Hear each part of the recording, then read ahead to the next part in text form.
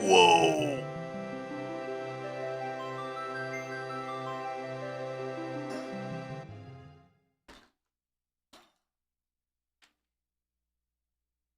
Yo, Vampirius. Thank you, thank you.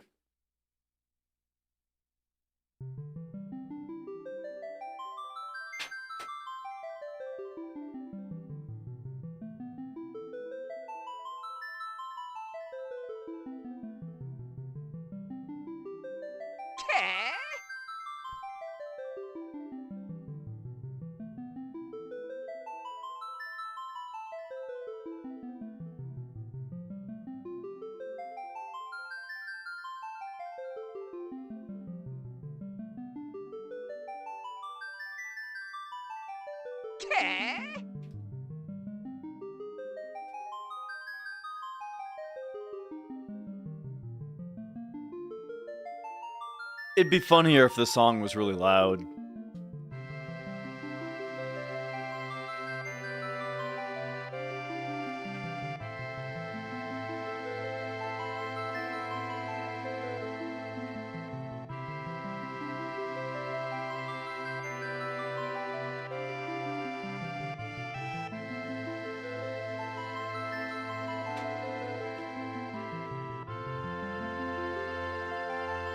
I don't got time to deal with that down there.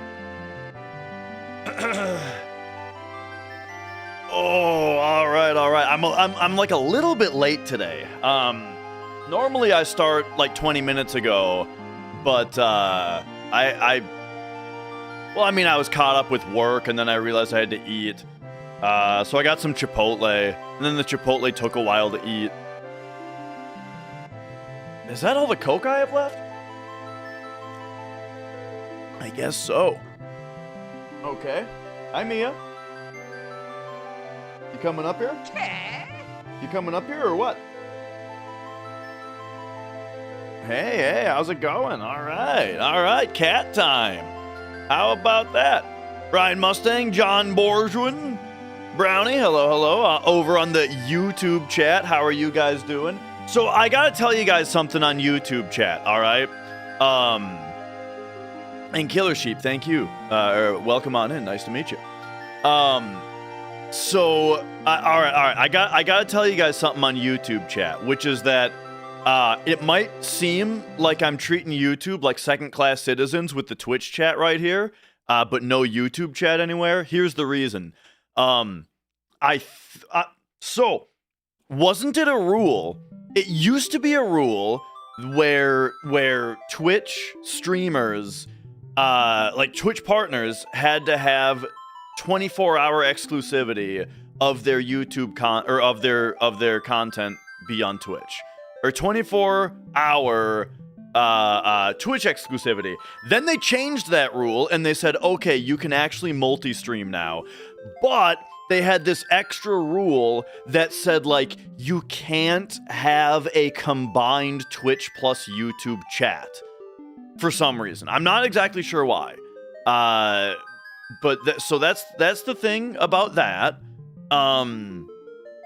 However, I don't know. I see people do it anyway, so I'm thinking maybe that doesn't matter.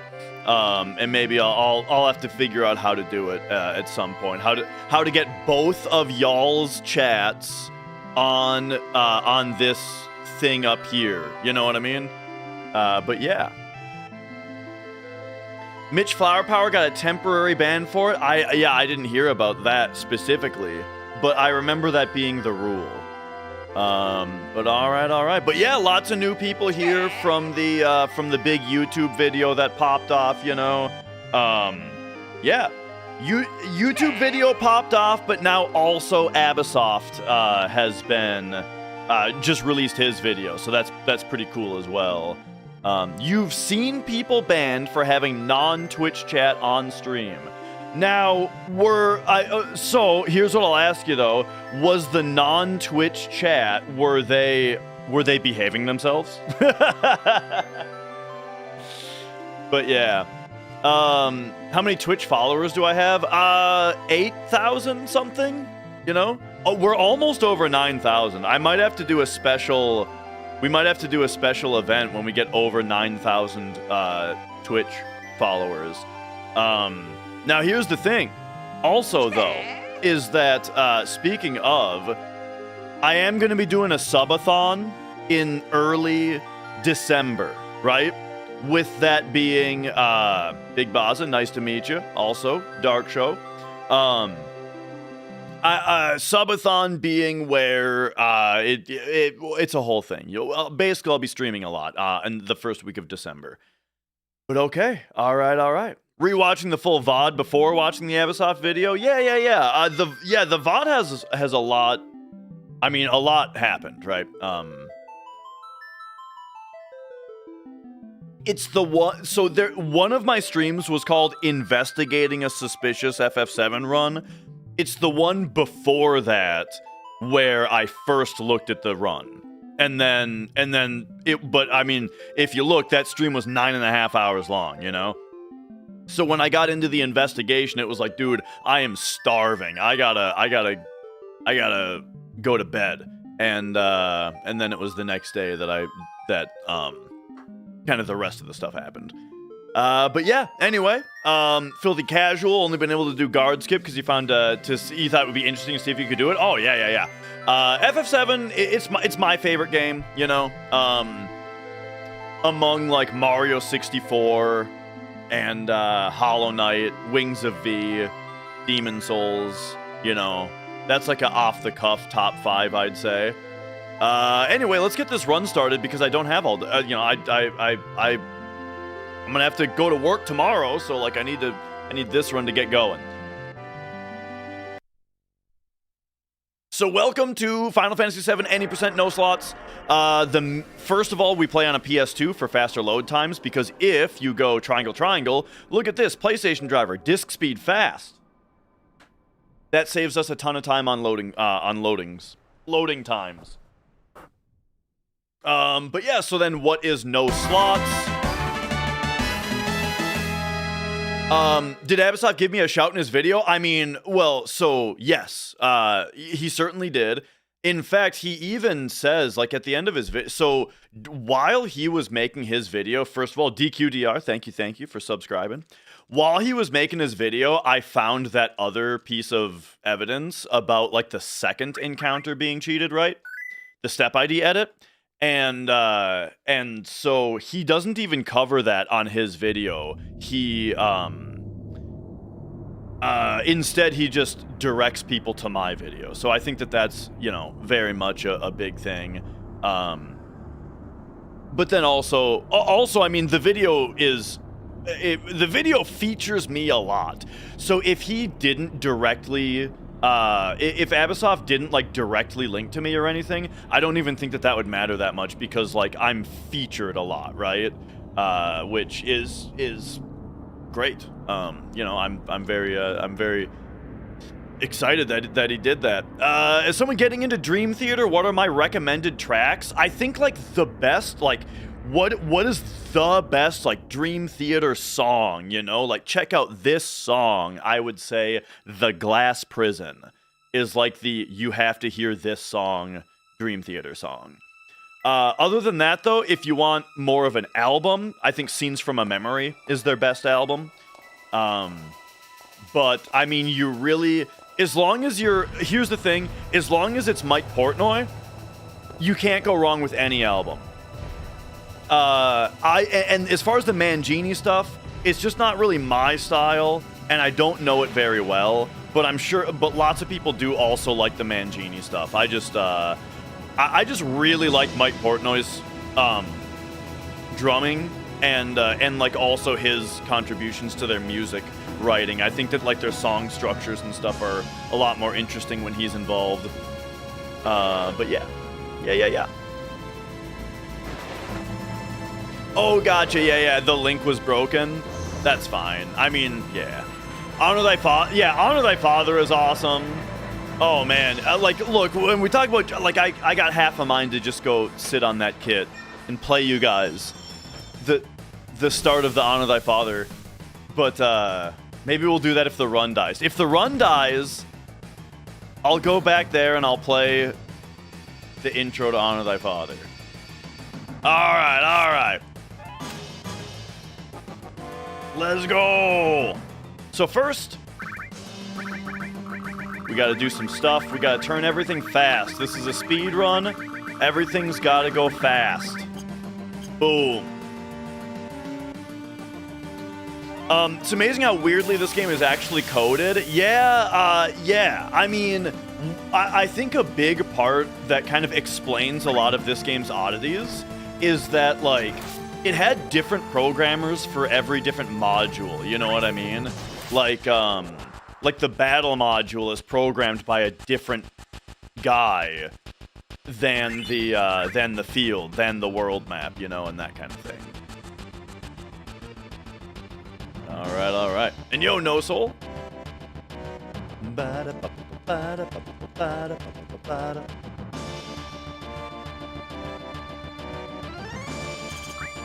Ooh, there we go. Cat's name is Mia. There is another cat, Magic, but he doesn't come down here very often. Mia's down here all the time. But yeah, Magic, he's a rare sighting. He's a rare spawn.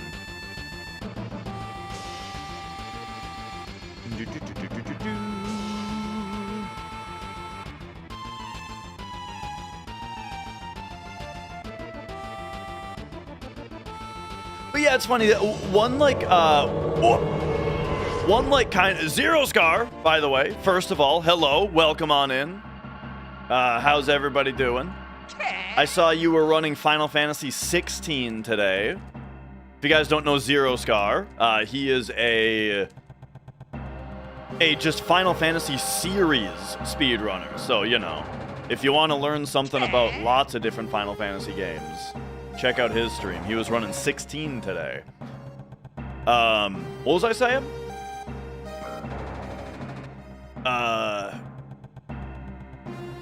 There we go. Do I have world record aspirations, or just play with broad PB ideas in mind? Generally, I don't know. I don't know. I just run the game. We'll see how it goes. Sorry, my Minnesota really came out there for a second. Let me give you a better answer. When I was streaming, oh, we didn't even get fast elevator. When I was streaming full time, don't you know? When I was streaming full time, sorry, I had to listen for an audio cue there. I was much more like focused on the idea of maybe I can get world record.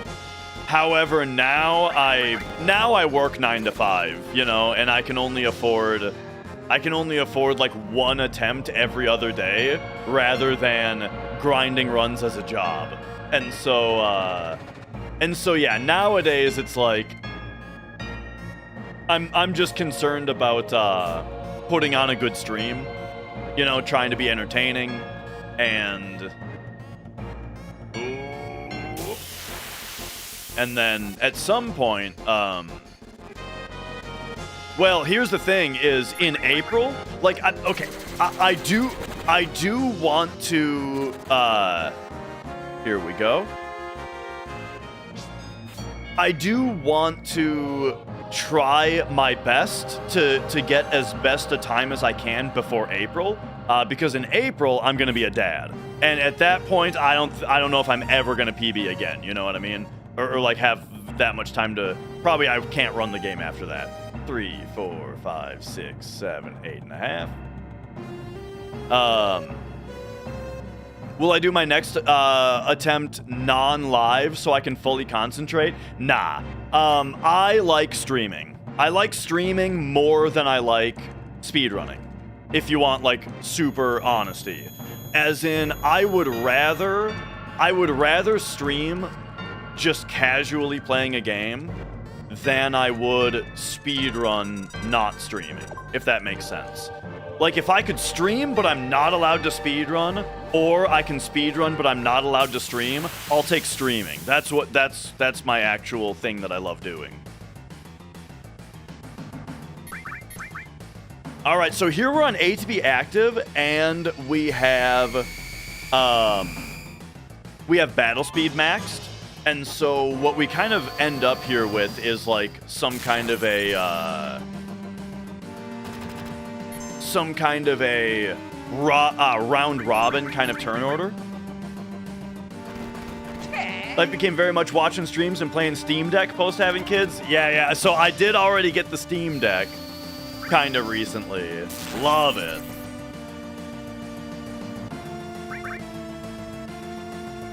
And yeah, I'll be able to share it with the kid. Yeah. My plan is to have I'm gonna get like a CRT and a little upstairs retro gaming setup, so that like once my kid is of age to be like interested in playing video games, then they can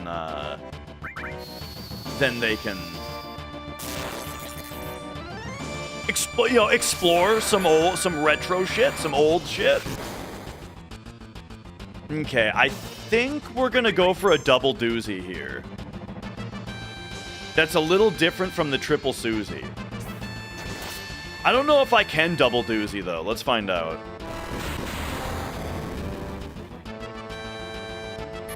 Okay, so it's gonna be like that.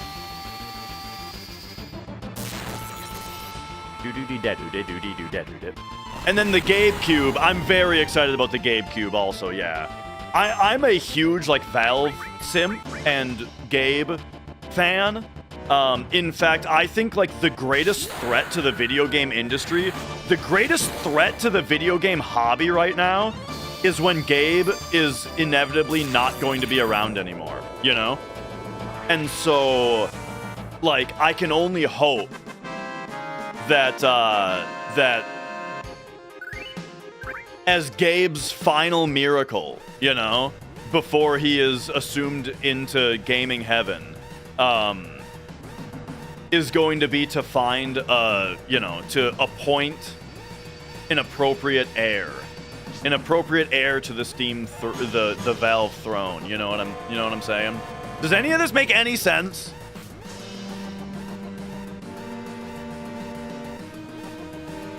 I think I overran that, but maybe we'll be fine. Yep, we're fine. Okay, cool.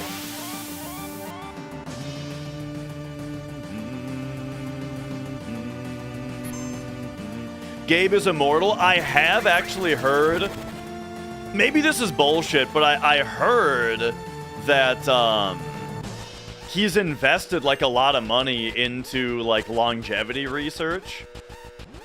Okay, that I kind of approached Jesse kind of slowly right there. By the way, we're doing a movement setup right here that is ultimately gonna make the apps fight be preemptive. Dude, I swear my thumbs are kind of cold. I'm having trouble with my single inputs right now.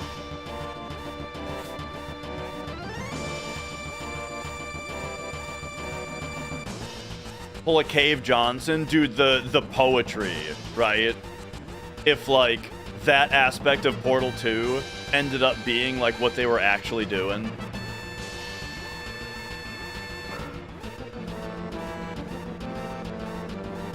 All right. Boom, boom. Ba, ba, ba, ba, ba, ba, ba.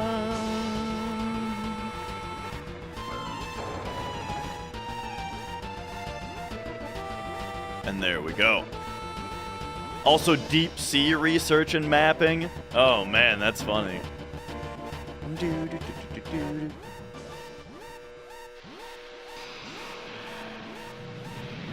There we go. How do moderators decide on the rules? Is there a president mod who has the final say? I guess technically yes, in the sense that every game has a super moderator. And the distinction between a moderator and a super moderator is that the super moderator has the ability to add and remove other moderators. So you could technically say that, like, literally, yes, the super moderator has all the power. However, our super moderator, Zeal, does not operate that way. Everything is, like, basically shit has to be, like, unanimous in order for a decision to be made, and a lot of stuff gets put to a vote. Honestly, I am more of a dictator-minded moderator than he is. Where I think, like, dude, there's certain decisions that are just the best thing, but they're like, no, we got to do a community vote and stuff, and you know, I don't have a super specific example at the moment, but I feel like a lot of I feel like sometimes there's like just a little rules change or something that would be that's just like the obvious right answer, but like everyone insists on doing a vote instead of it just being like, you know, we should just do this. But yeah.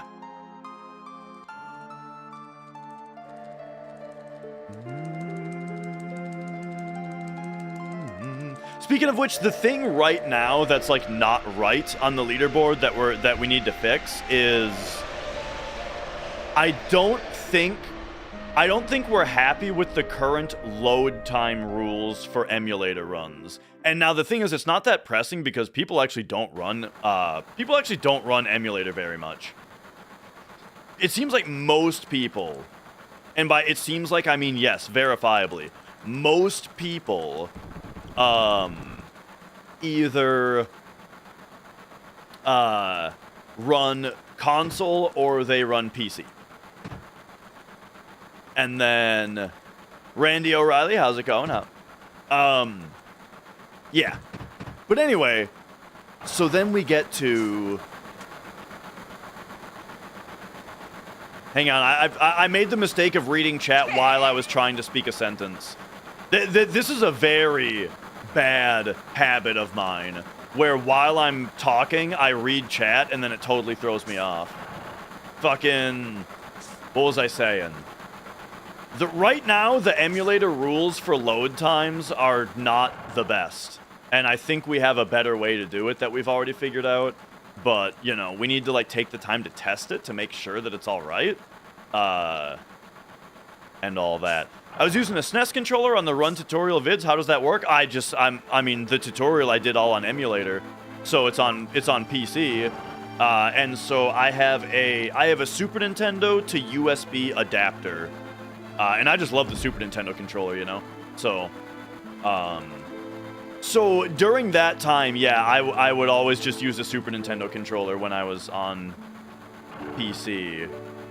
However, oh wow, I almost screwed that up. But no, we're good. 2, 3, 4, we're good. All right.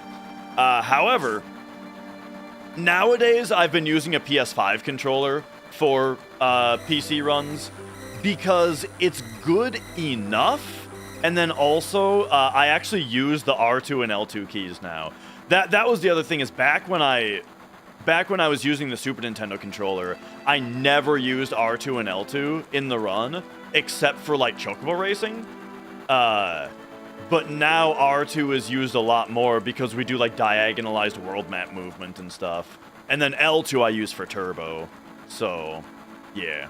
That's why I don't use the Super Nintendo controller now. But anyway.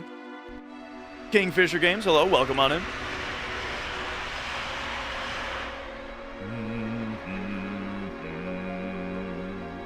By the way, did you guys hear me complaining about how I was trying to figure out how to Lua script in Cheat Engine to draw graphics on the emulator?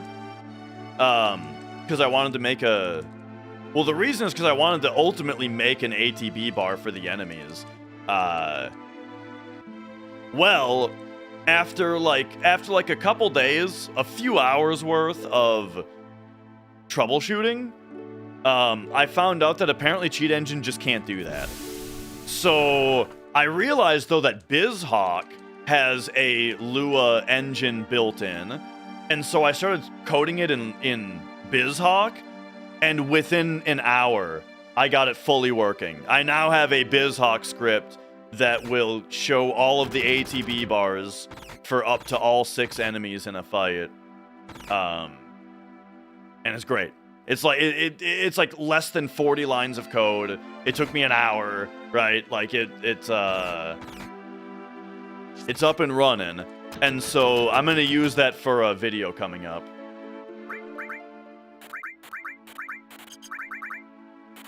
All right, here we sell everything and we buy 19 grenades because grenades are really good. And specifically, even if we had the money, we want to at least sell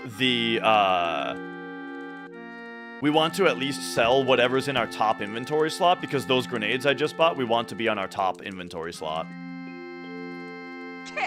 And there we go. What's the cat's name? She is Mia. Boom.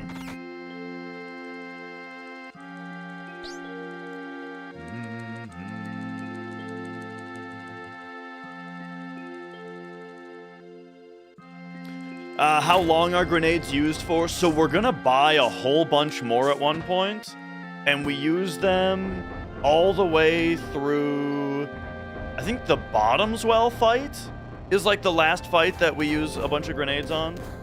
No, Genova Birth. Genova Birth is the last fight that we use that we greatly use grenades on. And then after that we buy Molotovs, and we use Molotovs for a little while.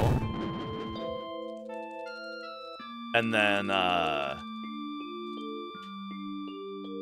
after that we use Yoshiyuki as our main damage dealer, and then after that we use Power Soul. Okay, boom, boom. How old was I when I first played FF7? Like 8 or 9. It was like either the year it came out or the year after it came out. I can't remember if we got it right away or if we got it a year later. But my brother had asked for it for Christmas. I didn't know what it was, you know. But my brother got it for Christmas, and then I played it a ton.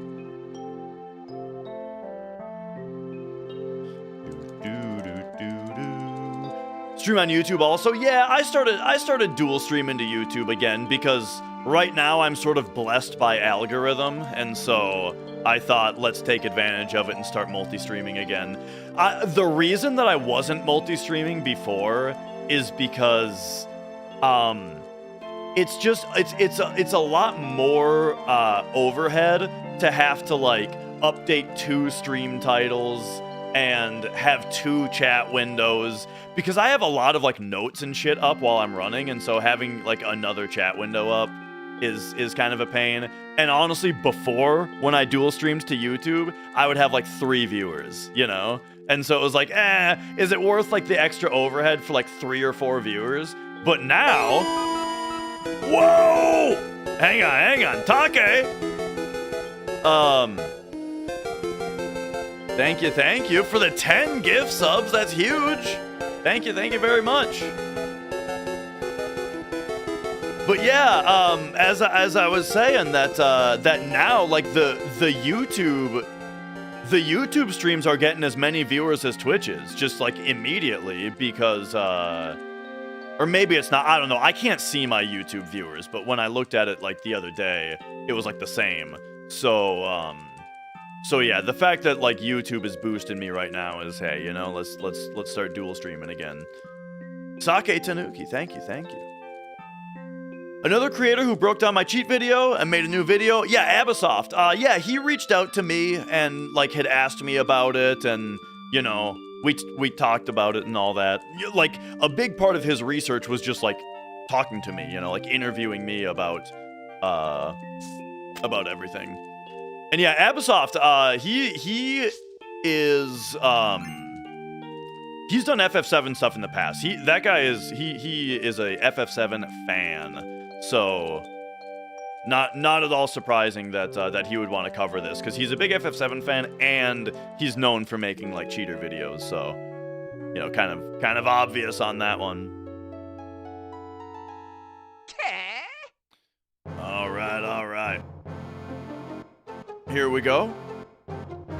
Here it is very important to and yeah, so yeah, everybody who was introduced to my channel from seeing Abasoft's today, great to have you here. That's awesome.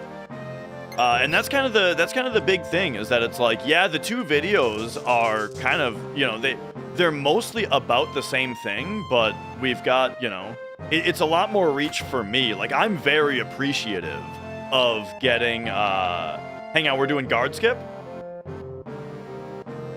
There we go. So we just skipped the entire second reactor, by the way. And the part in the church with Eris and oh, I'm supposed to split.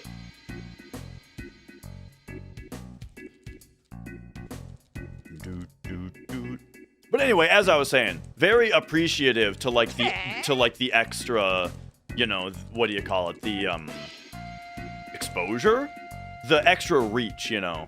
From Abasoft's audience.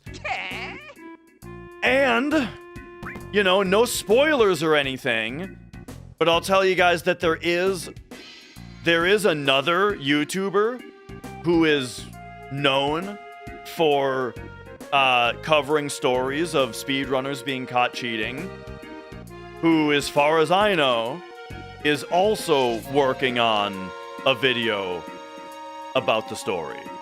So, I'm not naming names. I'm just saying keep your eyes peeled for another one. You absolute legends. Keep your eyes peeled. But I did,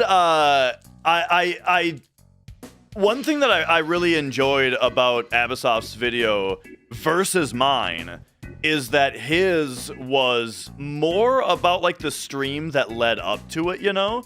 Like because when I made my video, here's the thing. My video popped off, but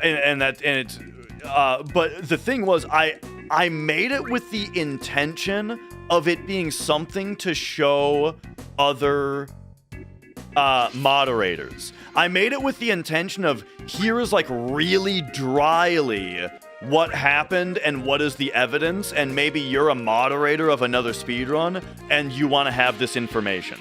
That was the goal of my video. That's why it's so dry. And Abasoft's is more about like isn't it kind of nuts that, like, here's a run verification that was getting done live, and then actually somebody got caught cheating in a live verification? That's something that's really weird and, like, doesn't really happen, you know? Don't talk to that guy. That guy talks to you just if you touch him. So you got to get around him, and I did not get around him. One thing that's really important when you make that kind of mistake, though, is you have to know how many text boxes it is. When you touch that guy, he has 2 text boxes, right? And so if you overmash, you'll end up talking to him again. So it's just really important to know. Hit circle twice. But yeah. And I apologize. I am kind of... I'm very behind on chat lately because I've got 2 chats now. But I did see someone said, has Carl kind of fallen from grace recently? You know, I'm surprised at a lot of the reaction to the Billy Mitchell trial. But I would say no, though. I've still been watching Carl's stuff, and I think it's as good or better than it's ever been. I think Carl is still making top tier videos. For example, there was one that disappeared. There was the battery video, the video that was about that battery company. I really liked that one, but he released it like when people only wanted to hear about like the trial results. And so I think he took that one down, but I thought that one was really good. There we go. And that other one also was the one about that. What was that one about? The battery company. If I remember it right, it was a company that had like super upcharged A grade top tier shit, right? That industrial manufacturers and stuff would get these batteries because they're said to be like, they have like the top safety grades and that kind of thing. And use the best parts so that you're not going to have like exploding batteries and whatnot. But it turned out that like they were actually sourcing all of their shit super cheaply, and their batteries were very not safe. I would like to be able to see it again, though, to kind of get reminded on the details, though, because it was really interesting.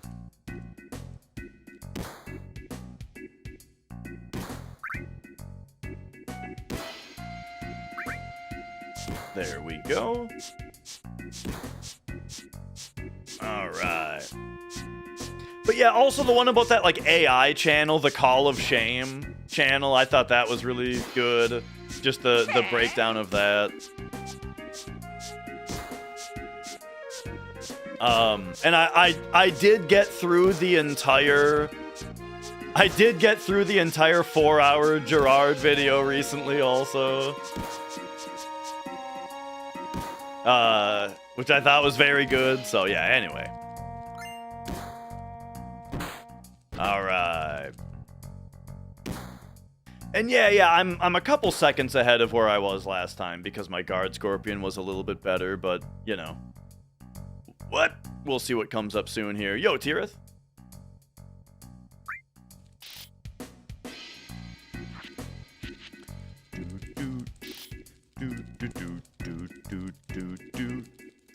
Gerard fell from grace. I mean, to those who are into that kind of thing, that kind of content, I'm sure yes. Look, I don't want to shit talk, and it's gonna be shit talking a little bit. But the thing is, I was never into Gerard's style of content. He just had the personality where like I can't bear to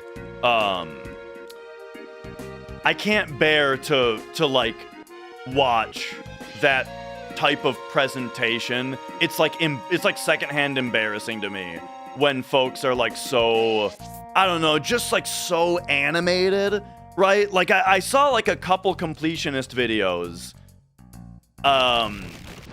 and it seemed like they were made for kids. You know what I mean? Like that's kind of what it came off as, was like it really seemed like it was for like kids' attention spans and that kind of thing. And you know, I just hang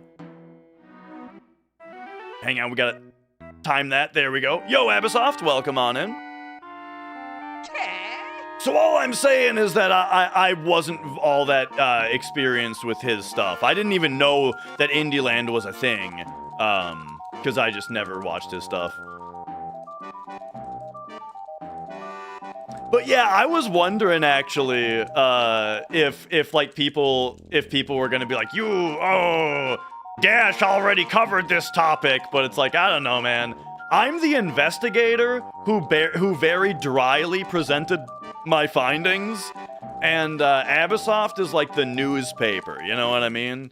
Where he had the scoop or whatever. I don't know. Wait, no, the investigator has the scoop. I don't fucking know what I'm talking about.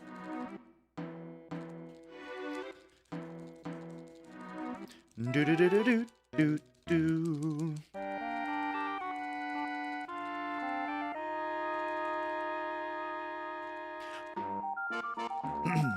Bum ba ba ba ba ba bum ba bum. Do do do do. All I'm saying is I wondered if people were gonna get that we're gonna get that impression, but no, like I really I as I was saying earlier, I did watch your video, and I liked that the perspective was different, where it was more about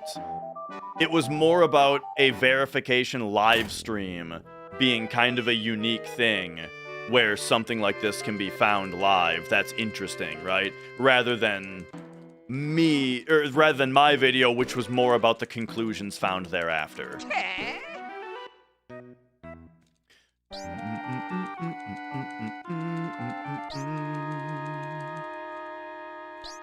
Poison's Landing, steal and manip attempts are gonna be key for this run. So, Poison Landing, there's 3 times in this run where we need to have good poison luck.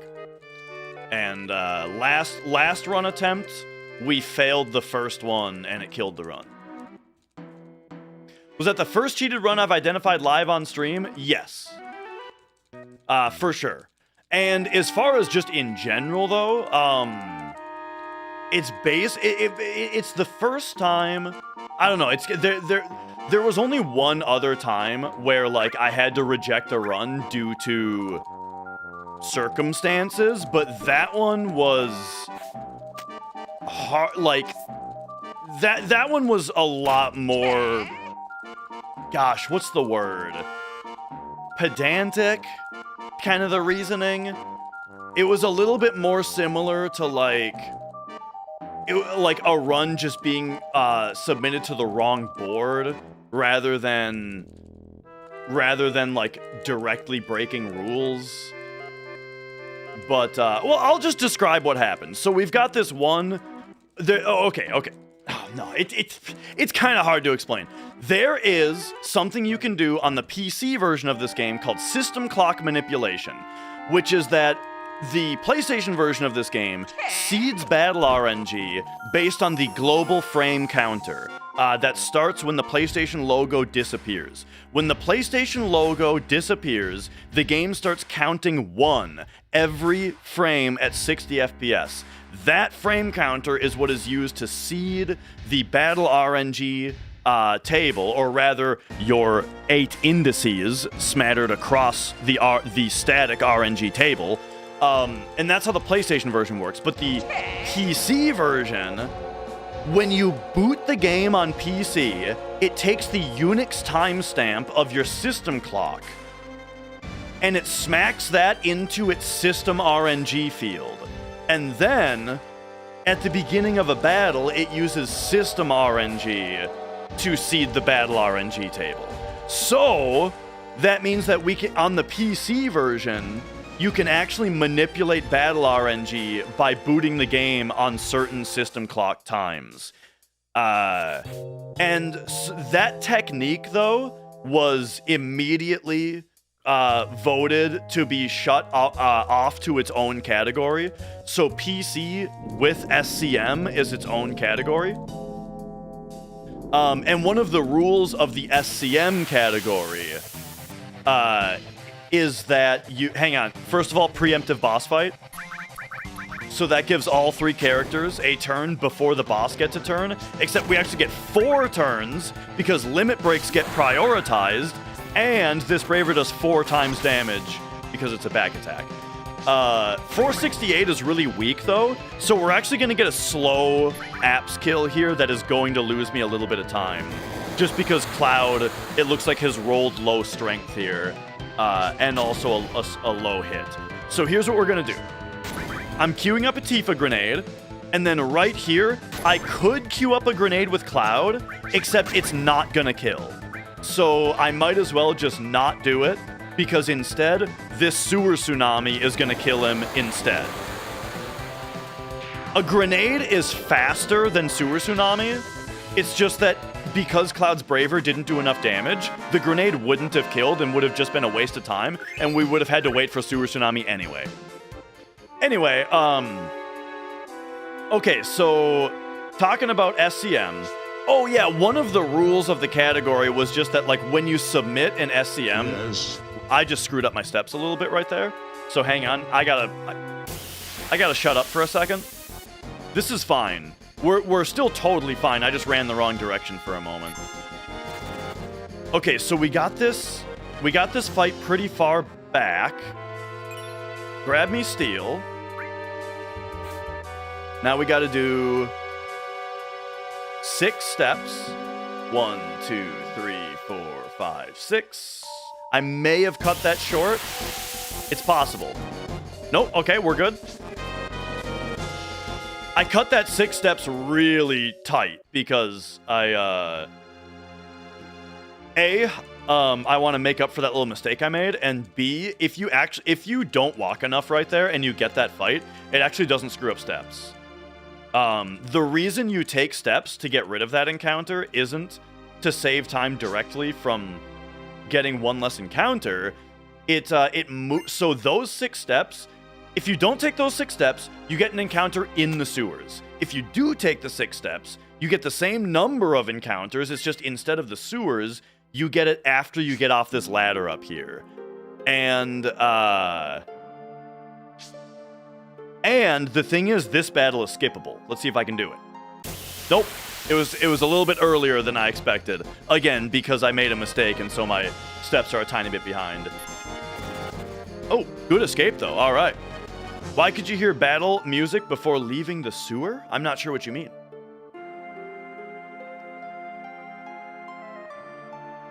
Okay. And then pop over here. Oh, the redeem. Yeah. So on the Twitch chat, I have a channel point redemption where someone can do a fake battle. A fake battle starting in FF7. Just to mess with me.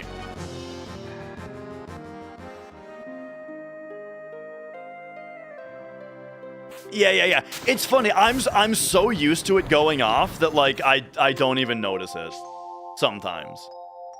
Or, like, I don't even remember that it happened, you know what I mean?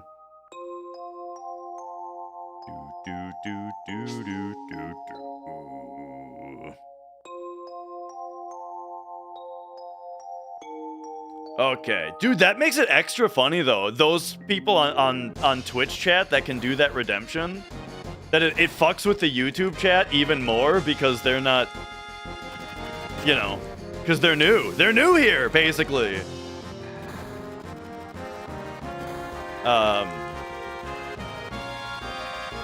But yeah, anyway. I was talking about Cisco CWF. I was talking about oh yeah, SCM. That, like, one of the things about SCM is that you need to murder time. Oh. Hello, welcome. Nope. Did you guys hear what Mrs. Dash said? Because I didn't.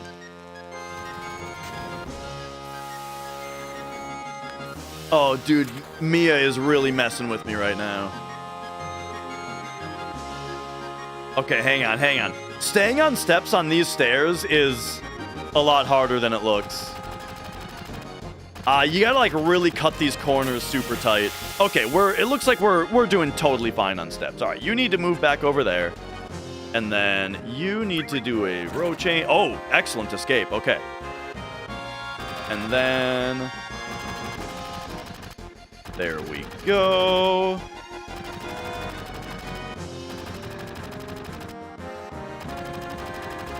Okay, okay. Time for the Reno fight. So we're at 1 Braver right now. We need to get 8 Bravers before the Red Dragon fight because that's how you unlock Cross Slash. And we need the paralysis from Cross Slash on that fight. So that's why we count our Bravers. We'll see if I need to use one here. Cloud doesn't have it. Murder time! Okay, 1 early grenade. Okay, we got 1 early grenade. But now Cloud is getting... So it's a double-edged sword of Cloud getting pyramided here. It is bad because I want Cloud to take damage and gain a limit break. But it's good because Cloud is the slowest grenade thrower. So we're going to end up saving time to the fact that we've got our faster 2 grenade throwers, you know?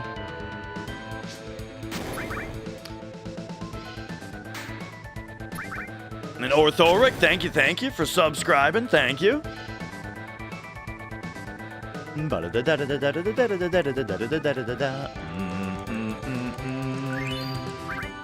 Yeah, whoa, we saved a lot of time, actually. Awesome.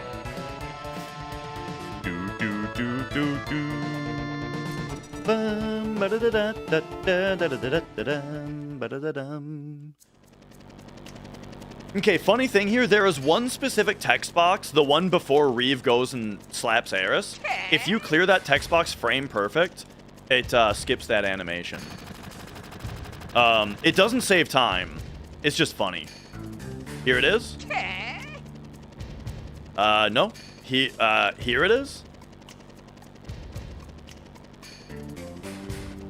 There it is. Yeah, we got it. Slap skip. She got slapped by nothing.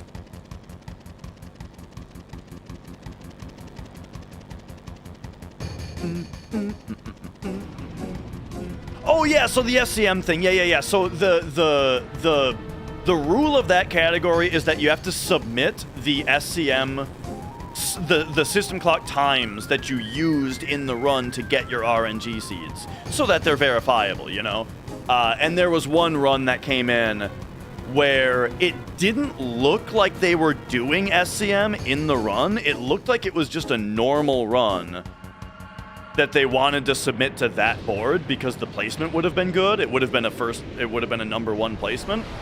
But it didn't look like they were SCMing at all. And but they did put a time in the submission of this is the time that they used. But then when I checked the time, it didn't make that RNG. So I don't know. It was a weird one.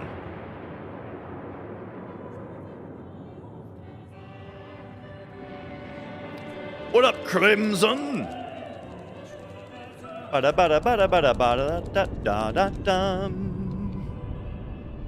Man, this cat is in like the toughest, or like in a position that makes it very difficult to mash. But yeah, that one submission was just kind of a weird one, where it's like, if you were to not do SCM but submit the run to that board, I feel like that's fine. It's kind of like submitting a non-turbo run to the turbo board. It's technically totally fine. Nobody really does it, but like it's not really a problem, you know? But to specify an SCM time that is not the SCM time that you used, that's what makes it like, okay, now you're actually lying in your submission, you know? So that's why that's why that one is like kind of like it's like an in between, you know, as far as how serious it is. Any specific clock region that's better for speedruns? Talking about SCM, they're all very different.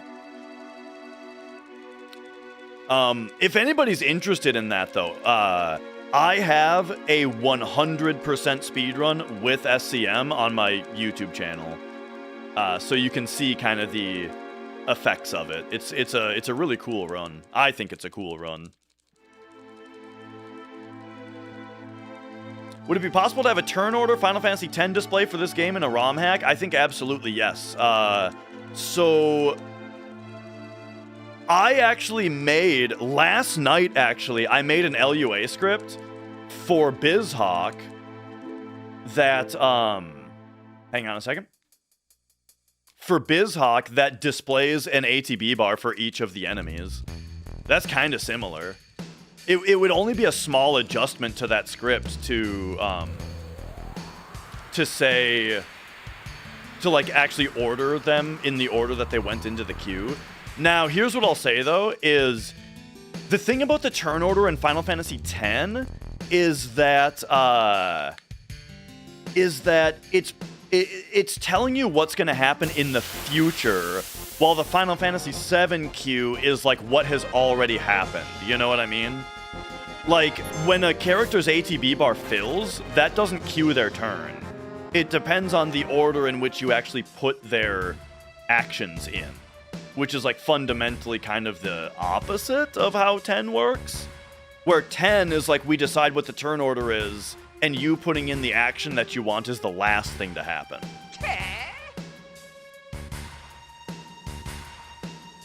Dun, dun, dun, dun, bum.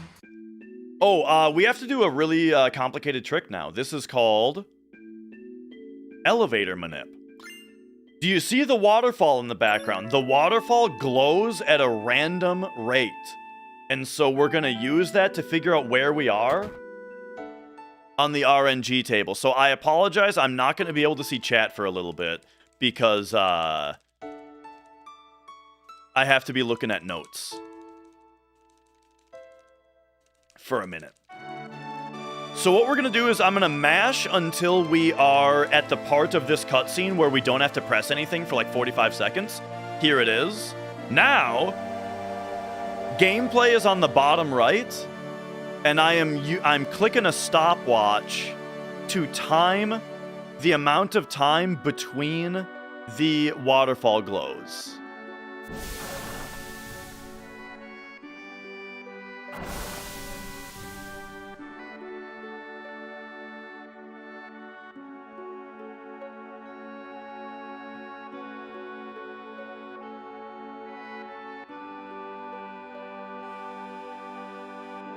Nice. We got a glow right at the end. All while Mia was walking around on me also. So that was like the most difficult that's ever been. Okay. Now, the pattern that I got was 312-221-212. All right, that is pattern 201. Pattern 201 out of 256. Oh, that one. Yeah. So that's the one where we leave right after 3 save crystal spins. So here's the deal.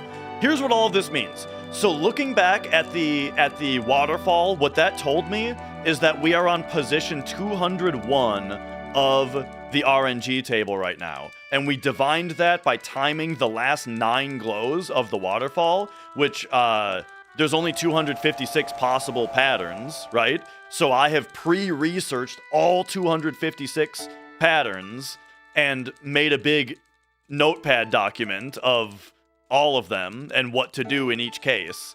So this is pattern 201, baby. And what we do for this one is we want the waterfall to glow us into a better RNG position than 201. Which just means that we have to leave but anywhere between the save crystal having spun 3 and 3.5 times. After 3 save crystal spins and before 3.5 save crystal spins, we can go, we can leave the room. Oh shit, this is another onesie. This is another one where my movement has to be literally perfect. So elevator manip might fail here because I have to be like actually perfect. Yeah, that confirm was swapped earlier. I think the first game to default confirm to X was Final Fantasy VIII. This one was still the correct circle. It's actually, it's funny. I've always been a circle is confirm Andy. Yo, official dude, thank you for subscribing. Because like my favorite PlayStation games are like Final Fantasy VII and Metal Gear Solid. And both of those games use circle as confirm. And besides that, I'm a big Nintendo guy. And Nintendo has A where circle is, and A is usually the confirm button. So I am super used to circle confirm, or whatever is the face button on the right being confirm, and the face button on the bottom being back, you know? Except for that time in hang on.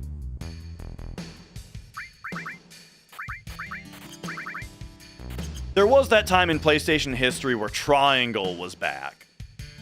And yeah. Circle for confirm and X for back was the default in Japan. They only changed it for the US.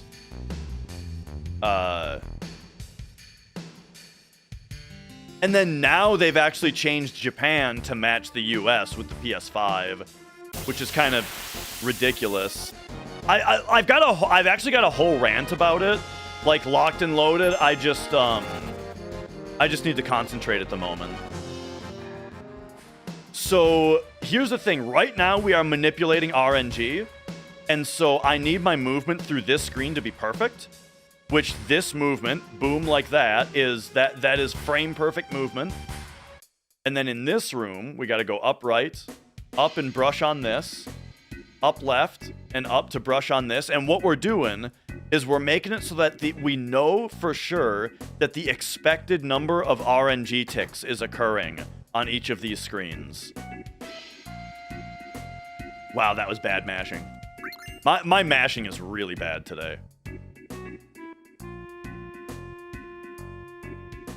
I actually just realized I didn't do my wrist stretches. There we go. Okay. So anyway, Vorty, great to meet you. Great to have you here. What was I talking about? I mean, we were talking about elevator manip. And then remind me about circle versus X confirm once we're done with it. But first I got a menu. This is like that now watch this drive, you know? Now watch this menu.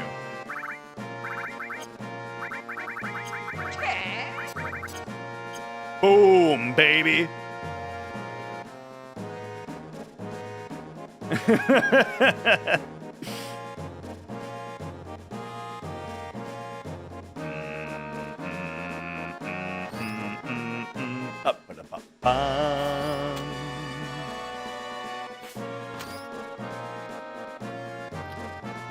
Back row characters take half as much physical damage.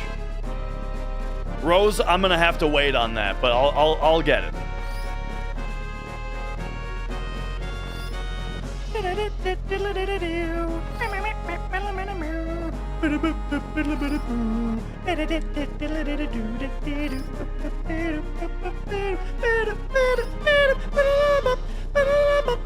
Sorry, blindfolded running? I've done the first reactor blindfolded, and other folks have done some blindfolded stuff too, but not a whole run. A whole run has a lot of very difficult to figure out how to deal with problems.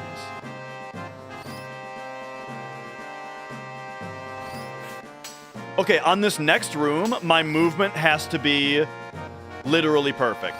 So I gotta concentrate here. If my movement isn't perfect here, the manip is thrown off.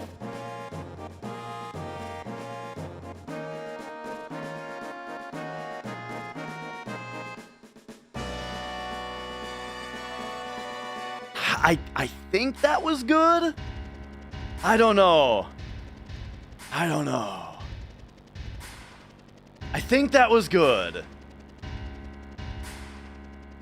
So if I did that right, we should now be on RNG position 24. Once again, apologies to YouTube chat. My notes are in front of my YouTube chat. Actually, let me say hi real quick.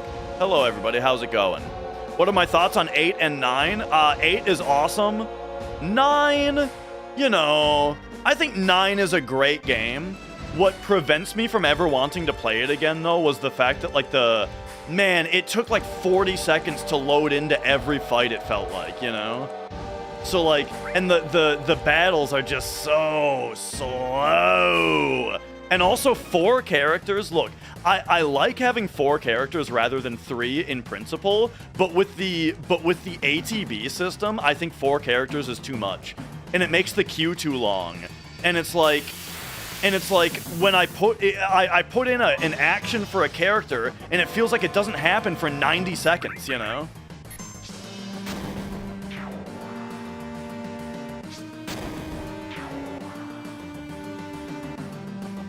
The card game? I don't know. I thought... RJ, thank you. I thought Triple Triad was better than Tetramaster. But who knows, though? Honestly, I didn't play much of either. So who the hell am I to talk? Okay, it is actual elevator minute time.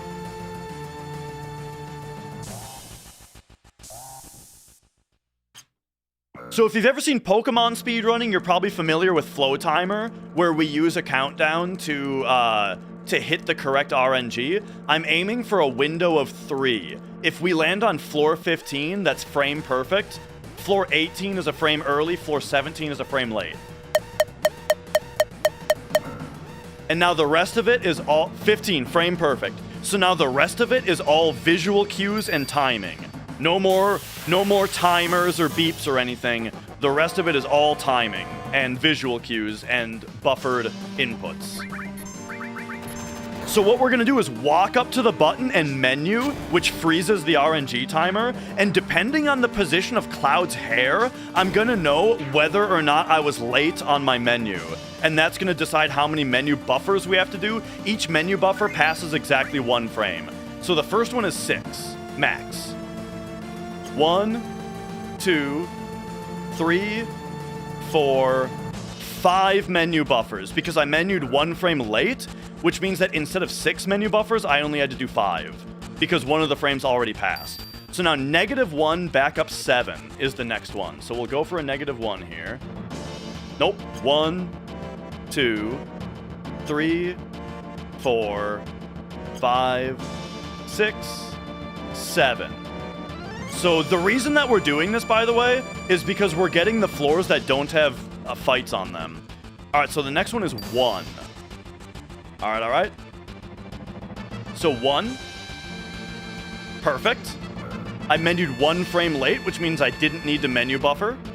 And now lastly, it's 4.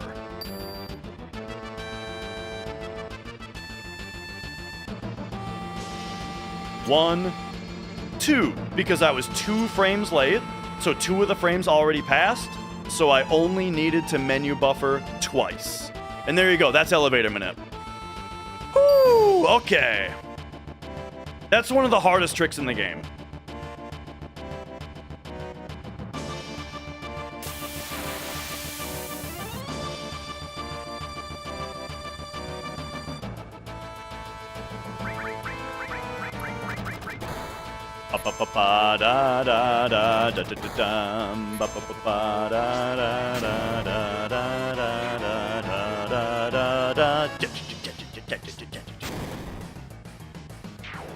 These guys are weird. Their ATB effectively resets when their armor breaks.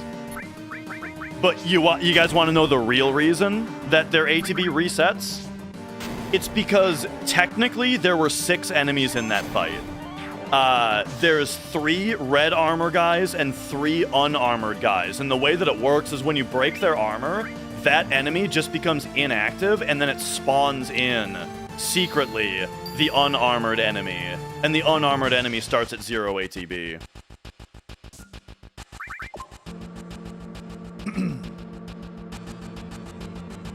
Alright. Talk to both of these guys. Mortician, thank you for the good luck. And now I'm back to being able to see chat.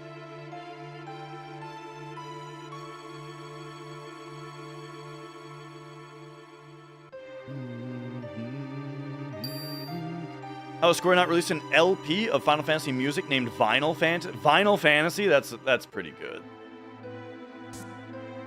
Alright, we gotta do the guards fast. Here's how you do the guards fast. You run Cloud to the middle, statue, and then you run him to the middle.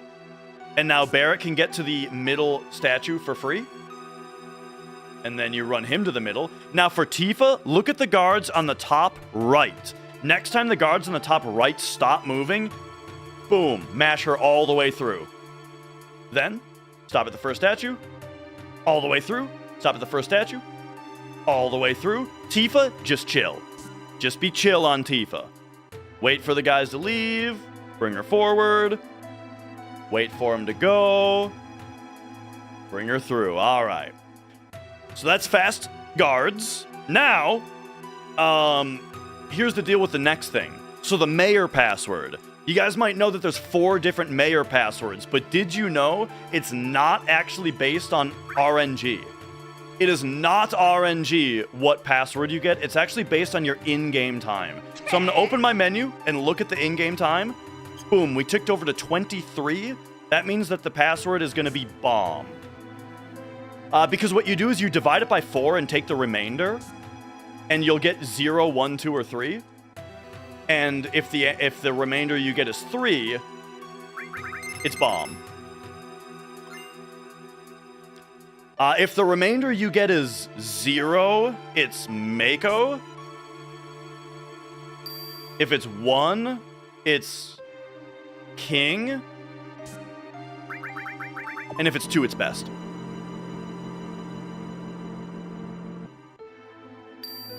Ooh, all right. Here's a really good example of movement in this game. So you guys know how steps are really important, right? The thing is that you're in a 3D environment in this game, but you only have 8 directional movement. So like, look at the way here, I'll actually like grind Cloud on that wall specifically, and like here, grind him on the wall again, because what that does is it allows us to be more nuanced in the direction that we're moving. Because the D-pad only gives us 8 directions. But like, if there's a wall that is on the way and it's pointed in the direction that you're trying to go, then you can grind on it. You know what I'm saying? Bum bum bada bum bum bum bum. Battle right here, by the way. Baby Drake, thanks for subscribing. Have I ever done 100% runs? Yes, I have the world record, including turbo, as in using. So I've done 100% using a turbo controller, as in like it mashes for you. You know, it mashes circle for you. And so yeah, I have world record on PlayStation and on PC. For that, Monetary Dragon has the 100% world record without using a turbo controller on both PlayStation and PC. What are these holes in the wall for? Whoa! Ba-ba-ba-ba! Sake Tanuki, thank you for the 10 gift subs. Damn, thank you.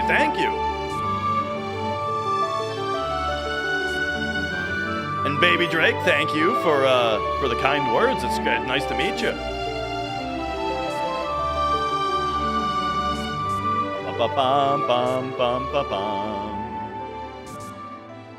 Would it be hard for me to challenge the world record non-turbo? I could do it now. I'm a little hesitant to, because I actually had a wrist problem for like 2.5 years. The reason I ran turbo was because I couldn't mash. For over 2 years, I had this like chronic wrist pain. Haven't seen Monetary Dragon stream in a while. Yeah, he had a kid. he recently had a newborn child, and so he's been busy being a dad. And then what was I saying? Yeah, so I ran turbo for that amount of time because I had this wrist problem. However, now I'm over the wrist problem because I got some stretches to do from a physical therapist that completely fixed the problem. However, I'm still just a little hesitant to do a 100% run. The other thing is that they take forever, and I have a regular 9-to-5 job now. You know, I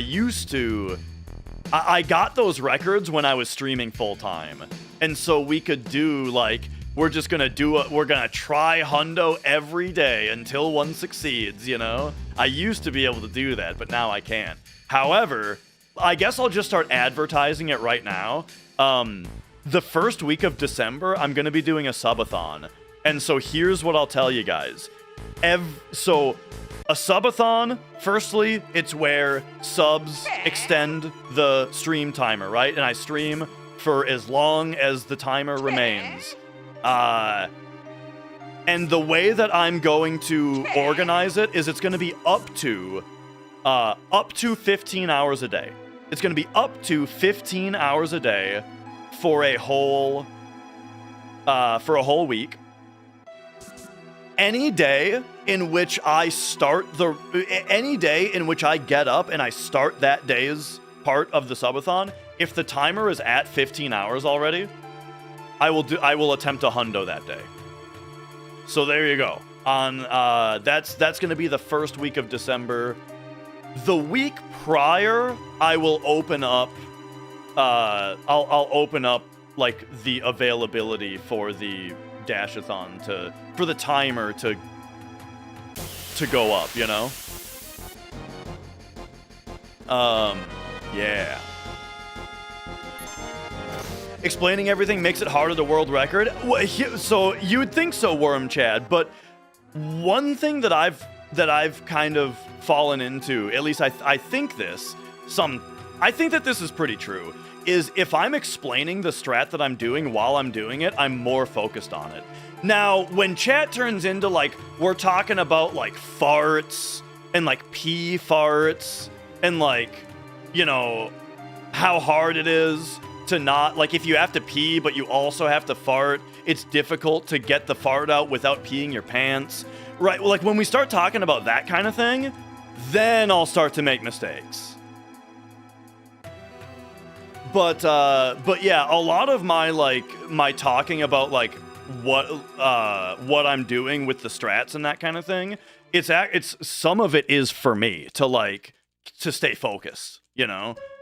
Because also imagine doing a run without streaming at all. Like, if I'm streaming and I'm just, like, watching another stream because I'm not, if I wasn't streaming, I got ADHD, dude. I would need something else while I'm running to keep me entertained, you know? Imagine trying to watch someone else's speedrun and listen to their conversation while you're trying to run, you know? I don't know. That seems way harder to me. So I think, like, interacting with chat is kind of the perfect thing for me.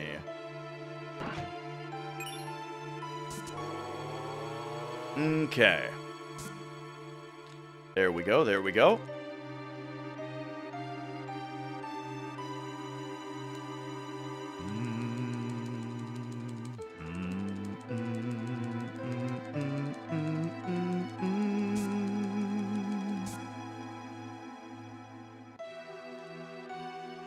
End up like the South Park boys on, like, the 100% run? Yeah, well, no, I mean, maybe. So there is in a 100% run, there is definitely somewhere going to be time loss to a bathroom break, where you have to just set the controller down and go to the bathroom, you know, and lose time because of it.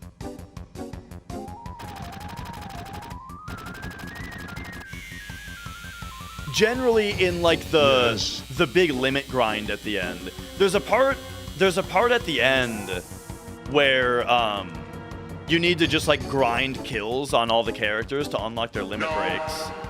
And that's a part where like there's nothing else to, there's no chance to do a bathroom break for a long time there. So at some point, yeah, you just gotta do it. Like it would be less like South Park and more like Dumb and Dumber, you know? Just go, man. That actually reminds me of a story when I was younger. This is a real story, all right? I'm gonna tell you, this is a real story from about me when I was a kid. There was one time where I was getting ready to go to bed, and I had to go to the bathroom, and I thought to myself, like, man, I don't want to go to the bathroom. What a big pain in the ass. So, and like these clothes that I'm taking off, because I'm taking off my clothes, right, to go to bed, you know, they're going in the hamper anyway. So like, why don't I just pee in my pants real quick before I take them off and then go to bed? So, as a kid, I stood in my room and intentionally peed my pants. And let me tell you, first of all, it was way harder than I expected. Like, I you know, that was when I learned that, like, your brain tries to stop you, you know what I mean? Like, you really gotta focus in order to let her rip, you know? And then problem number 2 that occurred after the peeing began was that, like, it turns out that your pants are not equipped to handle a full bladder load of pee. Like, sometimes as a kid, you have an accident, right? And like a little bit of pee, hang on.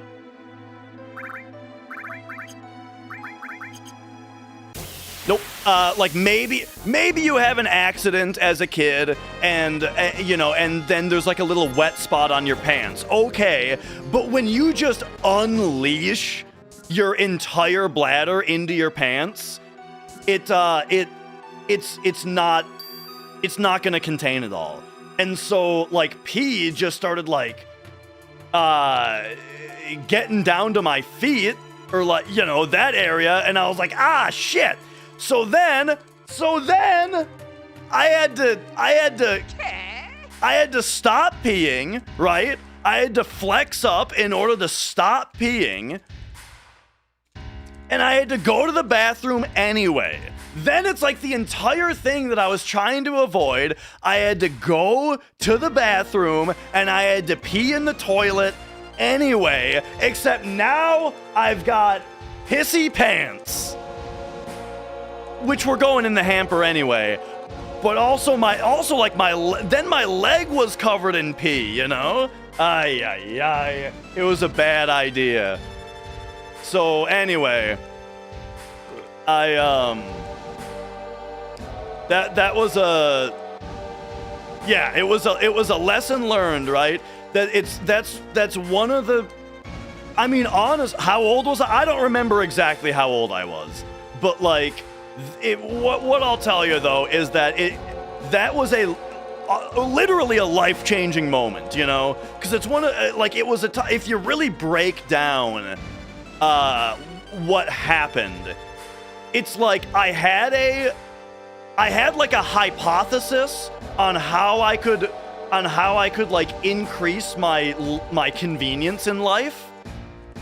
Because imagine if the strat worked. Imagine if the strat worked. I might still be pissing my pants intentionally to this day. But instead, it was like the theory, the hypothesis was instantly proven bunk, you know? And so anyway,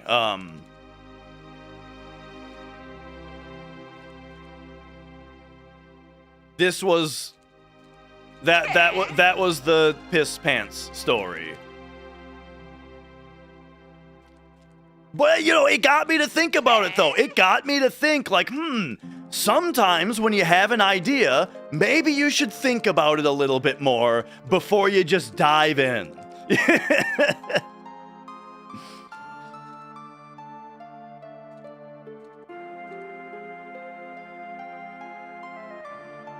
I feel like the point of rubber pants, Matt, is that they can take less pee. You know? Like, rubber pants wouldn't absorb any pee. You need pants that absorb all the pee. Or adult diapers.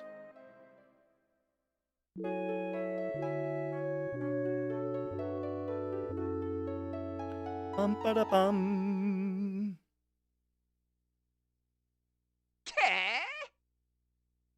Okay, okay.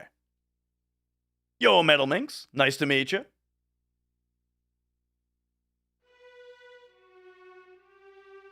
The type of conversations that, look.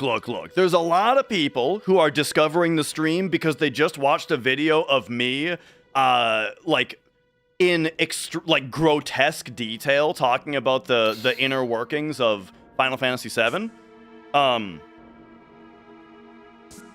Everyday conversation, you might find that I go into the same amount of detail when talking about pissing my pants as a kid.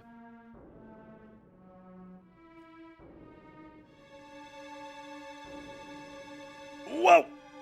And experimenting with pissing speed strats as a kid.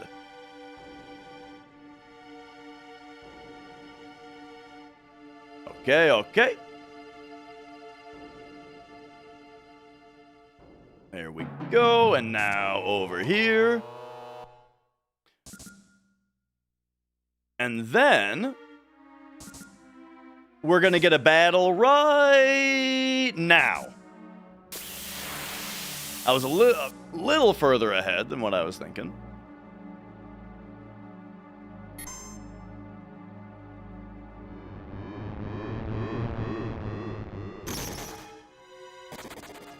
There we go. Numbers are looking better than last attempt. I'm gonna be real with you, it hardly matters at this point. Like, it matters a little bit. If we're like 20 seconds behind at this point, yeah, that's kind of a big deal. But, you know, we've got a lot of run left. The splits, you know, I'm not too worried about them yet. And yes, we're a little bit ahead on steps, because I got the battle a little bit later than I was expecting.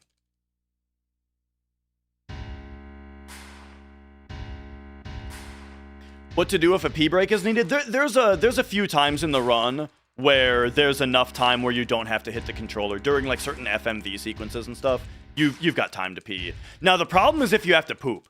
Because, even if you don't have time to poop, but you should still pee, right? Because the pee is very pressing. And it can be very difficult when you're standing at the toilet, peeing. It can be really difficult to not poop your pants if you have to pee badly, or if you have to poop badly enough. You know what I mean? Like, and if you try to clench your anus in order to not poop, it might stop your pee stream, or at the very least slow it, you know? And you don't want to slow down your pee stream because you only have so much time to pee.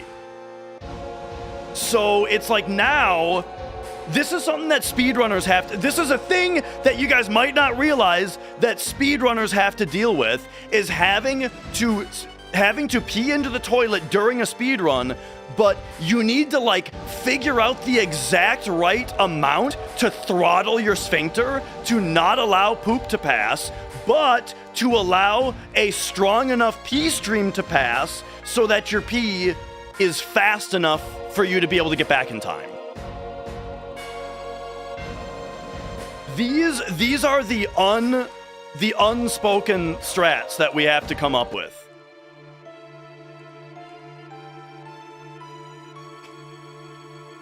Mia's back.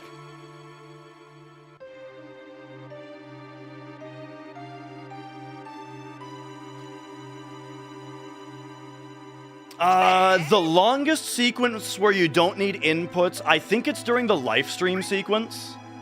Like where like you're learning about the true nature of Cloud's past.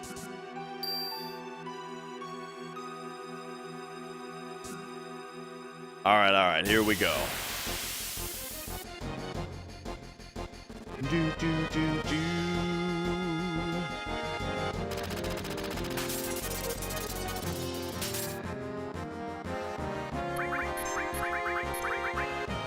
All right, we got one early grenade. So now I think I want to swap Eris and Red's turn order. We want to go Eris, Barret, Red now. So hang on. We gotta Eris, Barret, Red. There we go.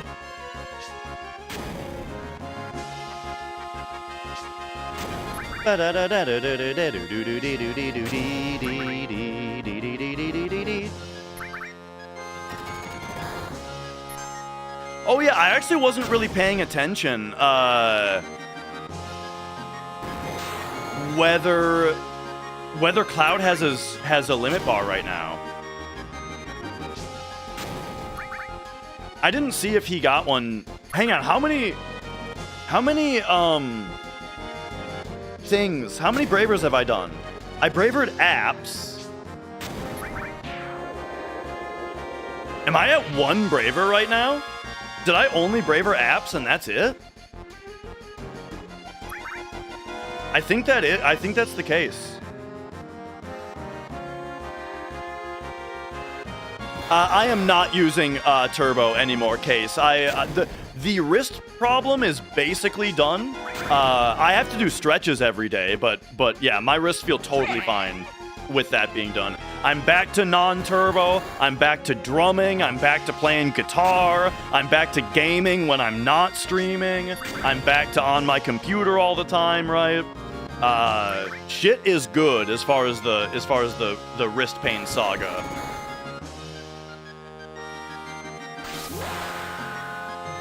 Mia, you gotta not scratch the chair. If you want to come up here, just come up here. Don't scratch.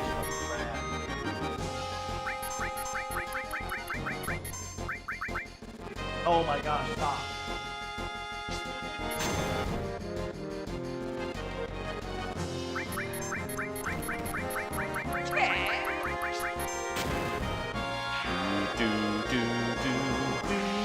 So we lost some time there because the boss put Barret to sleep. So that just loses you a bunch of time. 12 seconds, apparently.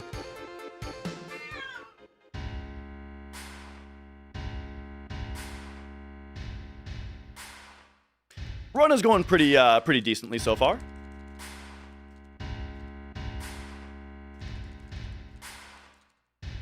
I mean that sleep on Barret was pretty rough, but other than that, we're doing fine. Okay, we want to see a shotgun opener. Nope.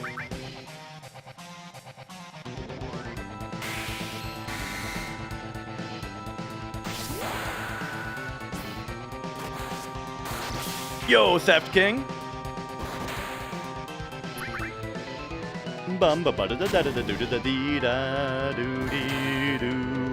We still got a pretty fast fight.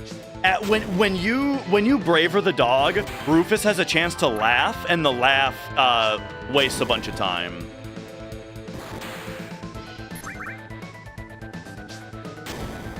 So we're just happy not to see that.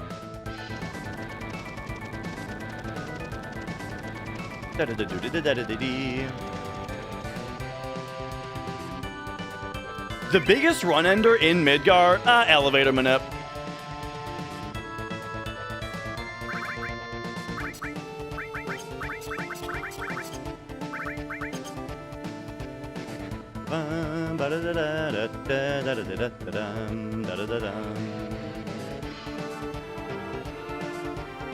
All right.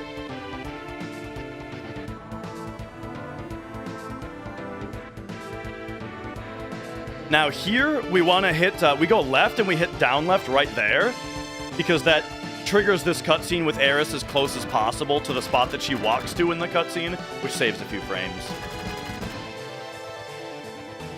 Oh, dude, I hit it perfect. She didn't have to walk at all on that one. Or maybe that's the spot that she walked, actually. I don't know.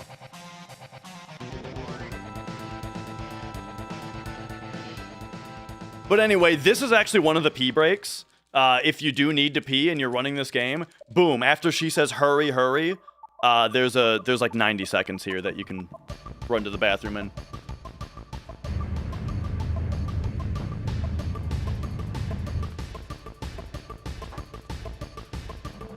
Oh yeah, there was a riff earlier also.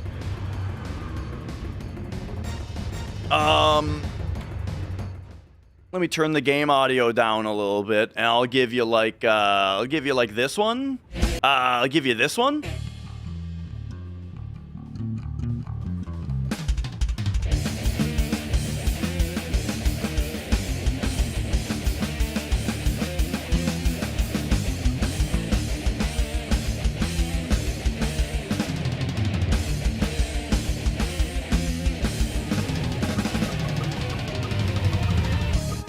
I had to turn the game audio back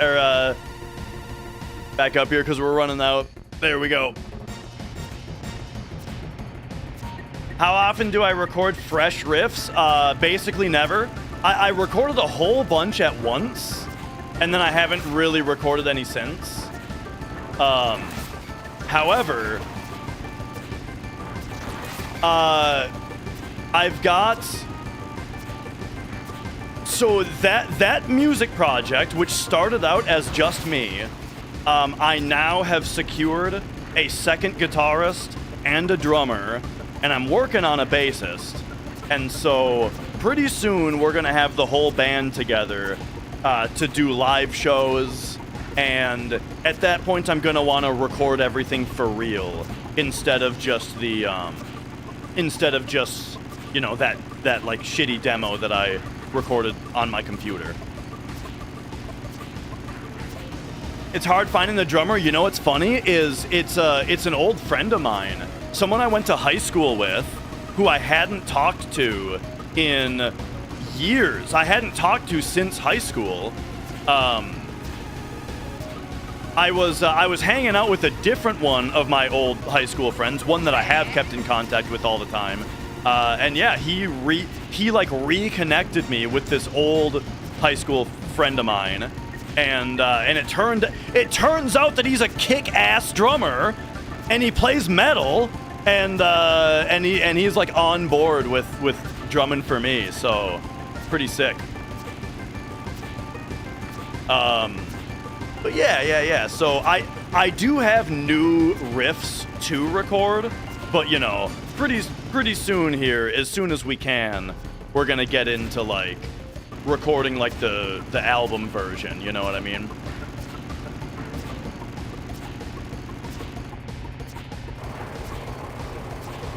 Preferred brand of guitar? I don't know if I really have like a special, like, okay, if I could have any guitar in the entire world that I wanted, I think I would get a Music Man, but I'm not made of money, and you know, I don't need it, right? But I would love a Music Man. What I play right now is an Epiphone, and then I also have a Harley Benton, and I really like both of them. I like both of them a lot.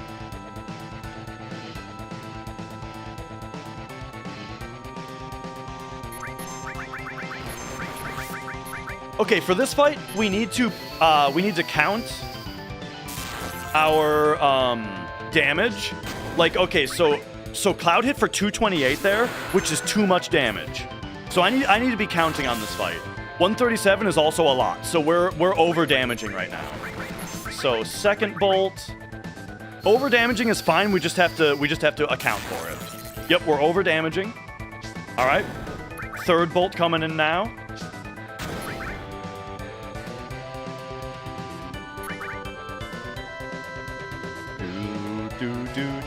Oh, and by the way, the Smooth McGroove comment earlier, I haven't actually heard that before. But I do sing the songs like Smooth McGroove pretty often. Okay, so here's what we do because we're over damaging. On this round, we do Bolt Grenade, and then we skip Barrett's Grenade. So I am not doing this grenade here because we'll have done too much damage. And what does too much damage mean? It means that after this hit, if we had done too much damage, he would counterattack us. But because I skipped that grenade, we stayed underneath the counter threshold, and now we can finish him off. Somebody asked last time why we queue up this Tifa limit. It's just in case he doesn't die here. Just in case he doesn't die right there, the Tifa limit will finish him off.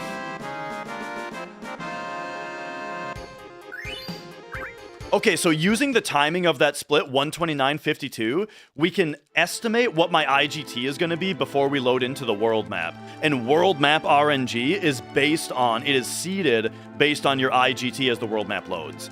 So 129.52 is like, 52 is like 88. So that's 130.28. And there is the earliest manip from 130.28 is 130.34. So what I've got is I've got a notepad of like all of the different times that are usable. So 130.34 is what we're going for here. So we do a trick there to be able to skip this cutscene. And then at 34, we go. And then also to manipulate RNG now, I have to do 4 left inputs and 4 menus. 1, 2, 3, 4. 1, 2, 3, 4. Each of those actions nudged RNG a little bit. And yeah, so gold splits means that specifically on that split, I did quote-unquote better than ever. However, the reason I put it in quotes is I recently deleted all of my golds because the certain things about the route changed, and so yeah, I just didn't. I was like running against just a bunch of them were inaccurate. A bunch of them were inaccurate because of route changes. So I just wiped it clean, which means really it's the best I've ever done on that split since I came back to running non-turbo.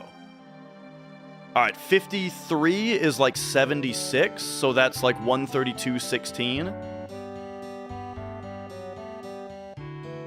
There is a 132.16. 16 or 19 we can go at. 132.16 or 19.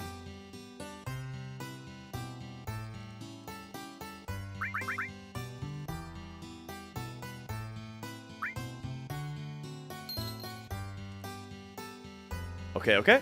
Yo, Retro J. 132.16 or 19.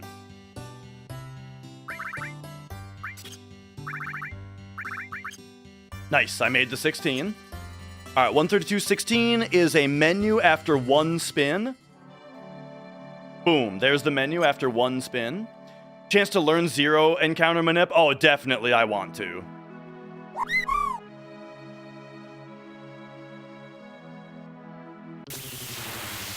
Okay, there we go.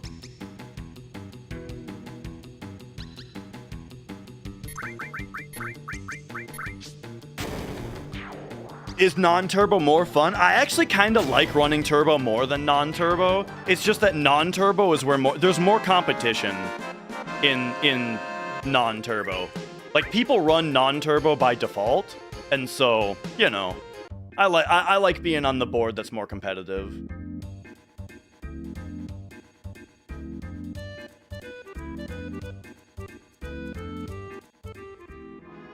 Okay, there we go. Dismounting the chocobo here specifically skips a couple text boxes.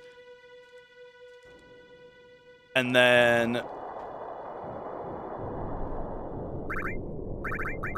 we are about to do a trick called cloud surfing in order to skip ever having to go to calm. But first we need to do a little bit of a movement setup. Right here, I'm going to force this encounter. So all of the extra movement I had, as much ahead as I was on steps, is now gone. We are now regulated to a certain step ID here. And it's because we want the step ID to be a certain number, and then to move in a specific way, because what this is gonna do is it's gonna land me on a certain step ID as I start the Genova birth fight, and you'll see why. But for now, it's just specific movement. Okay, so we're done with that setup. Now it's time to do the cloud surf. So the cloud surf is that we stepped on a specific part of the grass, then we got on the chocobo. The chocobo, basically, we are able to corrupt a little bit of the game's memory as far as Cloud's hit detection, and it allows Cloud to pop up into the air here. And now Cloud has free movement within this chunk, but we want free movement in the neighboring chunk. So we bump into a triangle that's part of the neighboring chunk, and then this chocobo movement corrupts that triangle. So now we have a corrupted triangle in both chunks of the world map, which lets us have free movement in both. And what that means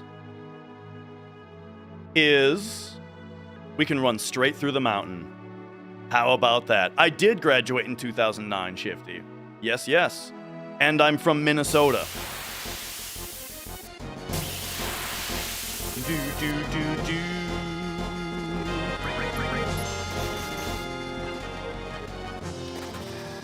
Did I ever play with assist mode enabled or play in a hard mode from the beginning? I don't think you're talking about Final Fantasy VII. It sure does, Shifty. I think you know me. I think... What's that was that test on WWE? You think you know me. Oh, that's a good traversal. All right, let's go. All right, I need to focus for a second here.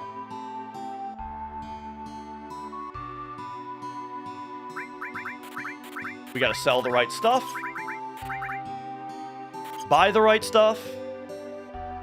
And get to this Bottomswell fight. Alright, so this is where the run died last time. Edge was You Think You Know Me? Oh, okay, right. Test was like the beeping. And it was like, test, test, this is a test. Right.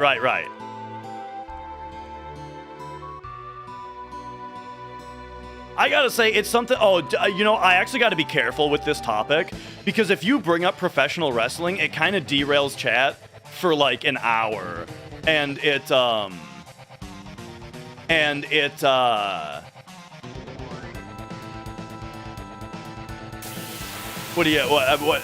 on, I got thrown off my train of thought. Oh yeah, and it alienates everybody who isn't into wrestling. But I just want to say that it's like, it's really genius with pro wrestling, the way that everybody's theme song starts out with like a really recognizable soundbite. You know what I mean? So you don't need to like recognize the song in order to immediately know who's coming out. Nice. Okay, second try is not that bad. You know what I mean? You've got like Mankind has the screech in the car crash. Austin had the glass shattering. Edge had the You Think You Know Me.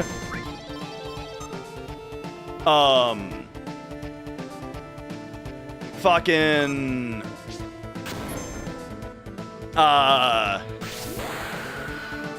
Do You Smell? Undertaker's Bell. Yeah. That like, just like marketing wise, right? I don't know. Just hype wise, that's just such a genius concept. I haven't been watching wrestling in a long time though. The last time that I was really into wrestling was when NXT was really fucking good. You know when NXT was really good? And it was like Finn Balor, Aleister Black, Ciampa, fucking Kevin Owens, Asuka, Mia Yim. Anyway, we are But then, I can't remember exactly when it happened. It was like pretty shortly after, in like 2020, all of a sudden, you know? It, then like NXT got kind of stupid.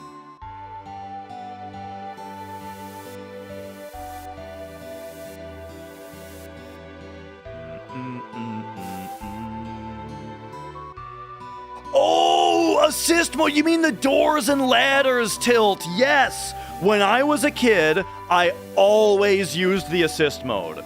Yeah, growing up playing this game, I always had the pointer on. I always had the arrows on.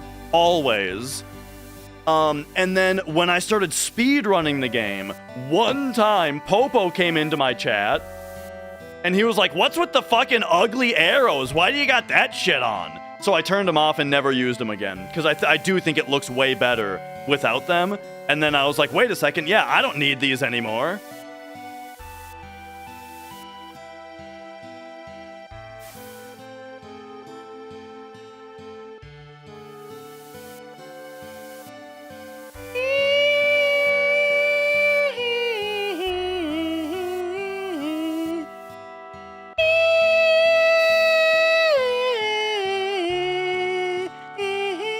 There you go. How's that for Smooth McGroove? But yeah, anyway. Dude, Kevin Owens was so good in NXT. Oh my god, I loved Kevin Owens.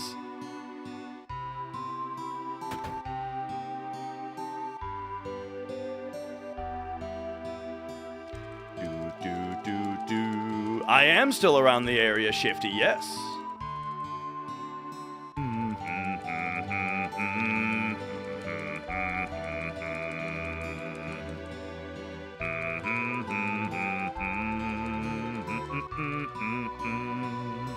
Foot tap means second option.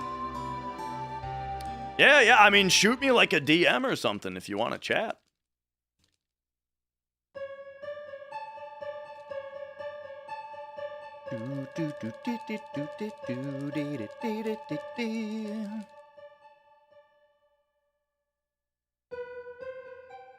All right, here we go. This part, you got to be kind of quick on the draw. You have to buffer your movement out of this cutscene if you want to get in front of Tifa. So I got to switch modes here of mashing, and there we go. We got in front of her.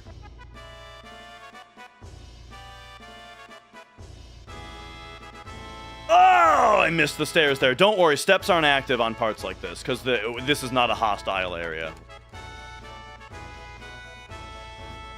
I had a friend in middle school back in 2001 when it was still WWF, and he would go online and read what was going to happen on Raw that night and then watch it with the same excitement as if he didn't just read it all. That's funny.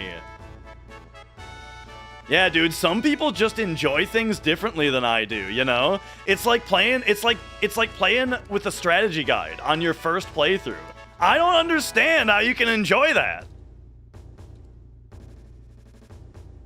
Yeah. Quick reintroduction of the category.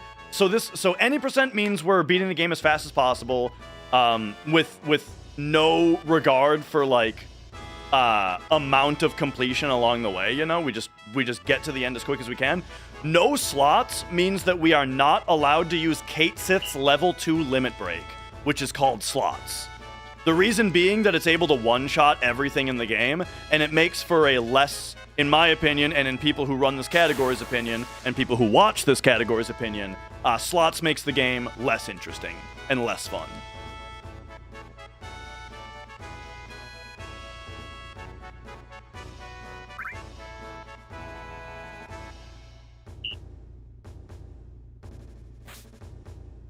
Boom!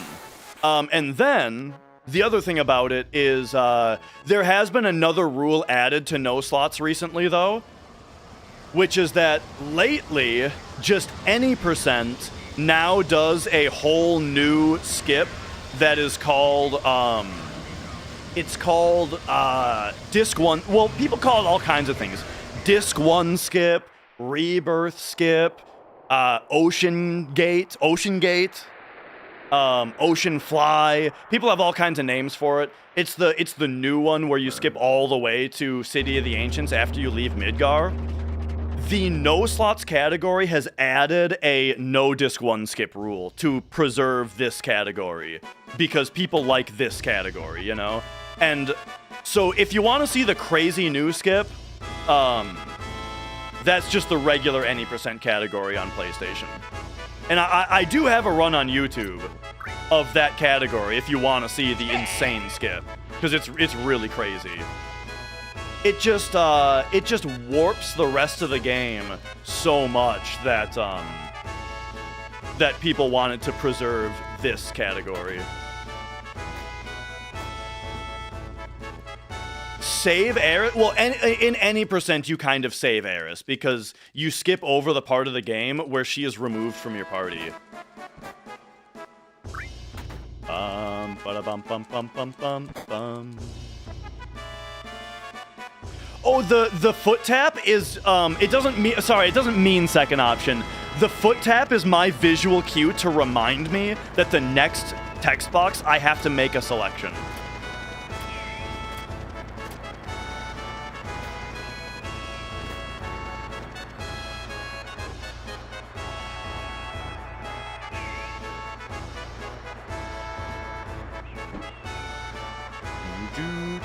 How many Twitch viewers right now? I'm not really keep my eye on my viewers, Andy, but you know, we're at 233. We're looking real good. It's looking real good. I really appreciate everybody who's here. It's great to have you guys here. I guess, speaking of that kind of thing, I should say that I do more than FF7. A lot of people are here just for FF7, and I totally get it. But if you guys are into just, like, gaming in general, I am revisiting Metroid Prime 3 right now on Wii. And also playing through my first playthrough of Dragon Quest VI. I'm working on Dragon Quest VI for the first time. Silk Song is kind of on the back burner right now because I just got interested in other stuff. Oh, somebody asked a minute ago, and again, sorry if I missed chat. It's two chats. Two chats with over 200 viewers each is a lot to keep up with. I'm doing my best. The chair, I don't know. My grandma gave me this chair, and I have no idea like where she got it. Expedition 33, yes. Expedition 33 is Game of the Year by a lot. It's probably Game of the Decade. Yeah. Expedition 33 is a must-play. It's incredible. And it's everything about it, right? Not only do I love the gameplay, like the battle system in it is fucking super fun, really awesome. The story is awesome. It is super unique. It's not like a story of any other game that I've played. Like the themes are powerful. It's well written. It's unique. And then on top of that, the performances are really good. Where like the voice acting is perfect, and they nail it. And then also on top of all of that, it's just a game that we need right now. As in, it's a game that it has the presentation to capture a wide audience. You know what I mean? It has the presentation where it has mass appeal, yet it was made by a small indie team, right? Of like 30 people. And just a passionate, like, the director of the game is somebody who used to work for Ubisoft, but they had him doing bullshit, so he started his own game that he was passionate about, and then found other people that were also passionate about the idea, and like that success story is also like just as tear-jerking as the game story is, you know what I mean? Of just like, I love just the success story of somebody who broke out of shitty AAA Ubisoft work, and then by passionately and correctly leading a team into making a game as good as Expedition 33, and then it gets the recognition that it deserves, and then he gets the recognition that he deserves, and it's such a awesome just thing to have happened, where it's like it's game of the year by a mile, you know? All of that said, if it weren't, and the soundtrack is also great. All of that said, if it weren't for Expedition 33, then yes, Blueprints would have been the best. Blueprints is the second best game this year. If you guys haven't played Blueprints, it's really good, and you should play it.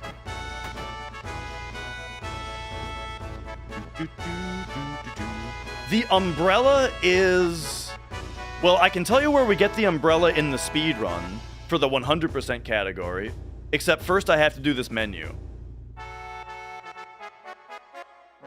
Hang on, menu time.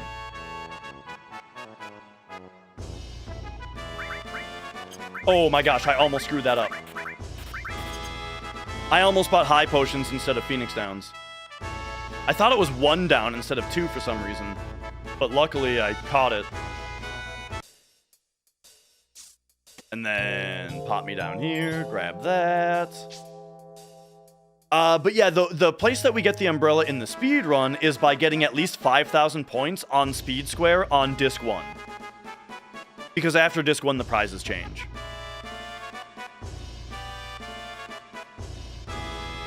Another indie game that looks impressive, Something of Blood. I mean, there was Bloodstained, there's a new Bloodstained coming out. The Scarlet Monastery? What the hell is the new Bloodstained game? If part 3 comes out and it's a banger, is the remake trilogy better than the OG? I don't think so.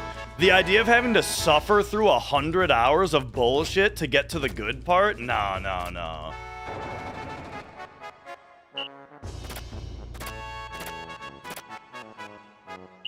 Alright, so here's an RNG part to either gain or lose a bunch of time.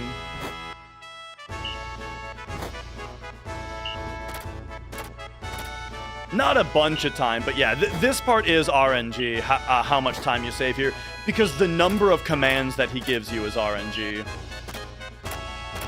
And there's not really a viable way to manipulate this. At least, yeah, it's not really worth it. So we'll see how we do. We only need 100 points, though, because we just want to win the Force Stealer. You need 100 points for the Force Stealer, so now we can just chill. Is there a game I'm really looking forward to releasing in the next year? Mugenics, the new Edmund McMillen game in February, I'm looking forward to.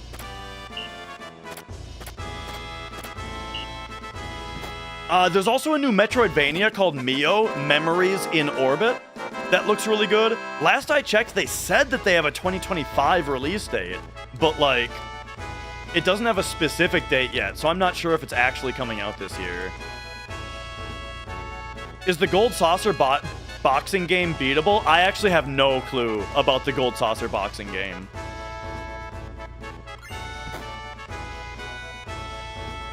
We want the weapon. Is what we get here, the Force Stealer. The reason being that it is a little bit stronger for the Genova birth fight, and then also it has double AP growth for its materia slots, which is going to be useful. And yeah. I've been an Ed McMillen fan for a long time, because like I loved Super Meat Boy, and then Binding of Isaac is like one of my all-time favorite games. And then I really loved The End Is Nigh also. So, and then his stuff before that also. Like, I remember playing, Time Fuck when I was, I remember playing Time Fuck on Newgrounds. And that, you know, that was awesome. No Conker's Bad Fur Day? Hang on. I don't know if I have played through Conker's Bad Fur Day on stream before. I don't think I have. Huh. That's one of my favorite games, though. I love Conker's Bad Fur Day. Like, if we extend my favorite games to the top, like, 25, right? Conker's Bad Fur Day is in there. Binding of Isaac is in there, you know.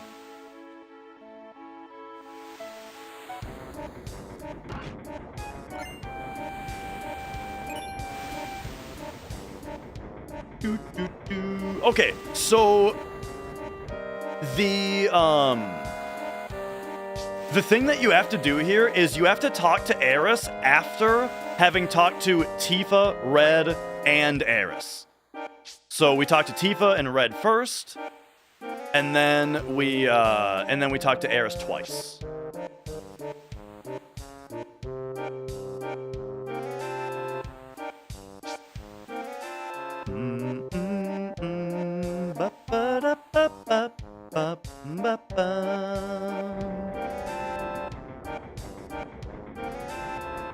So here we go, talking to Aeris. There's talk number 2.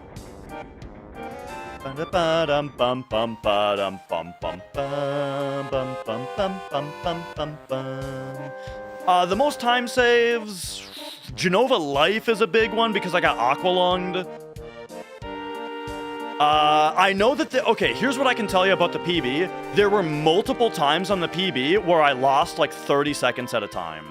So I've got a few like 30-second time saves. Everything else just has to go perfect. Okay, this is a tricky menu. I gotta pay attention here. I gotta lock in.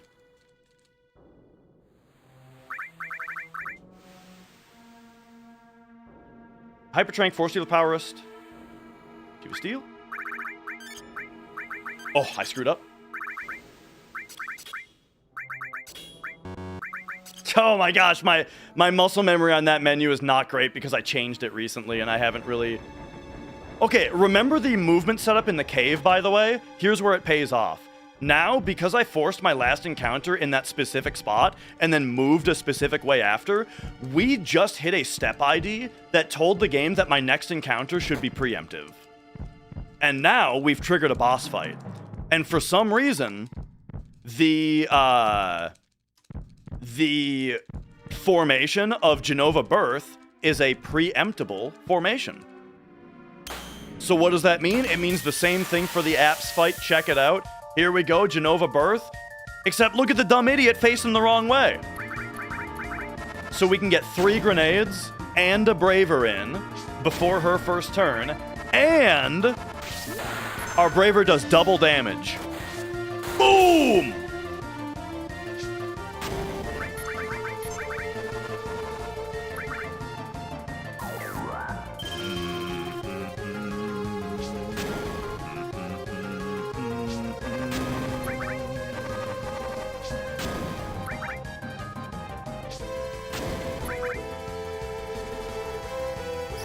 Here I'm not going to queue up Red until I see...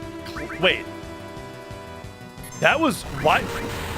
I'm going to have to run that back. I don't know why ATB just went the way that it did. I feel like Cloud got stopped for an extra turn there. That's weird. Please don't kill Cloud.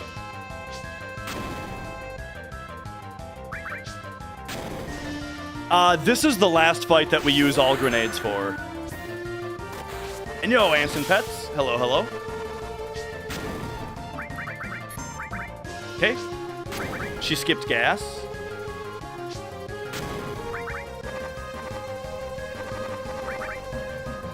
And then I lost a Tifa turn there, too. I'm actually playing this fight really poorly. I'm making mistakes that, well... Things that I wasn't sure are even risky are turning out to be riskier than I thought.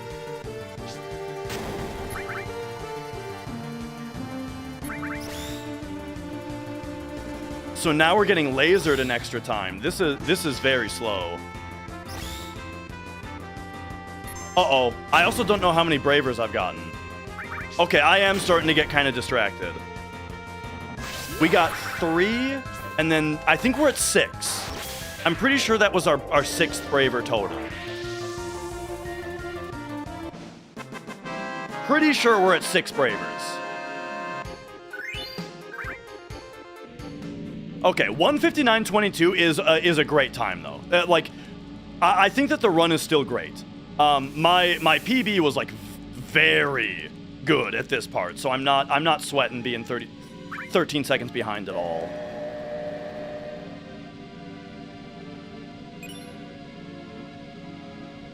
Mother. Whoop.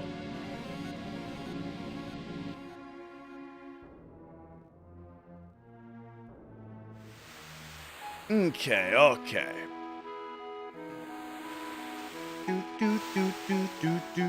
Do.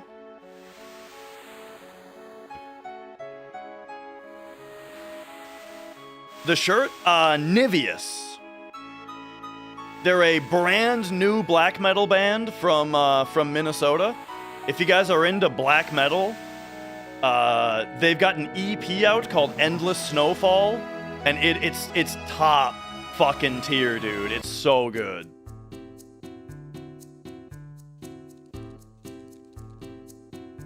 And yo, Scrub McChub. And all right.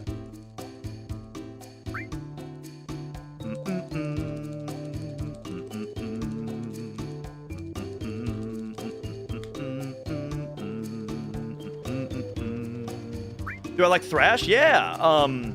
I don't listen to as much of it as I listen to like straight up death metal. But I like thrash. I really like the most recent thrash thing I was listening to was Mr. Bungle's latest album. What is it called?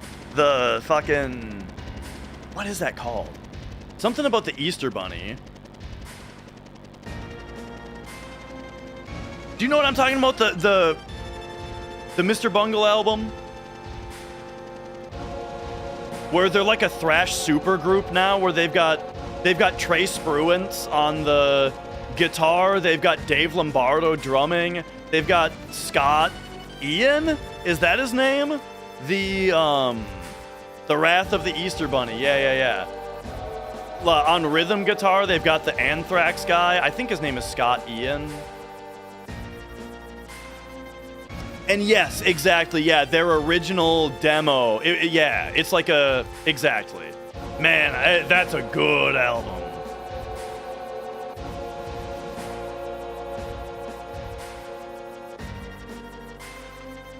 Sounds good, Diesel Knight, have yourself a good night. And then, okay, we're about to do another world map manipulation, so I need to estimate my IGT again. 18, so 30, 40, 202.40 it's gonna be at. 40 and 41 are both a hold and 0. Okay. So what I'm saying is that when I get to the edge next to the world map, that's what my IGT is going to be at about. And then hold and 0 means I can buffer my movement and I don't have to do any menus in order to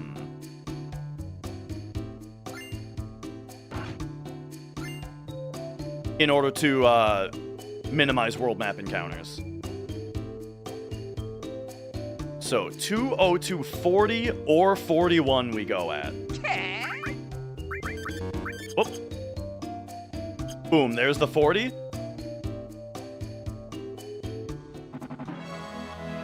And there we go. So now this is all manip movement in order to not get a fight. However, this bridge over here screws it up. So the manip is done now. Now we can get encounters. But what this does is it makes it so that we're probably only going to get 1 encounter instead of 2. No slots means we are not allowed to use Kate Sith's level 2 limit break, which is called slots.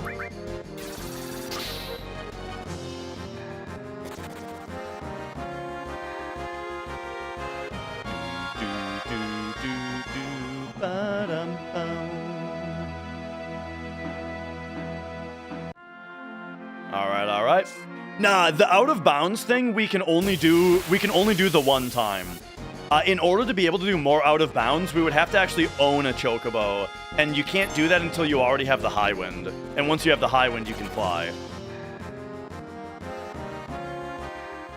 1, 2.5.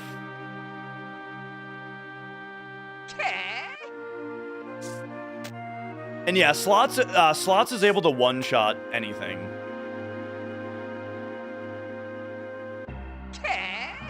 All right. Why is it called Final Fantasy VII? It's the 7th Final Fantasy game, as far as I'm aware.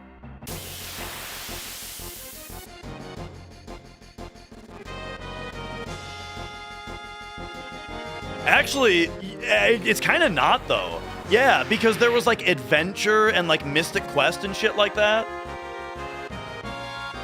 Do I count my steps in real life? Yes. I'm not particularly proud about it, but, you know. I've got this thing where, like, I kind of need to... Every different ground type that I step on, I need to step on the same number of times with both feet, or it bugs me.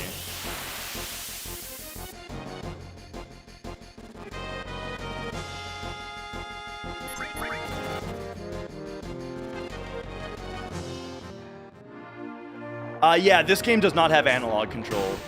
1, 2, 3, 4, 5, 6, 7, 8, 9, 10, 11, 12 and a half. Okay, so we just saved like 15 seconds because on my PB I screwed up that jump. Mainline, but what does that mean? What arbitrary decision? I don't think it's that arbitrary. It's that some games are called Final Fantasy and then a number. Some games are called Final Fantasy and then they have a subtitle, like Adventure or Mystic Quest or Theatrhythm. And then those that have a subtitle, they then begin their own numbering system, like Final Fantasy Mystic Quest 2. I don't know, you know, it seems pretty clear.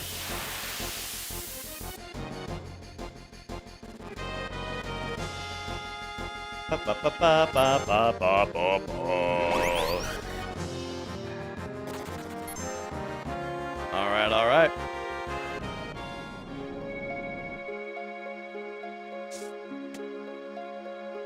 Do.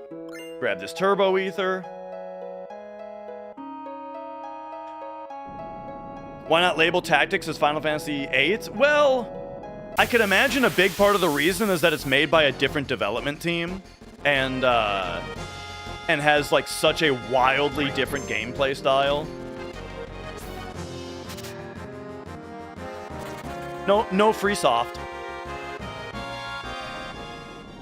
1, 2, 3, 4, 5, 6, 7, 8, 9, 10, 11.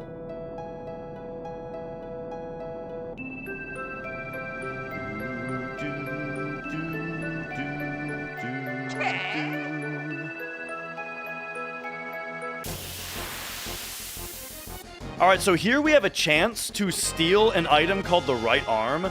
It's not worth forcing a steal. Like, it's not worth stopping here until we have it. But it saves enough time that it's worth trying to steal it while we're trying to run. You know what I mean? Like, we might as well throw out steal attempts while we're attempting to run away. And if we get it, it saves time.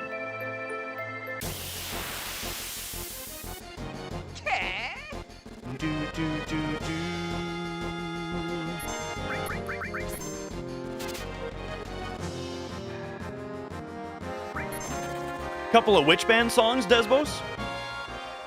Because we were talking about a couple. Nivius, Mr. Bungle. I probably have been talking about Dream Theater at some point. Hero, hello. The run is going pretty well.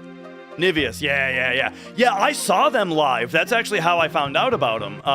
I went to see... there's another new death metal band in Minnesota called Silva, who is fucking awesome. They've got an album out called Forgotten Sanctuary that's really, really good. So I went to see them, and Nivius opened for them. And so then I've been listening to them since now. Was I supposed to sell that all? Hang on, I have the right amount of money. I'm tripping myself up with some of my menus here. I have the right amount of money. So selling that all must have been correct. The EP rain is called, Endless Snowfall. I don't really know what the individual songs on it are called, because I'm a album listener. You know, I put albums on, and it takes me a lot of listens to eventually learn what the individual songs are called.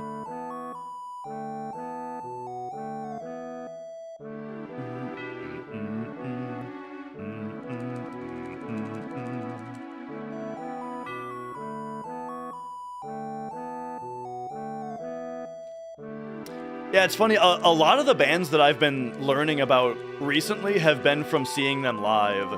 Like, okay, so those of you who are, like, into death metal will probably be surprised that I had never heard of Revocation until, like, a few months ago, but I went and saw Necrogoblicon, and Revocation opened for them, and let me tell you, they stole the show. Oh, man, they were good.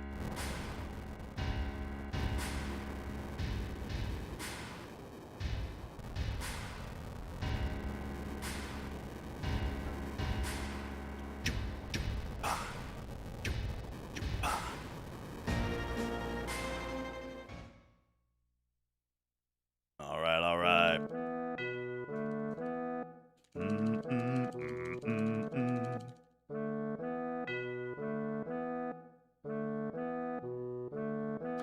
Can you ask about a weird thing that happened in one of your playthroughs? Absolutely. I can't promise to be able to explain it just from hearing about it, but maybe.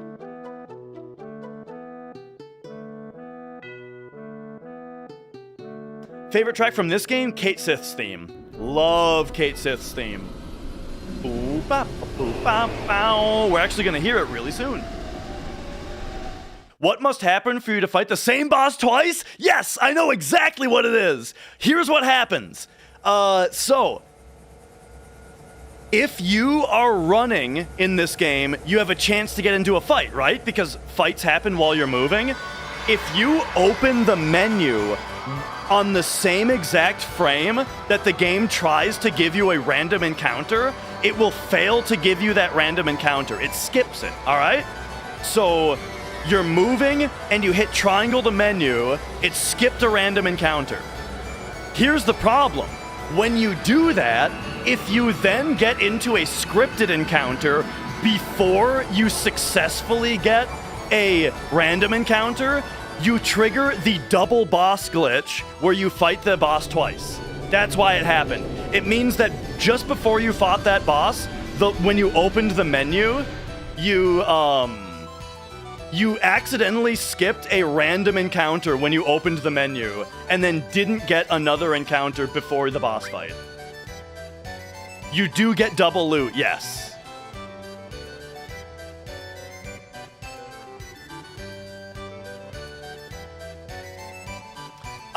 That wouldn't explain why your elevator descent had the same one, I don't think. Well, ooh, that's a good question. Okay, do you mean that you got two fights on the same elevator floor?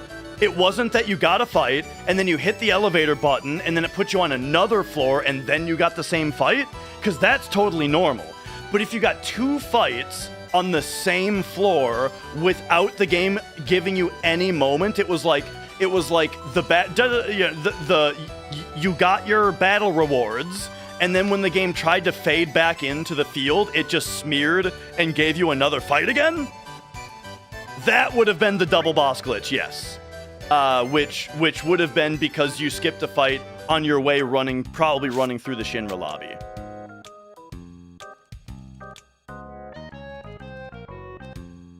By the way, Kate Sith's theme, my favorite song in the game.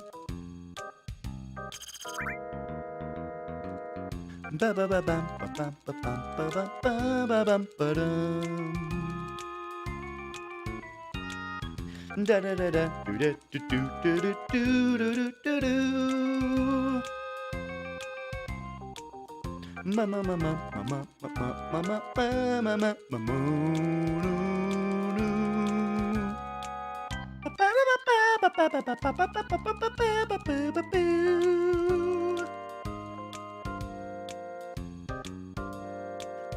bom, bom, bom, bom.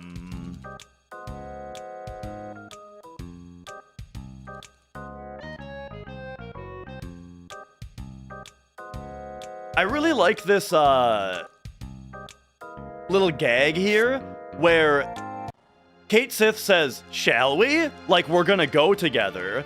And they're like, "What are you talking about?" And then he starts to, like, as he walks into Cloud, Cloud is like, "Hold on," but he walks into him, you know? It's a funny little joke on, like, the, on, like, how the party walks into the main character in RPGs.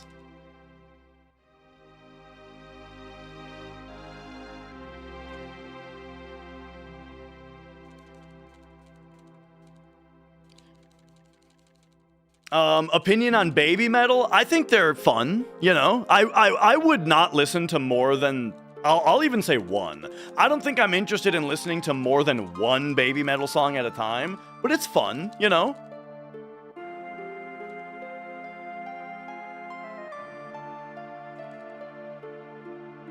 The Robo-Tank into Heli thing. Oh, that's just how that boss works. Okay, it's very funny that you explained something that is actually a... Wait. Now, okay. I see. You're not talking about the elevator that you hit the button, and you get a... Okay. You're talking about... It's like... So what happened to you, you're saying, is... It was like the tank... You fight him in the elevator. After you kill him, the helicopter version comes down. You fought and killed that, and then when the game went back to the field, it instantly triggered that boss again, and it was the tank, and you fought it, and then the helicopter came down, and you fought that again. Yes, that's the double boss glitch. Yeah. That is the first thing we were talking about.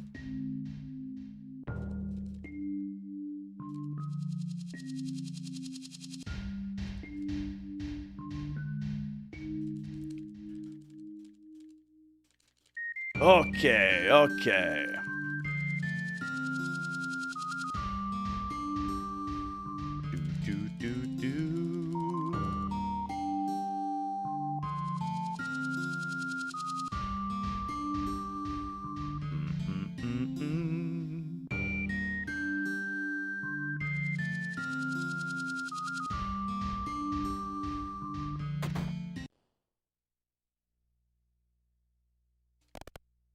Can you stack it more than twice? No, the bug is either present or it's not. If you skip more than one fight in a row, it does not trigger more bosses.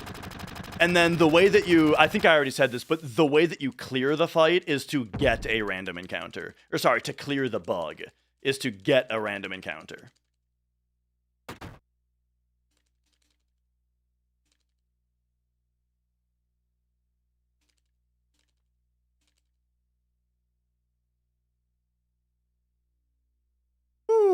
All right.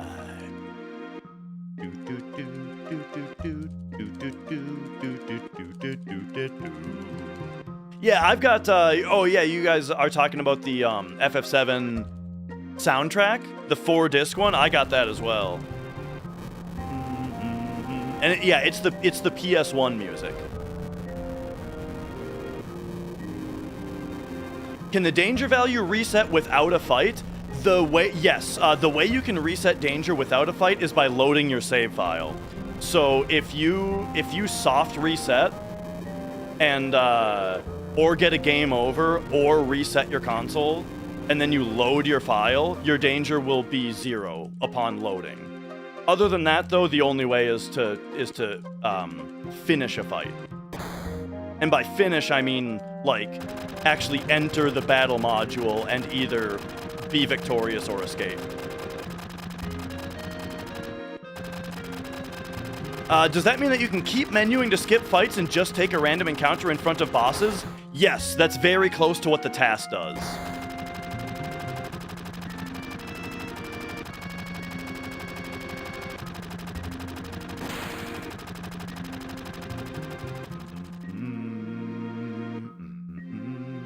soft reset is used in the speedrun? No, it takes less time to just get a fight than it does to soft reset and load.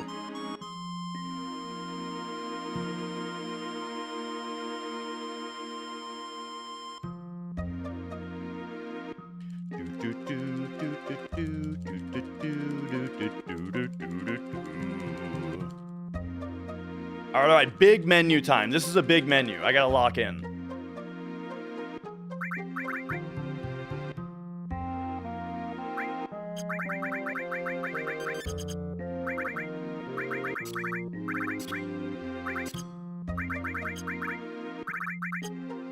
Boom.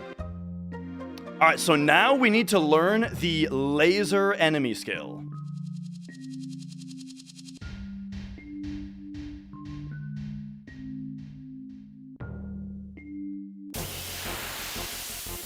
I don't know if the PS1 doesn't have a reset button, but by soft reset, I mean when you press all the buttons on the controller in order to... Whoa, no, don't steal my shit. He's stealing my shit. Echo screen, okay, I don't care that much about that. 1, 2, 3, 4, 5, 6. Run's dead. I didn't walk enough. Yikes, bro. I didn't walk enough. I felt like I cut that 6 a little short. I felt like I cut that 6 a little short, and I did, and the run is now dead. This is why the run is dead, is you need to have gotten under that fight in order to get the fight that we need here. Otherwise, our danger is going to be too low, and formations are now advanced too much.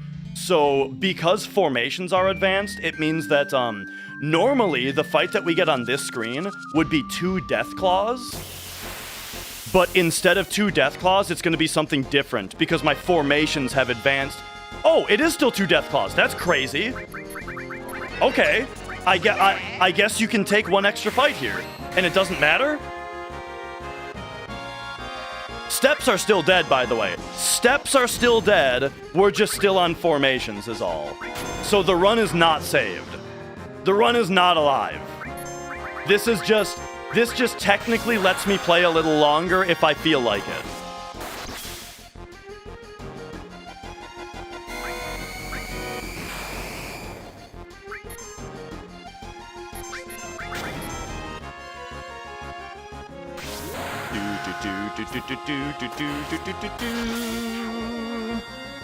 Is this on original hardware karma? Yes. Well, it's on a PS2.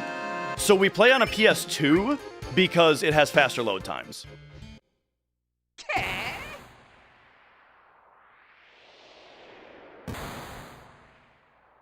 All right. The single mistake killed the whole run. Yeah, because my time is not to, like, it comes off as a humble brag maybe, but my time is really good. So having the step route die a third into the run means that I will lose too much time for a PB to be possible. But I mean, we can still go a little bit further just for fun. But yeah, it's gonna be bad. You know what? I haven't tested Mog. I haven't tested Sonic Discs on a PS1 yet. The time tracker is versus my PB, yes.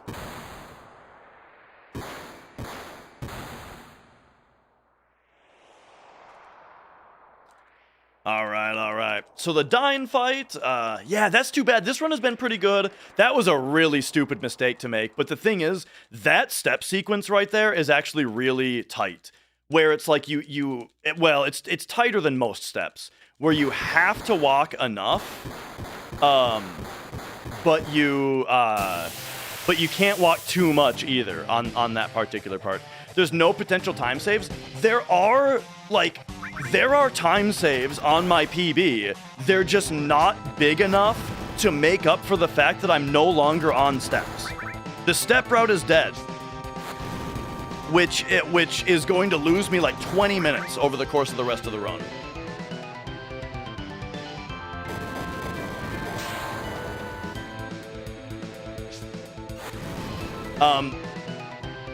Hey, look, it's the difference between going for a top 5 time and just a regular speed run. You know what I mean?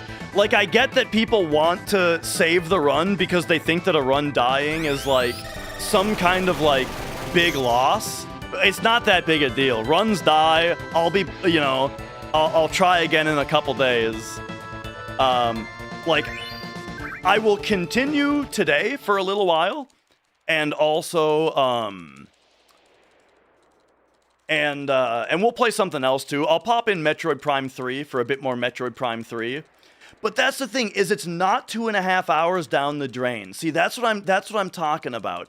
Is that, like, yeah, people are very afraid to be like, oh no, there must be a way to save the run, and like it seems so bad that a run dies, but it's just I had a great time. I had a great time for these couple hours, and we'll just try again next time. You know, it's not that big a deal.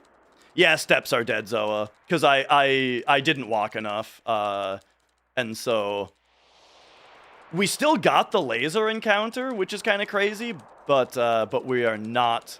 The rest of the step route is dead. However, here's the thing: I am gonna still go for a little while because I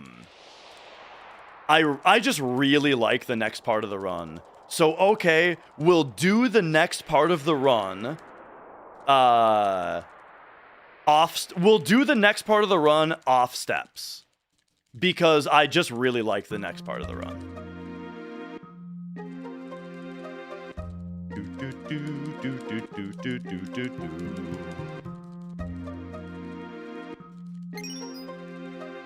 And then it's gonna be kind of tricky to try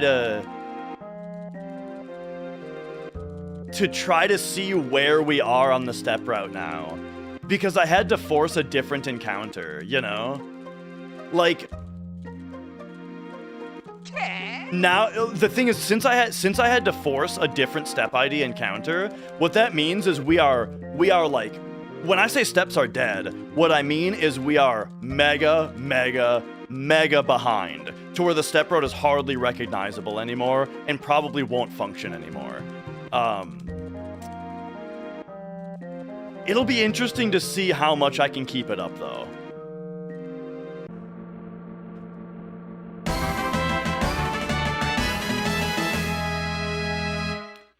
And Jethrobot, thank you for subscribing.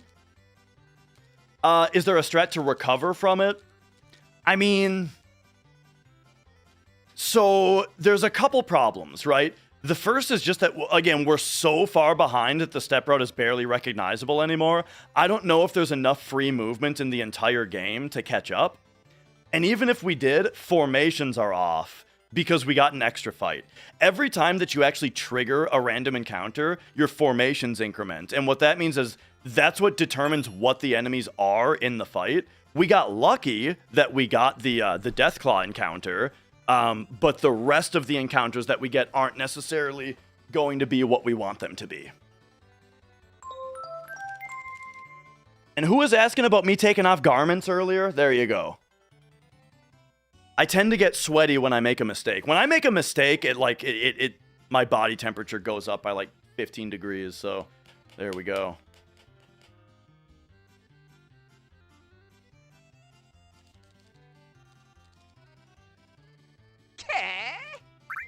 The tightrope is tighter than you think. It takes a lot of practice. Like, I'll put it to you that way. Staying on steps throughout the entire run takes a lot of practice. And we might get pincers, yeah, exactly. Handling it well, see, that's what I'm saying, is that it's just not a big deal to lose a run.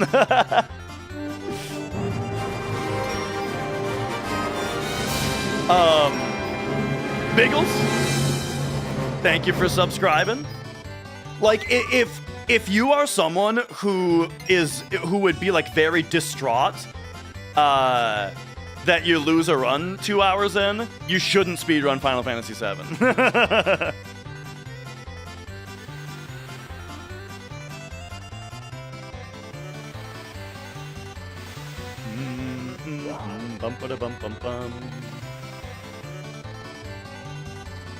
Yeah, and actually, kind of a good point that Scrodius is saying is that this is a game where most runs don't finish. Ba-dum-bum-bum-bum-bum.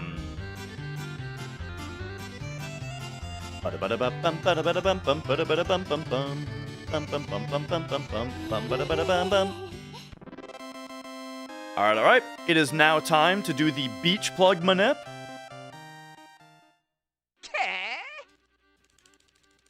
So we are at 29:11. So the next possible beach plug fights are at 21, 24, 30, 34.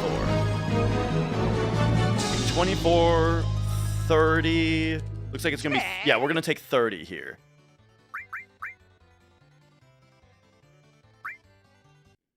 And that's one menu. And this is going to get me a side attack with 3 beach plugs.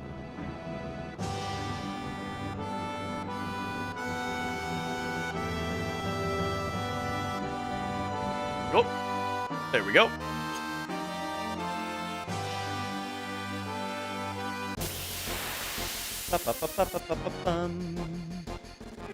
All right. And then get this guy.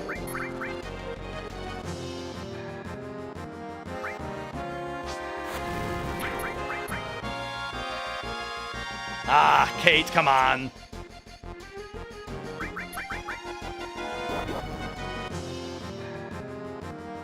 Bro, buddy, help me out here. Come on.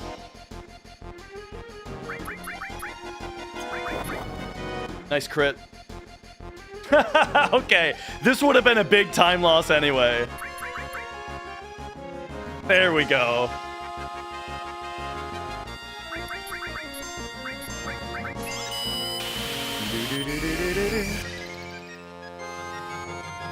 And, Jethrobot, thank you for the kind words. Thank you.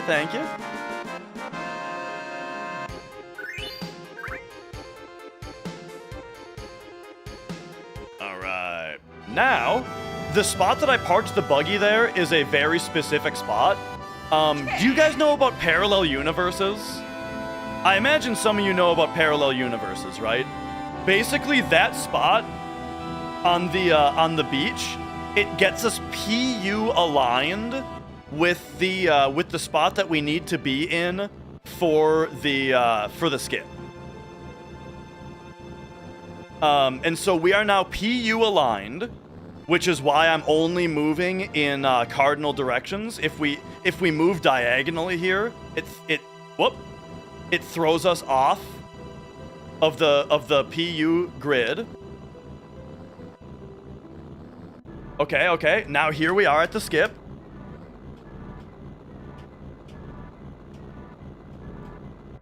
Boom, skipped Cosmo Canyon.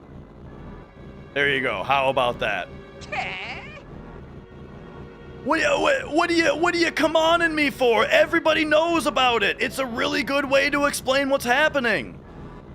The buggy moves 90 map units every frame, and so if you are not an exact multiple of 90 map units away from the skip spot, then you're not aligned with it. You need to get PU aligned with it. What the hell is going on here? Let me put it to you this way. It's like you're on a piece of grid paper, and you're moving around the grid paper, always hitting the different cross sections of lines. You know, you're always right on the corners. But then if you make one diagonal movement that's the same length as one of the square sides, you're going to be in the middle of a square somewhere. And then you're not aligned anymore. Oh, okay. So this is actually like informative for the step route. This fight that we just got, we normally get way further along in this room, but because because steps are dead, right? We got it back here. So if I go 1, 2, 3, 4, 5, 6, 7, 8, 9, 10, 11, 12, 13, this might work, except I think that this might be another room that has higher danger incrementation. And so we might get a fight. I'm not positive if I'm right about that or not. It looks like I'm wrong about that. Maybe it's the bridge that has higher danger. And I'm on the opposite there. Okay, so a fight here. What does this mean? What fight is this? Normally we would go there, we would go there. And oh, this is our Gongaga fight. Ah, shit. Okay, we gotta skip steps so that we get caught back up.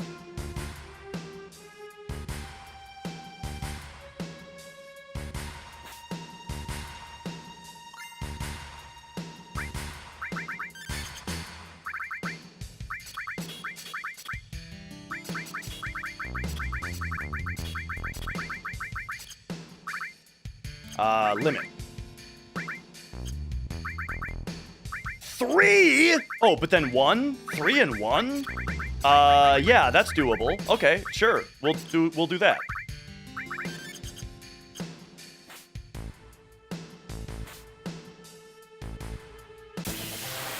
Okay.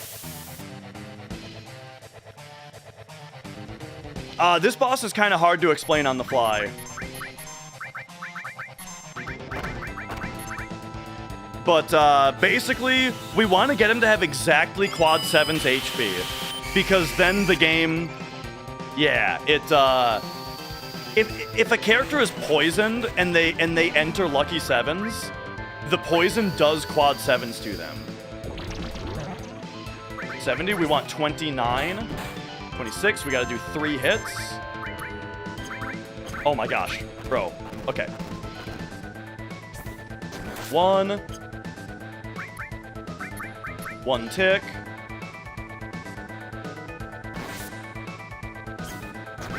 2. Oh yeah, this is good. This is good. 2 ticks.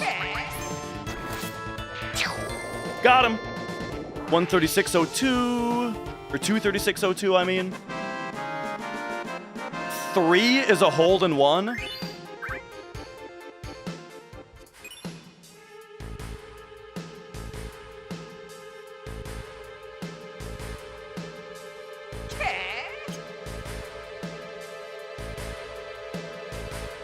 Okay.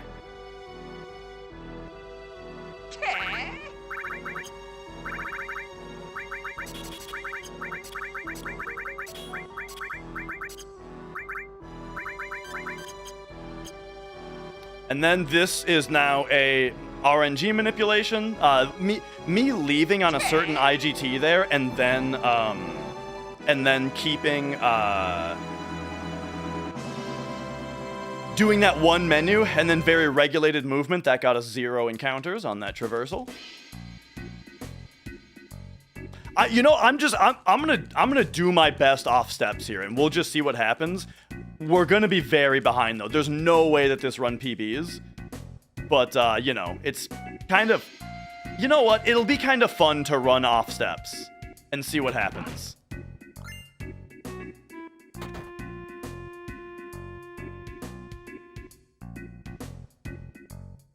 What would be the policy of running a dumped copy of the game on a modded PS2? I think that's treated as just totally fine. However, there would be a problem if it got you better loading times, right? If like it gave you an advantage, then there would be a problem with it. But if it doesn't, then it's kind of like, who cares?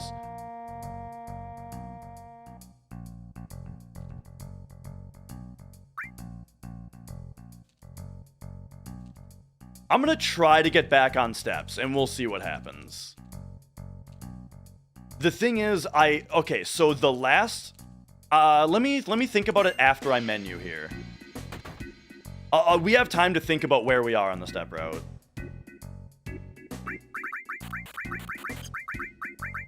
Dual arm, jamming bronze rainbow.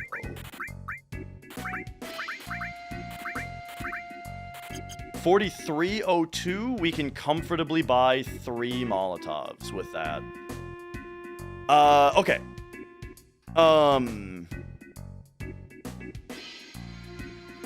Then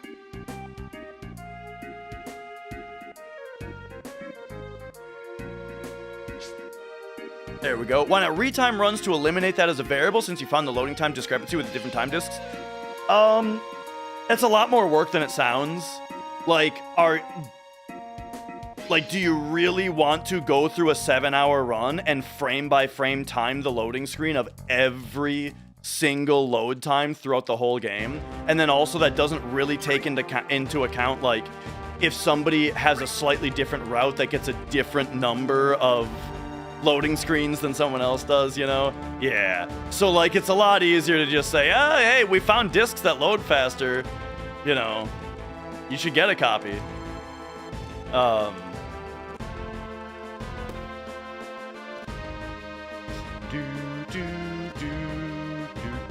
Right, that's true. We should get MD to do it. He hates his viewers enough to do a stream of that. Nice menuing, thank you. You know, it's a good one. It's a fun menu. I actually really like the menus in this game. A modded like SDIO device, like what are those called? ODE. I don't know. I don't know if there is an ODE for PS2, and then for PS1. I don't know. Nobody has talked about it yet, you know? Because the thing is, there is something of a pragmatic future where ODEs are gonna basically have to be used at some point. Oh, Protag, I apologize. I kind of missed it. I'm a little overwhelmed. But there is not a cat around to show. Cat is not here right now.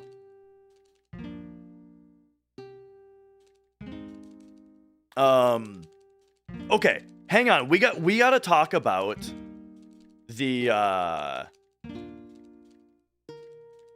yeah, I'll show her next time she's here. We gotta talk about the step route. So the second fight, I believe the second fight that we got in Mount Nebel was I believe that was, what's that enemy called? Kimara Bug. I believe that was the Kimara Bug in, Gongaga. So, normally you have to take a ton of steps after that fight, so we're probably gonna get another fight in Gongaga, and that fight is gonna be the one that we try to walk under. And then the fight after that is gonna be the Temple of the Ancients fight.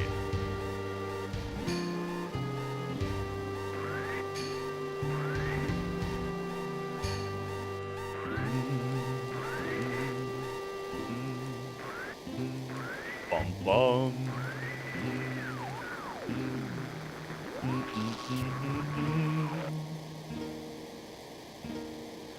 Ba-da-da-da-da.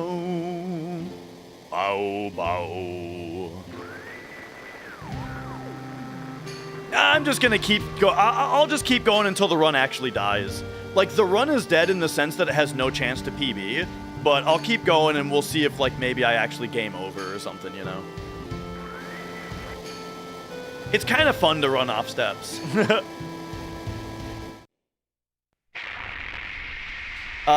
Is there a section of the game that's run breaking? Absolutely. I think the Great Glacier is the hardest part of the run.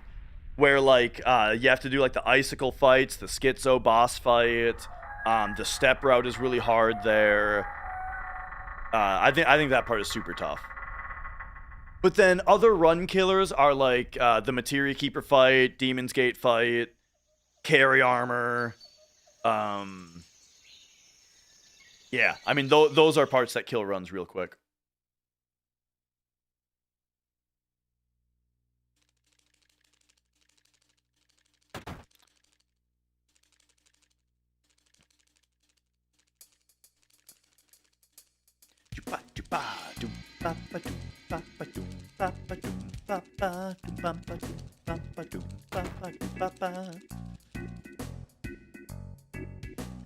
Are ATB bars at battle start affected by step route? No, they are affected by battle RNG, which is seeded based on the 60 FPS global frame counter that is counting up by 1 every frame basically ever since Power On, but technically I think it starts when the PlayStation logo disappears.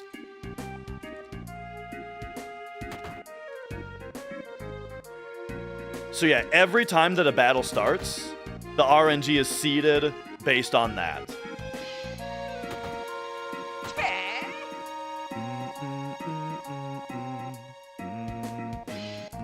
Favorite Dream Theater album? Scenes from a Memory.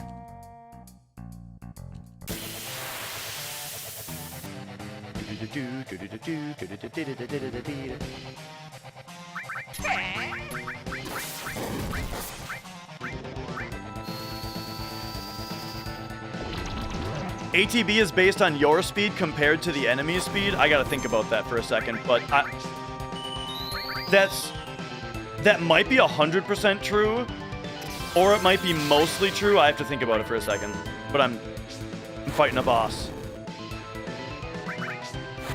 But yes, well, okay, what I, instead of like thinking about that and trying to like word it differently, or not word it differently, how it works is there is a global ATB multiplier that is, that affects everybody's ATB. I don't know if it considers the enemy's speed, or if it's just the party's speed. Oops, I just healed for no reason.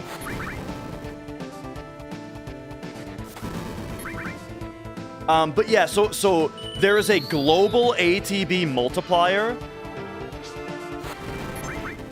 that takes your party's average dexterity and decides whether to globally speed up or slow down all ATB growth across the board, including you and the enemies. And the way that it works is that if everybody is really fast, so your average party dexterity is very fast, it will globally slow down everybody's ATB in the battle. And the opposite is true as well. And the reason that they did this, I think, is... I think the intention of the mechanic is that it makes it so that when your party is exquisitely fast, it will... instead of it just making your bars move really fast, which is more difficult to work with, and doesn't like play around the lengths of the animations the way that they meant it to as much, instead it just makes the enemies take longer to get their fights. That's like the extreme thing that's happening, is that instead of your ATB bars moving faster, the enemies are moving slower. Now, it's not so extreme that there's no difference on your own ATB bars, I don't think. But that's like how the mechanic works.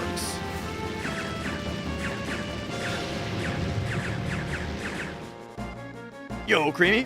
I mean, Sting. That's Sting, not of wrestling fame, nor of music fame. That would be Sting of Twitch chat fame. How's it going? Would I consider speedrunning other PS1 Final Fantasy games? I've thought about 8.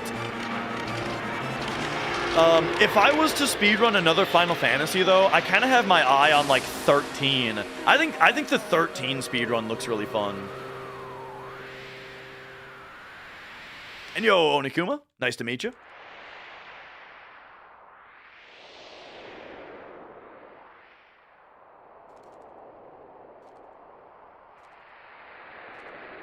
Okay, 47. It looks like we're taking 47 here.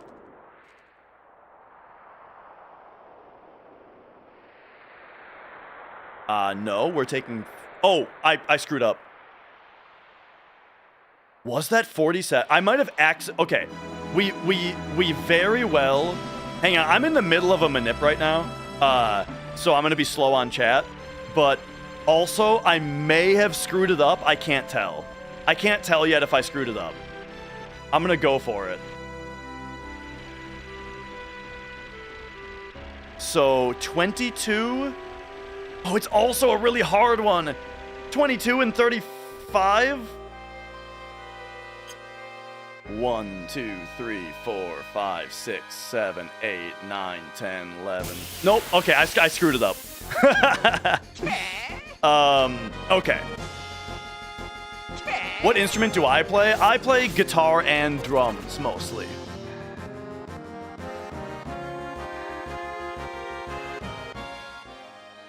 Why is step count dead? I underwalked the laser encounter. Not as in I walked under the laser encounter. The 6 steps. I took exactly 6 instead of like the fucking 6.1 steps that you need. You know what I mean?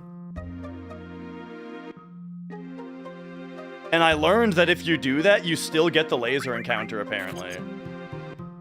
But now, yeah, now steps are dead. I'm gonna try to get back on steps. We'll see if it happens. What do I think about Sebiweb's take on FF7 Remake? I have only heard him talk a little bit about FF7 Remake. I've only seen one video of his, and it was the one that I'm in. But I agreed with everything he said in the video that I saw him talk about. Whoop.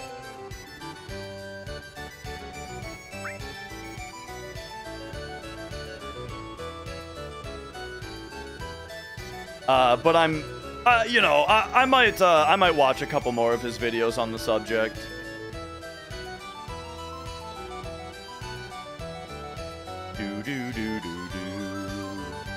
Killed the vibe of the original. I mean, I think I would agree. I mean, so I try to get out, and they keep pulling me back in. They took all the grid out. Okay. Let me tell you, my actual biggest problem with Remake is right off the bat. Midgar in FF7 is a very sleazy place. Midgar, the slums are full of sleaze. You know what I'm saying? Where, like, you know, people are just greasy. And, you know, people are poor. There's garbage everywhere. And, you know, people are just like, it's that kind of place. And you know, the music fits it. Ba ba ba bow ba bow. Do do do do. Ba da da dee da do da dee da da. You know what I mean? But what? So what do you get in Remake though? In Remake, you fucking see the sun shining. It's a bright and sunny morning. The sun is shining. Everybody's got like fancy colored hair and clean clothes and fresh perms, and they're all so stylish, and the music is like la da da da da, and you're walking around and everyone's like, "Oh, Eris, oh, thank you for all the money that you donated to the orphanage." And like the vibe is completely not there. It's like like everything is so like sunny and nice. So yeah, that's a big problem I have with the remake right there.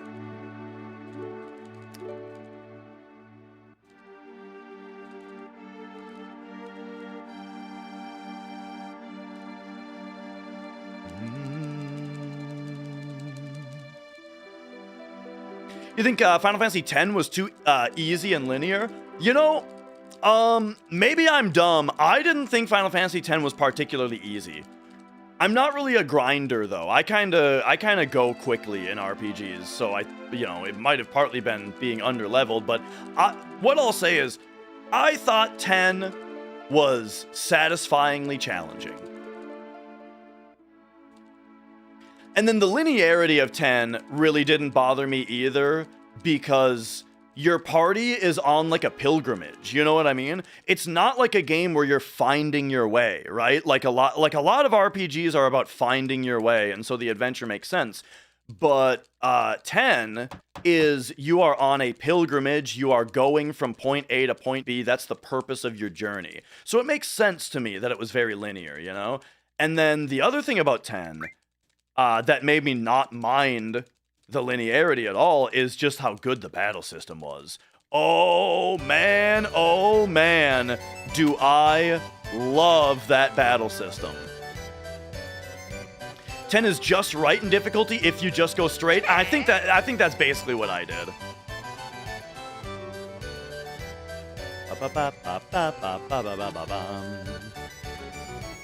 Thoughts on 8? I think 8 is awesome.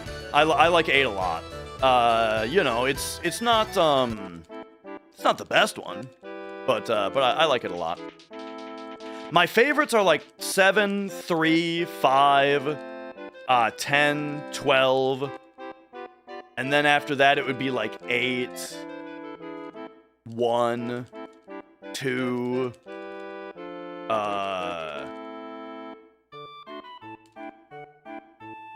13. I like 13 a lot. Oh, there we go. And then a little. Oh, I took the wrong option here. And then a little bit like lower on my list is like 6, 9, 4. All right, I screwed this up. So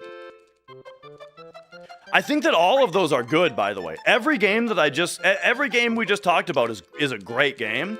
I'm just not as into 6, 9, and 4. And here's why. And this isn't intended to be me shit-talking. Like I said, they're great games and I recommend that everybody play them, okay? But the reason I didn't like them as much as the others is because I thought that, with 4, I didn't really like having active time battle without having a visual indicator, you know? Where it was just like, it felt like turns were just flying off without, like, and it was kind of hard to follow, you know what I mean?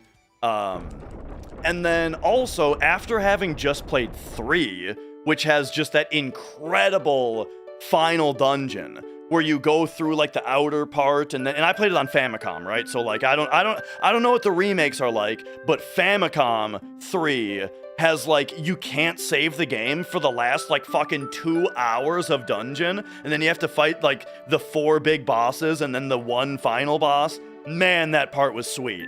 And I love the job system and all that. So 4 just kind of felt like a bit of a step down after all that, you know? And then also 4 introduced, and this is a thing with like every RPG, Super Nintendo and on, but 4 also introduced save points in the middle of dungeons, which I'm not a big fan of, because my like favorite thing,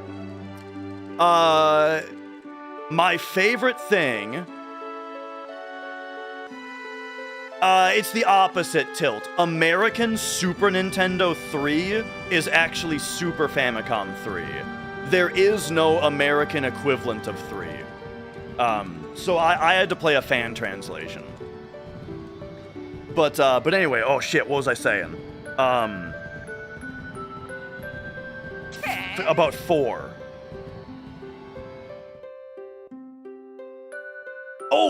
Save points in the middle of dungeons, at which point you are also able to use a tent.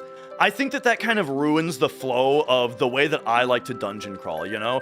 My, like, favorite shit in JRPGs is when it's like, I gotta work into the dungeon as far as I can until I only have enough resources to get out.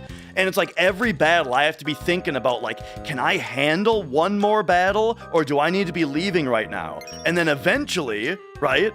And then eventually you have to pull out of the dungeon so that you can save the game and tent up, and then you're healed up and you get to go back in, you know? And when you go back in, you don't have to look in every corner. You don't have to open every door anymore, because you've already done that. You get to beeline right back to where you left off, but now you're stronger and you're revitalized, you know? I love that dungeon crawling method. And so I think that, like, Super Nintendo RPGs kind of lost that with implementing, you know, save points mid-dungeon. Except I don't think Dragon Quest does. Dragon Quest doesn't have mid-dungeon saves, so hats off to them. I've been loving... I hadn't played Dragon Quest until pretty recently. I played through the first 5. I'm on 6 right now. Really, really liking it so far. But anyway, that's kind of another reason that 4 was, you know, lesser to me, was because of that. But then 5 is elevated by its job system, 6 is elevated by its story. So that's why 4 is like the only one that's sitting in that area of like, you know, me saying it's great, you should play it, but like it's not one of my favorites. And then 9, my issue with 9 is that the battle system is just too slow. And having 4 characters with the ATB system is like too much to where like there's such a long amount of time between you queuing an action and the action actually happening. And every single animation is just so long.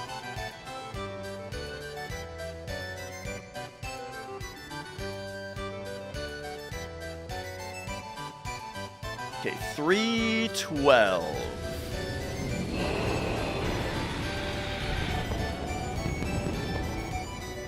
We got 14 or 26. And then what was the other one that I put at the, like, kind of in the lower there? Oh, 6. So 6 I thought had a really good story. Of course I liked the story of 6. But it had the Super Nintendo stuff that I'm complaining about. And it also had, hang on, 14? Nice. 15 and 25. 2, 3, 4, 5, 6, 7, 8, 9, 10, 11, 12, 13, 14, 15. I am so wobbly here. 16, 17, 18, 19, 20. 1, 2, 3, 4, 5, 6. Okay, there we go. That should get me all the way to the Bronco without a fight.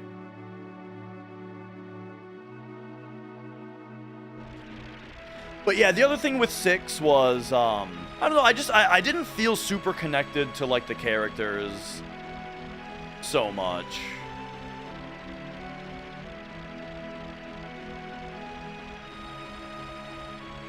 Or, like, the particular battle system. After 5 was so good, you know what I mean? Okay, so now... Okay, so this should be the fight that we normally try to walk under, so I should be able to run after this. And then... And then now we should get a fight before we leave, I think. And if not, I have to force it because we need a spider web. And it's probably going to be the fight with 2 Kimara bugs. Which is going to be tricky. So anybody who's just joining, I'm off steps. The step route died. I made a huge mistake. I didn't walk enough before the laser fight. And now we're off steps, and I'm trying to kind of fix it. Okay, I think that this is the temple fight. Ooh, but it's not good. Okay, so if I'm right that this is the temple fight, we should get another fight, like, right away. Uh-oh, it's not the temple fight. Shit. Okay, I don't know where we are on steps.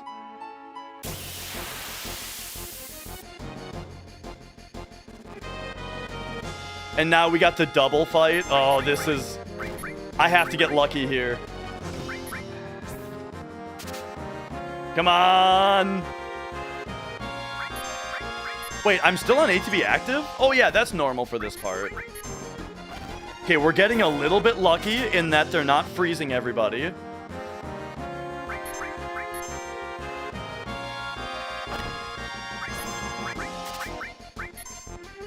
Oh, there it is. There we go. I stop-webbed the other bug so that the other bug couldn't stop-web me.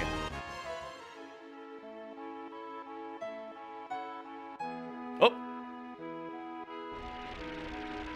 So, by the way, this is why steps dying kills the chance for a PB. Because it just took me forever to get that spider web.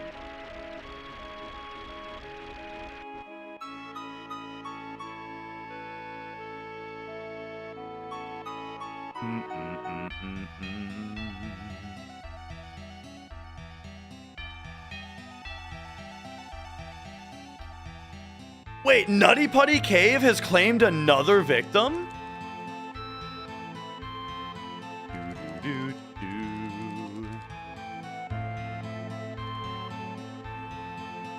Oh, okay, okay.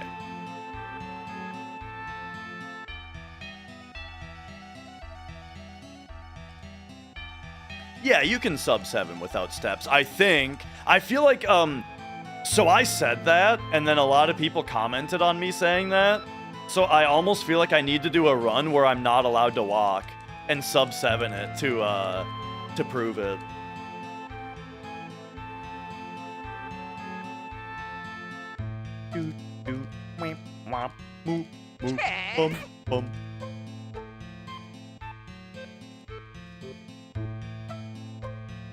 But yeah, I can see the derailing of Final Fantasy after PS2. I can see it. Like, in my opinion, 13 is an awesome game. I think it's very fun. I think the story is very good. I like the performances. Great game. Mash button, wait, walk forward. I don't think you played the whole game. And it's a great game. And so, but I can see it being the start of it going off the rails, though, you know? Because I just have, like, no interest in 15, you know?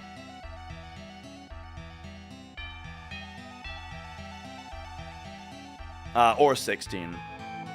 Persona series? So, Persona 3 was the first Shin Megami Tensei game that I played. And it was literally life-changing.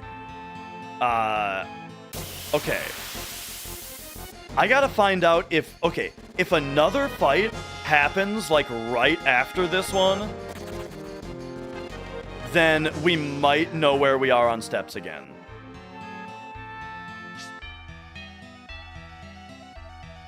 No. So at this point, I wonder if I'm... No, I can't be ahead.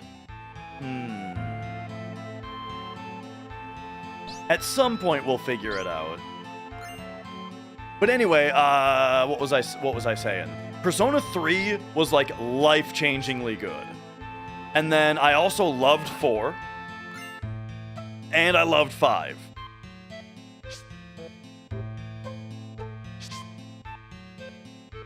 So yeah, all 3 of those I really liked. I did play 1. I played the PSP version of 1 and liked it quite a bit.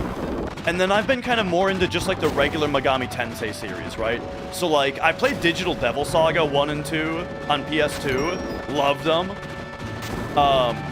And then on Super Famicom, I played a fan translation of original Megami Tensei 1 and 2.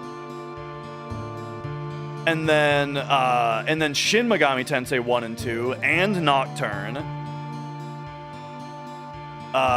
Yeah, and that's where I am on Shin Megami Tensei right now. So, so the next SMT game for me to play is Strange Journey on the DS. Yeah, that's the next one I want to play. Because it's basically like SMT 3.5, right? Before we get to 4. So, I've been wanting to play that one for a long time. And then off stream right now, I'm playing Metaphor. And then, so basically, I like SMT games a lot. I haven't played all of them yet, but I like them a lot. Yeah, I just started it off stream, Scrodius. It's an off stream game for me. However, wife and I are still playing through Yakuza off stream. So I don't know how much time I actually have to play Metaphor, but you know, we'll see how it works out. How about Clair Obscure? Game of the year. I was talking about that earlier. Expedition 33 is game of the year by a lot. Probably game of the decade. I think it's absolutely phenomenal. So why did I hesitate when you asked me about Persona, and then I went on to gush about the whole series and gush about SMT for the next 5 minutes? The reason is I don't like Persona 4 Golden. And I don't like, you know, Persona 3 Reload as much. And I think that, like, all of the stuff, all of the, like, extended universe spin-off stuff that they do, I think is, like, embarrassing. I think that they Flanders eyes all the characters. For example, let me tell you the biggest example, right? One of my favorite characters in Persona 4, of course, was Chie. The problem, though, is that on Golden, they changed her voice actor to the incredibly annoying Erin Fitzgerald, who says every line in the game like she has to be the center of attention. It's like everybody else in the game, the performances are pretty good, and then Chie says something and every line is spoken like this! And it's so fucking annoying, dude.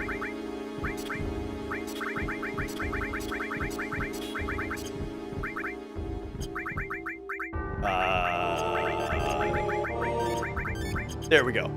So that really turned me off of Golden. But then also, the thing about Golden is just that it's too long. Like, they added too much to it, and it's like, God, we gotta just... Okay, hang on, though. Let me do say that, Tilt, actually, you make a very good point, is that, so when I played Persona 4 the Golden, this was before I figured out that a game that takes place in Japan, you should just play in Japanese. And that's what I do now. That's now my rule. Game takes place in Japan, we play it with Japanese voices. And that is kind of how I roll nowadays. But that was a big thing. Jimbo, thank you for subscribing.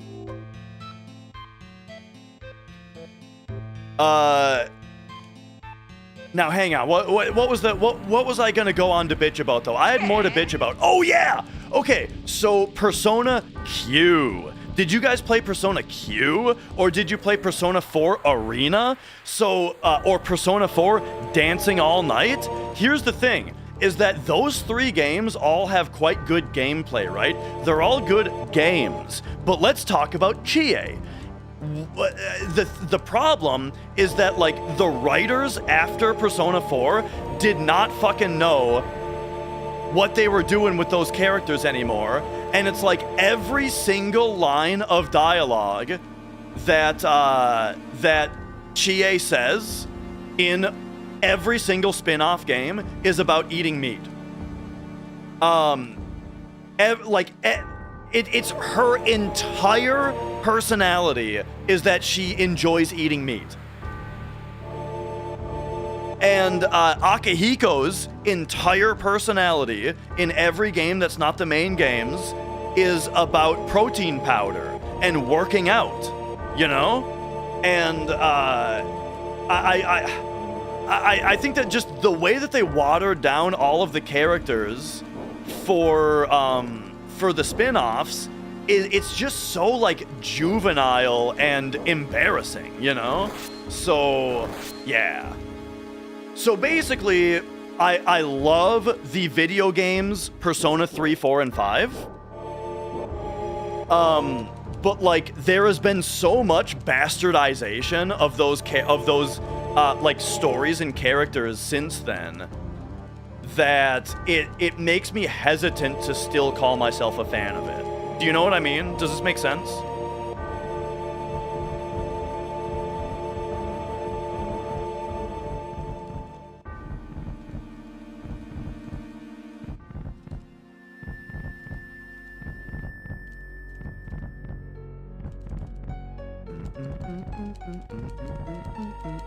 He's kind of a meathead. Yeah, Akihiko is right. Well, that's the thing. That's what Flandersization is, right? Is that they take one element of their personality and then they make it that entire personality, right?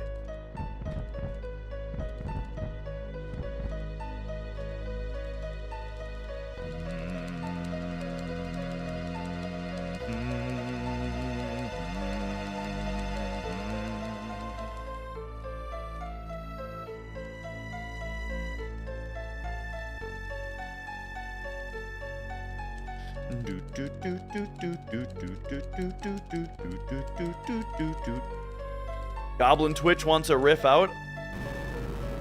We got a boss fight right now. After Demon's Gate. After Demon's Gate.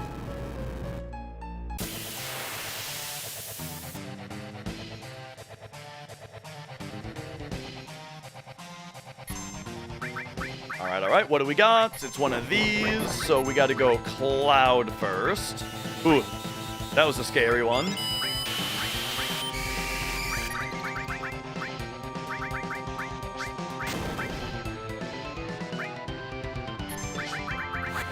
We're eliminating Eris because Cloud's weapon gives him a 100% damage boost per dead character. But we keep Kate alive so that he can hold time in ATB wait here and get us 3 death blows per paralysis here.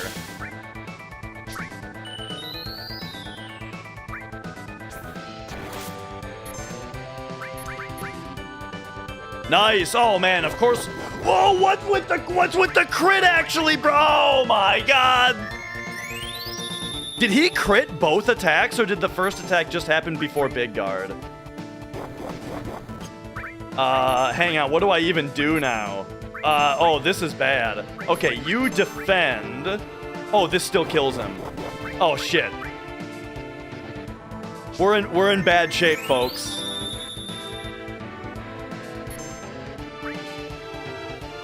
Stop killing him.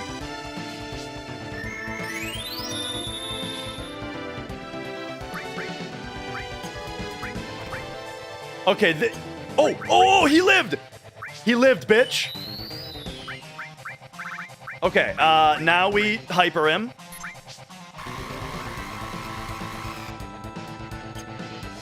This is just gonna kill him again, isn't it? No, because he's elemental fire. Okay, there we go, there we go. He's dead now. He's dead. We got him. We got his number now. No, because Cloud's not hasted anymore because he died.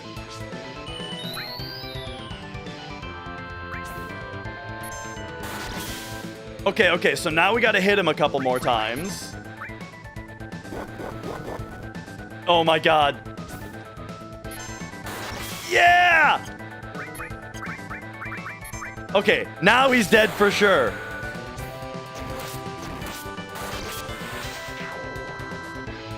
We got him. We got him.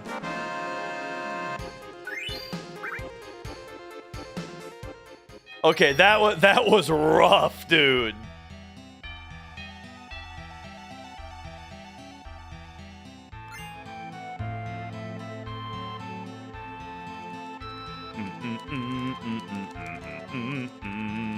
Here's the best conversation in the game. Black Materia. Black Materia. Hey, Black Materia.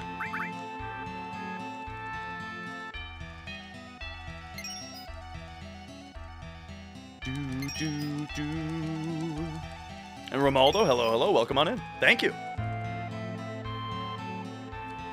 La da da da da da da da da. What would I estimate that this run will get? 650 or something.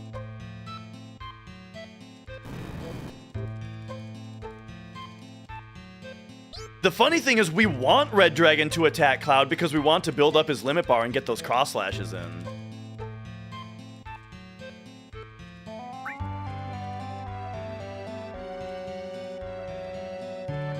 So like, let the record show we got bad RNG there, but I also made a couple mistakes. And yo, cats. Wait. Turbo Ether, Phoenix down, Trank, Equip. I'm kind of going crazy here. No, not that. You get the Eden codes, and then we're fine. Uh-oh, I'm starting to lose it.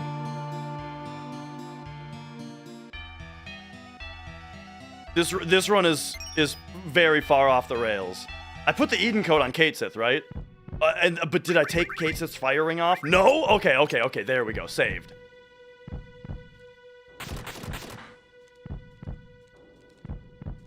Did I voice a character? No, I did not. I think that performing voices seems fun, and like I love FF7, so you might expect that I would like try to be involved with the project. I think that the concept of adding voice acting to this game though is like morally offensive. if you want me to be real.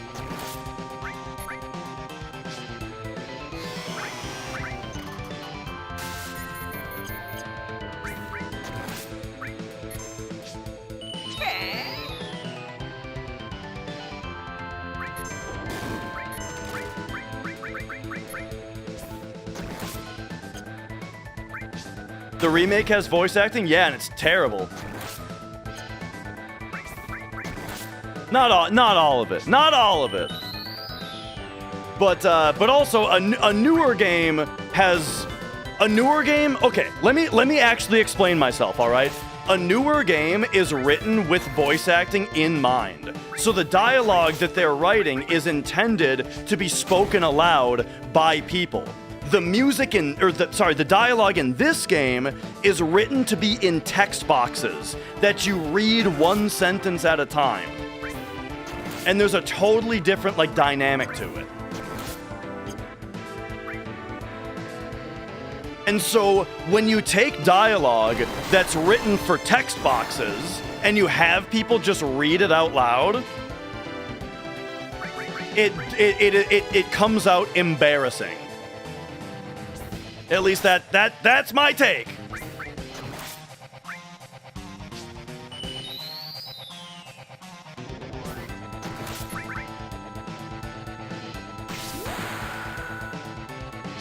Now watch this dice.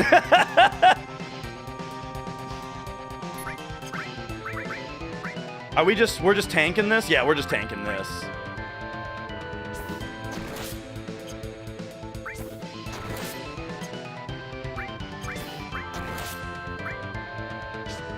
Like, of course, my intention isn't to, like, shit on the hard work of the people who made that mod, which was obviously a ton of work. I just find I find the idea to be very much against my my gaming morals.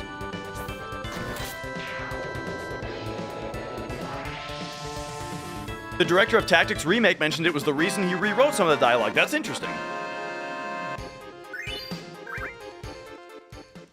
There we go. Demon's Gate down.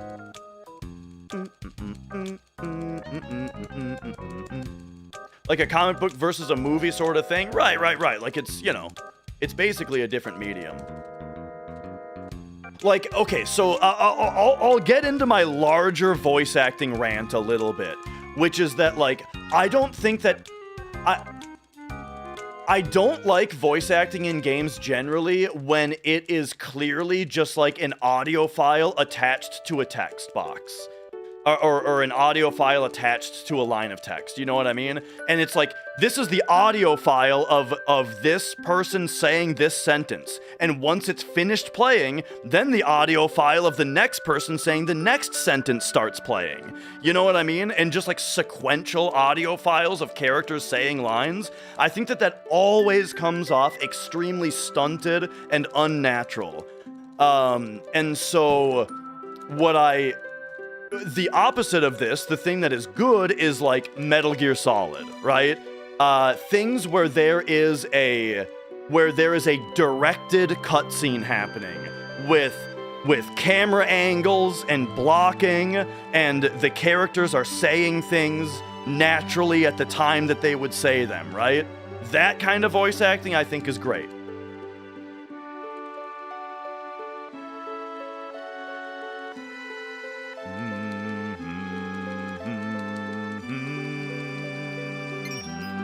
Last of Us, great voice acting. Yeah.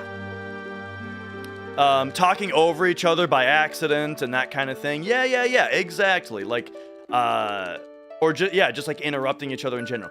Do you guys remember the part in Expedition 33 where this isn't really going to be I'll just take the names out of it so that it's even less of a spoiler. But one character says, "You still treat me like I'm 5" to somebody, and he interrupts her. And he just interrupts her and says something along the lines of like, "I treat you as if you know, what? I don't remember the exact line, but it's like, as if before the shadow of the worst day of our lives takes you from us too," or something, right? Just like angrily interrupts her, and just that scene or that line fucking gave me goosebumps, you know? Oh man! It's like the timing, the chemistry between the characters, the quality of the acting, like Expedition 33, there you go. That's how you do voice acting.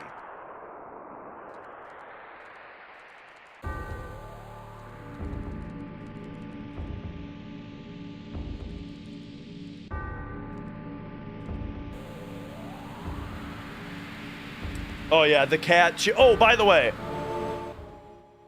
somebody did redeem a riff out earlier. So here, how many of you like time signatures? This one's in 13.8.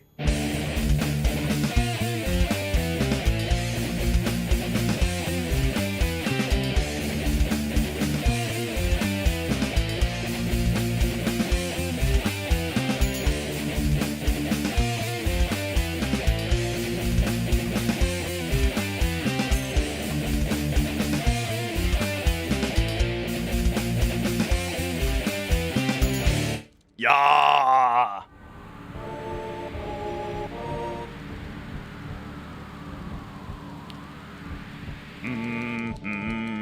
Did I play Expedition 33 in French? No, I played it in English.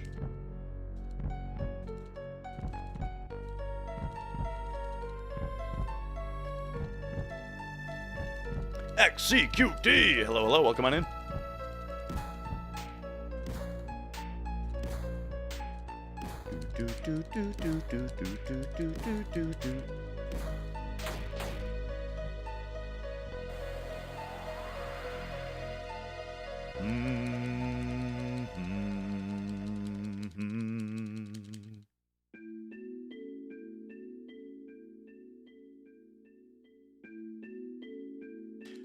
You know what we could do? Since this run is dead, right? And so we're just going along for fun here.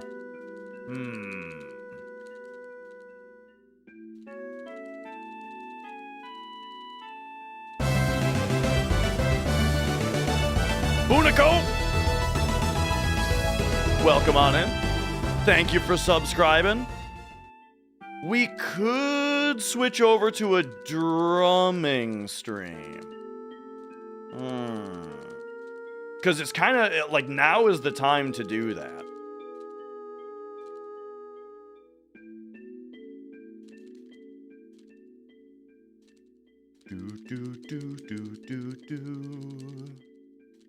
It's supposed to be execute. Okay. I'll just call you execute. So I quit calling you XQC by accident. I just misstepped. There's a part where you have to take 6 steps, but you can't take more than like 6.5. It's like a pretty tight one. And I took, I cut it just a couple frames too short. I took like 5.9. So now we're off steps.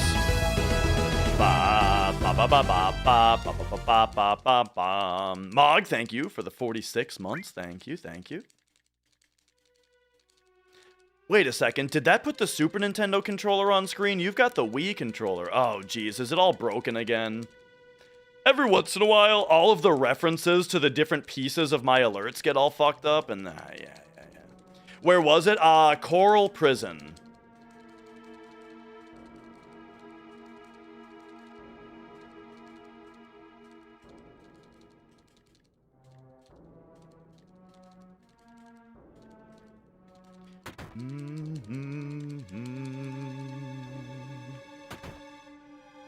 On the way to dying, yep.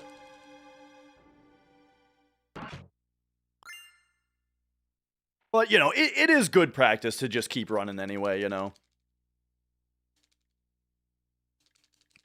What's up? You know, we're just... Playing FF7, what can I say?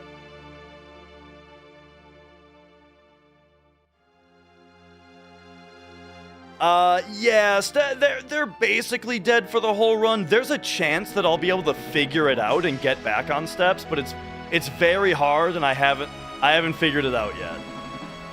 Like, when steps die, if you are really good with the step route, it's kind of a puzzle to get back onto it, but I'm working on it. In fact, let's think about the last thing that happened. I might be ahead. I think I'm still behind. And so we're gonna have to see what happens in the next area. Maybe I'll figure it out. A bleh? Like a bleh? Like one of those? Bleh.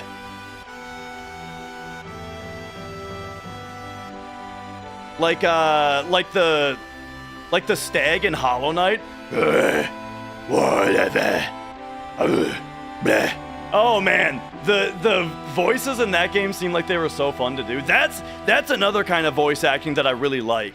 Is when they just say like a little, you know, they just say like a little nonsense word that's like in the fictional language of the game. Big menu, hang on, 12, 28, 44, 56.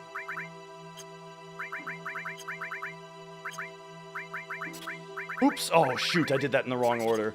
Now we go Bahamut, E-skill, Death Blow, Steal, then you get Restore All, and we go at 12.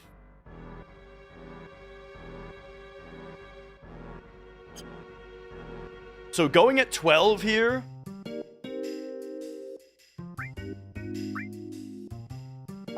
it manipulates, not quite, well, it does. It's for later. It's for later.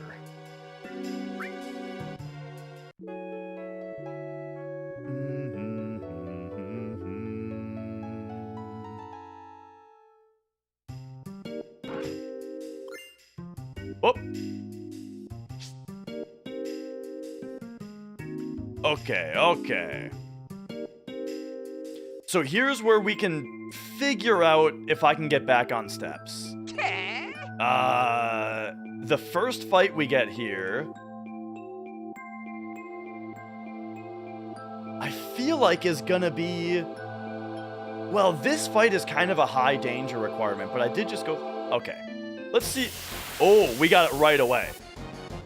And now we gotta see what the fight is. Okay, I can't learn Death Sentence from this fight. So now, what I think we do is, I'm gonna take like, I'm not gonna take steps, is what I'm gonna do.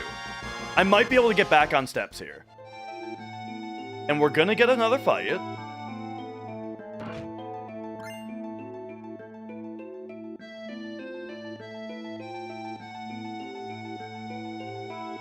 Bro, where's my other fight? Hello? Gosh. Is this that fight? I don't know. I'm trying to figure out what step ID I'm on, dude. Bapa nada. Oh yeah, dude. My grandma gave me this chair. It's great.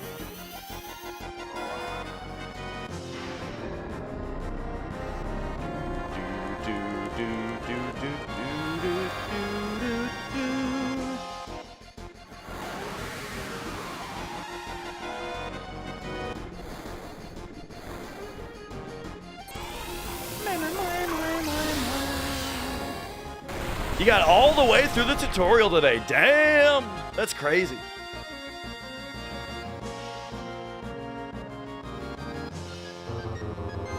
It's not really plastic, it's like fake leather. All of the parts that I touch, the fake leather is gone, yeah. Okay, I'm gonna see if I'm on steps here. I'm gonna go 1, 2, 3, 4, 5, 6, 7, 8, 9. Okay. Maybe this is the hungry fight. I'm gonna try it again. I'm gonna try it again. 1, 2, 3, 4, 5, 6, 7, 8, 9, 10, 11, 12, 13, 14, 15, 16, 17, 18. Let's see if we're back on steps now. It would be so funny if we were. But I'm not confident.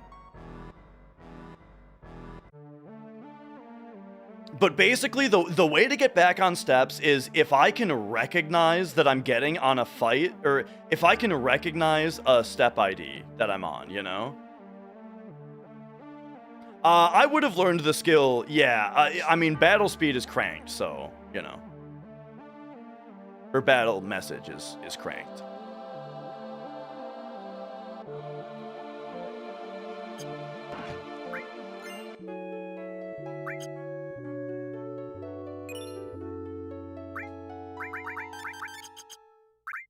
Watering, Gaius armor power wrist, enemy skill, E skill.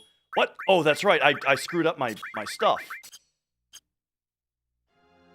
Now my materia are in the wrong order.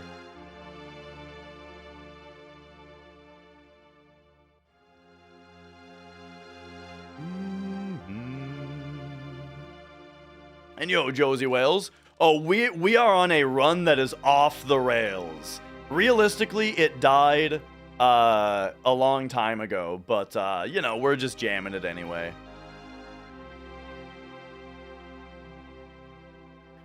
Dragon, boy, do I have good news for you. For once, there is a cat to show.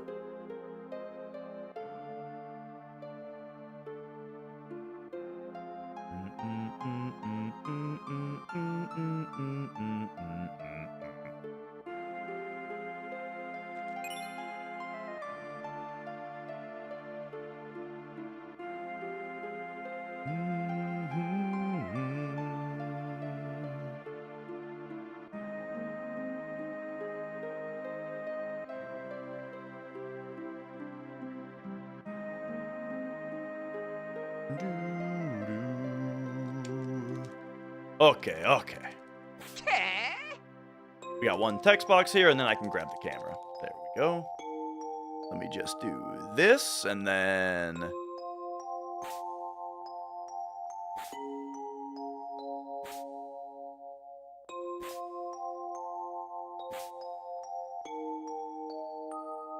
Oh, hang on. The camera's frame rate is bad. I gotta fix it. Recently found the copy of FF7 you played when you were a kid in a box of stuff that you bought when you moved. Oh, that's awesome. Love finding that kind of stuff. Okay, there we go. There she is.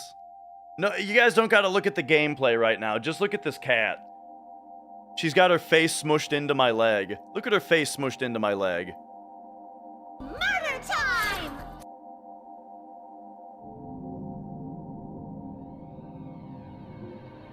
Chupapi mo niño! So yeah, this is Mia. She hangs out like this a lot of the time, just in the crevice between the arm of the chair and my leg.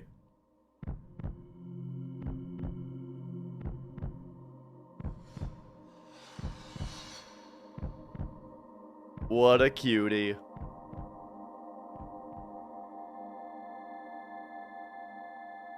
Murder time!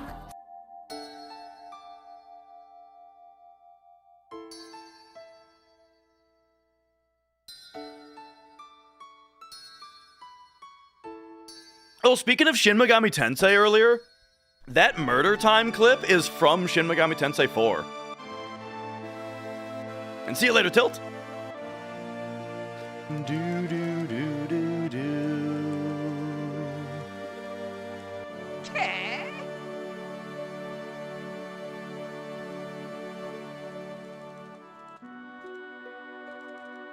Do do do. Do do do do. Do do do do. Okay, so this battle, what we're gonna do is big guard so that we're hasted. We're gonna death sentence Tifa because she has the power soul on, and death sentence makes her 4 times as powerful. Then we're gonna Molotov her twice, so she's in critical HP with an advanced weight trick. And then, well, we're gonna cross slash to paralyze the boss. Then get her into critical HP with an advanced weight trick.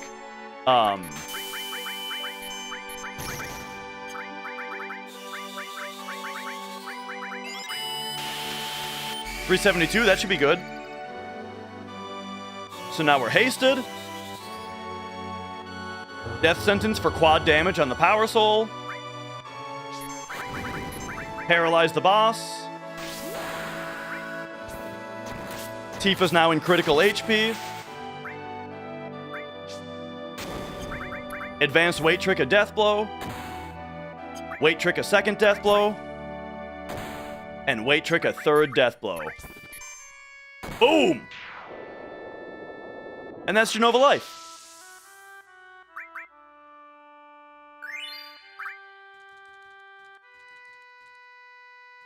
Okay, 2 text boxes, and then I get to run to the bathroom. There it is.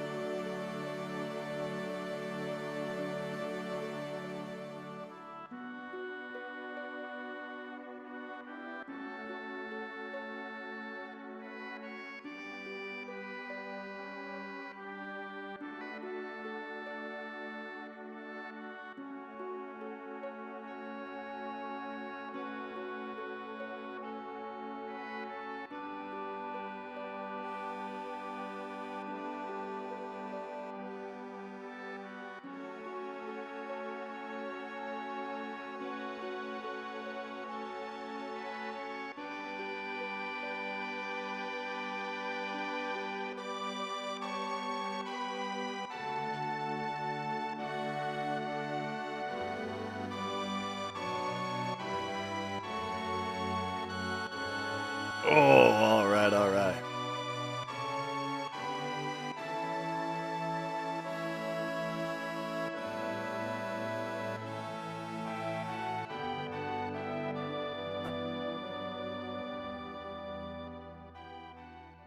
Okay, now about time for disc 2.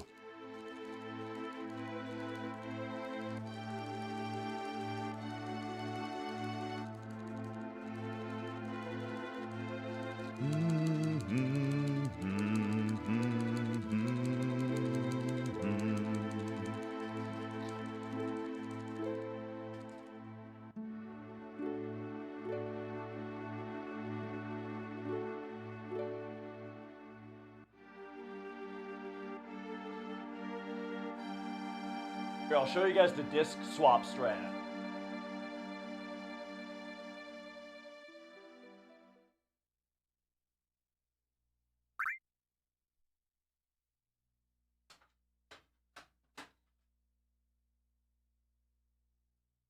Yeah.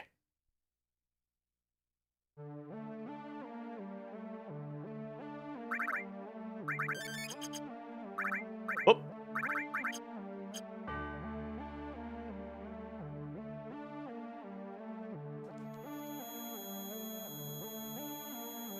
Bow.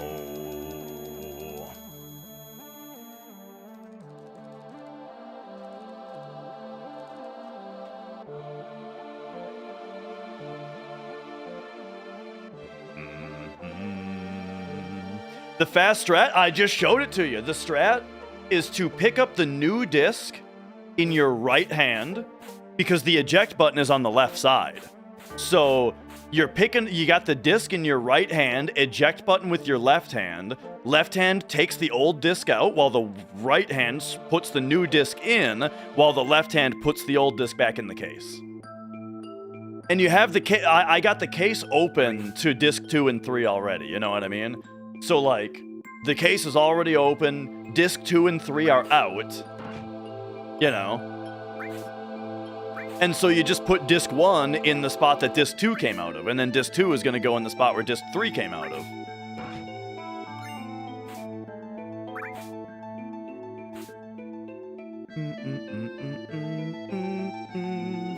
Is there a way to use big shoes with real hardware? Not that I know of. Pamplemousse, hello, welcome on in. Oh my god, am I actually on steps? This is I think I'm back on steps. This is hilarious. I think I actually recovered steps. Now formations are still off, meaning we're probably gonna get 1, 2, 3, 4, 5, 6, 7, 8, 9, 10. I think that means that I didn't check my thing. Give me a second. 343. I missed the 54. Okay, 03 is a delay in 2. 03 is a delay in 2. Okay, 1, 2, Force Stealer, Wizard Bracelet, Fire Ring, Bolt Armlet, Comet, and then hit me with a Tent.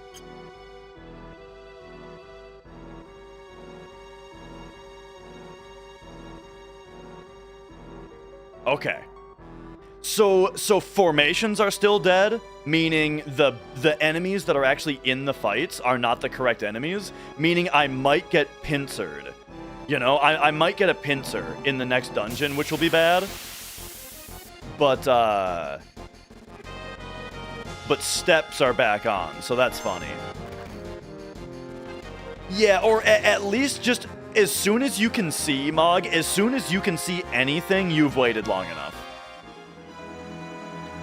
And then, oh yeah, how do we get the input display here? That's using something called a retro spy. It's an Arduino.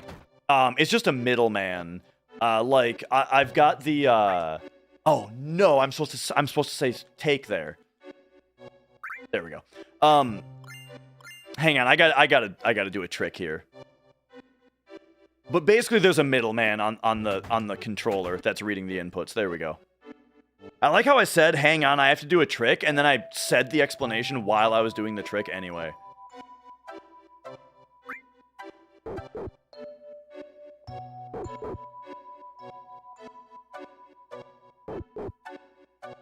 So the little... normally, you're not supposed to be able to move during this cutscene, but I've done a paralysis dodge, which now lets us move during this cutscene. And the trick is we're going to leave this room as soon as the game considers the cutscene over, which is right here. So now we don't have to watch the rest of that cutscene, because the game thinks it's already over.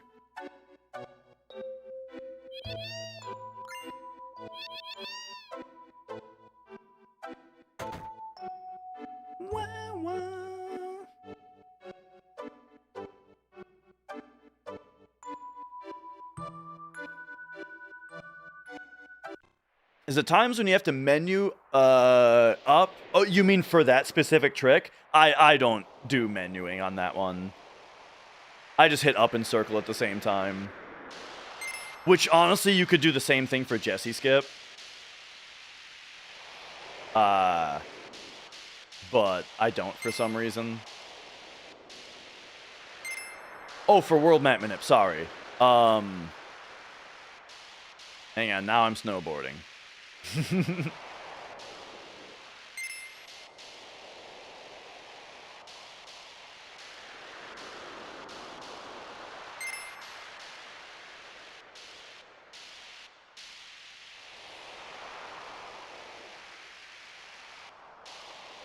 Fun little fact about this snowboarding minigame, for no reason at all, on the PC version it's 30 FPS, while it's 60 on PlayStation.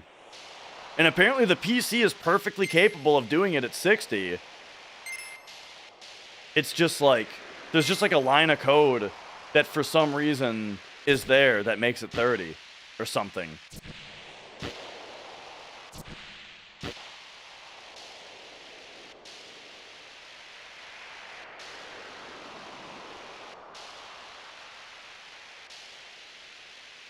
Yeah, it's more cinematic. 1, 2, 3, 4, 5, 6.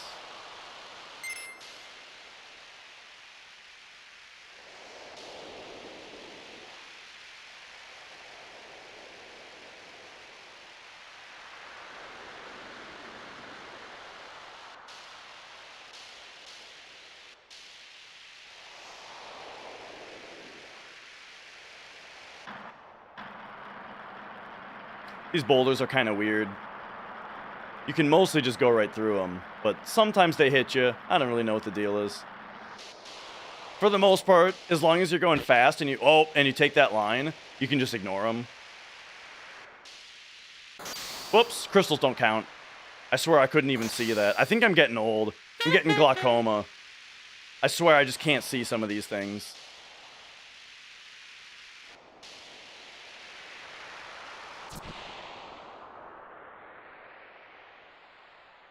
Okay, anyway. Is the times when you have to menu up to you, or do you get a feel for it? Oh, it's like how many menus do you have to do? It's on the sheet. The sheet is a bunch of IGTs and then a number, and the number is how many menus you have to do. Oh, you mean like when do you have to menu? You just have to menu before a certain amount of time, that's all. And what's the certain amount of time? I don't know, it doesn't matter. You have plenty of time.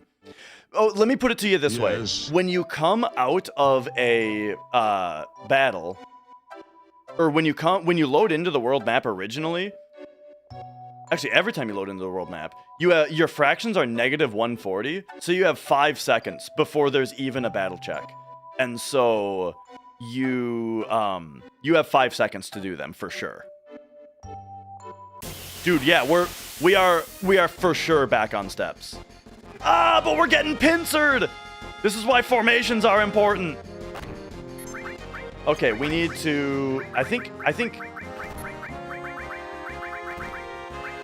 2 Molotovs should be good.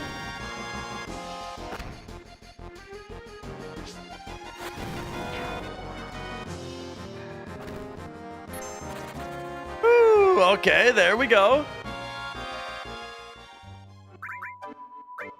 Ooh.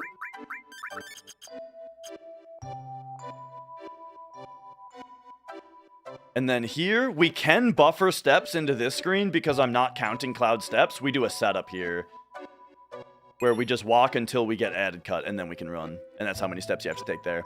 Sadness makes you take 30% less damage. But like the drawback is that you only get half as much limit accumulation. But that doesn't really matter when you're speedrunning. At least not most of the time. Is it possible to get back on formations? Kind of. But not really. So how could you get back on formations? Well, here's the problem. Every battle that you get puts you forward in formations. So if you get an extra battle at some point, it means that your formations are too far ahead advanced. So the only way to get back on formations would be to somehow skip an extra battle, but there's no, like, if you were able to do that, then we would do that. Like, we would do that always, you know? So the other way is that, okay, so hear me out. It's going to get a little confusing, but most of the time when you get a fight, your your formation ID advances by 2. But if it's a back attack, or a pincer, which we just got, your formation ID only advances by 1. So if you get pincered or back attacked twice because you're off formations, you will be back on formations. Now, I'm not sure how far off we are, though. I think we're more than 2 off.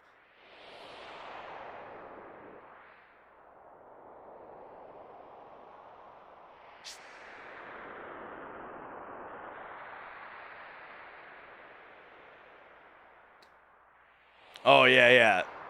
So this being a spot that came up in the video, right, yeah, you don't gotta shiver on the first time. And yo, dice. Boom, there we go. And then...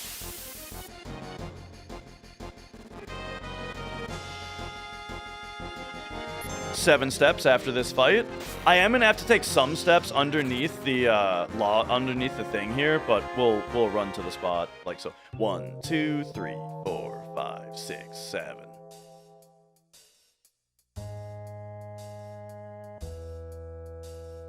Tried to run to where we had to take very few, you know.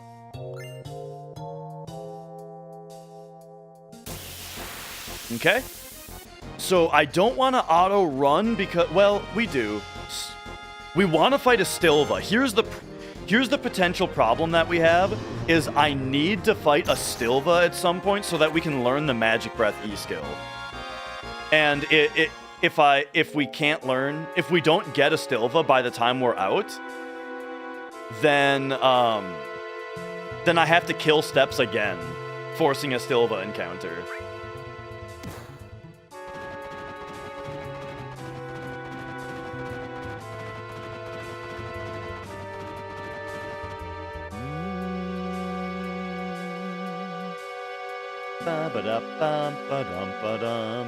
Yeah, pincers in this area are super dangerous.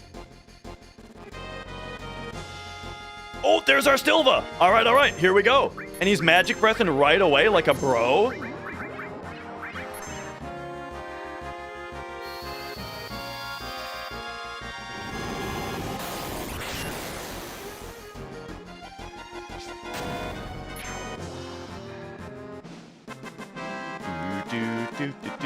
Three steps after this, and I honestly don't remember what fight this is anymore. Is this one? Yeah, 1, 2. So it is the 3-step fight.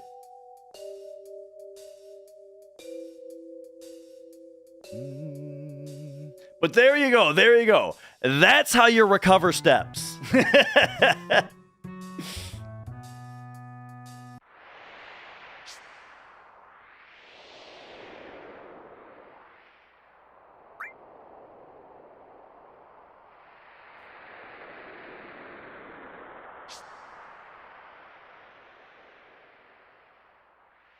Now I'm kind of attached to this run, even though it's bad. Because it was a fun... Oh my... What was with that movement?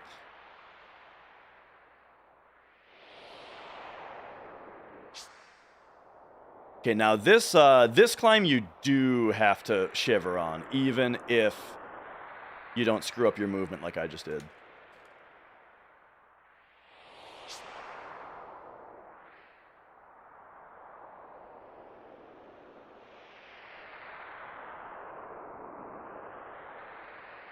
All right. Fight in here.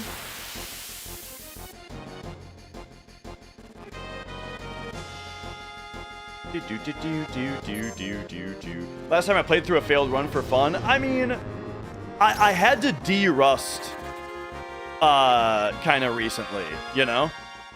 1, 2, 3, 4, 5, 6, 7, 8, 9, 10, 11, 12, 13, 14, 15, 16.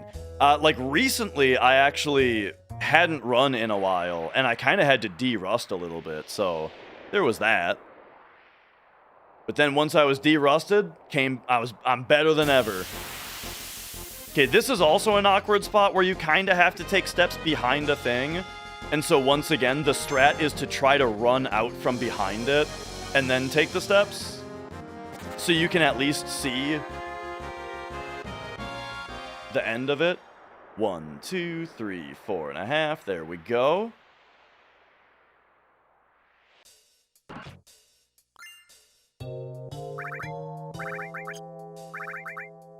Dragon Armlet, Watering, Gygus Armlet, Firing, Fire Armlet, Ribbon.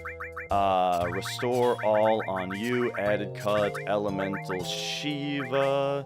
Then we bring you back up and cure up. I put it on weight, right? Yeah.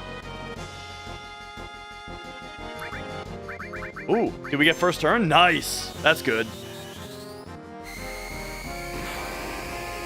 It's tough to get first turn with Cloud. I should put a summon on him on this part to get his menu double wide.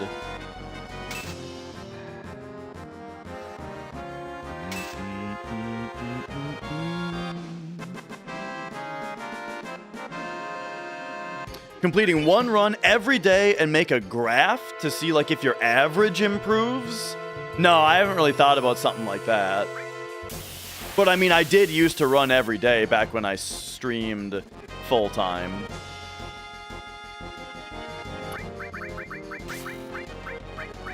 There we go. Is it known how escaping from battle works? Yes. So every encounter has a escape difficulty, which is like 1 to 3, I think. And while you are well, okay, actually, every single frame, the game checks battle RNG in order to see whether your escape tick or whether your escape should succeed on that frame, regardless of whether you're escaping or not. It just only uses that value if you're holding R1, L1. And if time is working, or time is flowing, I mean.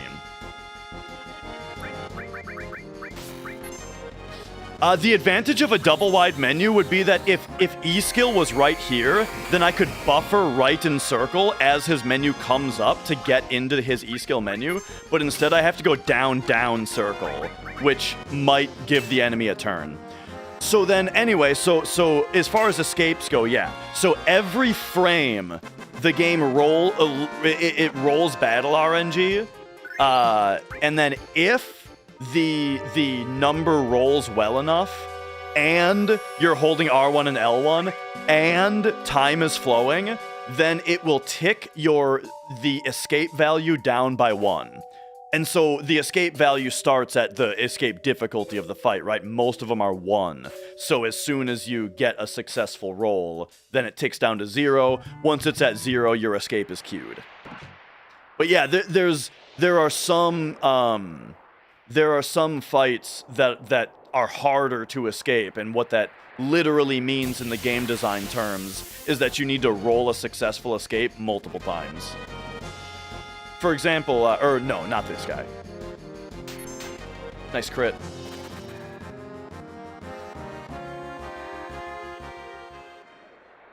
One, 2, 3, 4, 5, 6.5. And then, as far as manipulating escapes go, no, it's not feasible as a human to manipulate battle RNG, because battle RNG is seeded at the start. Every single battle seeds its RNG based on the 60 FPS global frame counter that has been counting ever since the PlayStation logo at the start, when you booted up the console.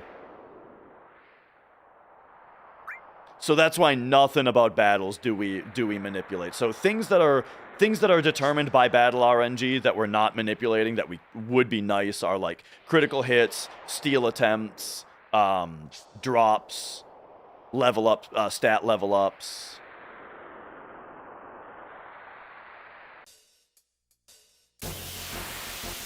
You know, what enemies do on their turns. Okay,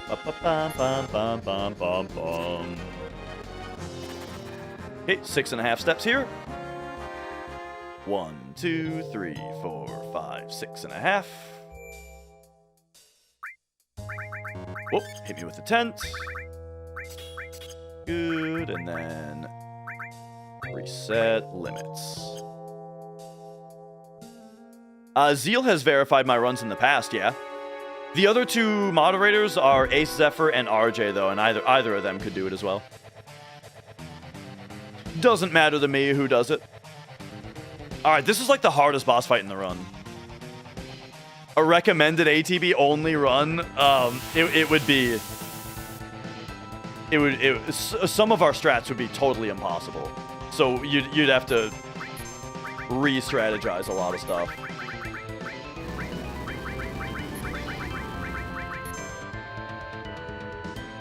Yeah, I watch Zeal all the time.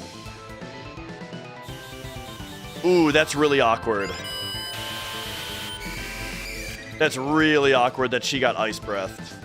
I think we have to...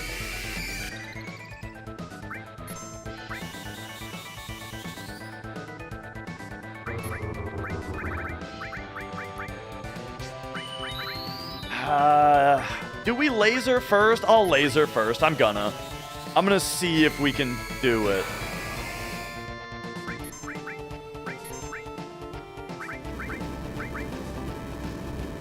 Hopefully, this is probably gonna. We might actually lose the run here now, because of this RNG. But 170 might be fine.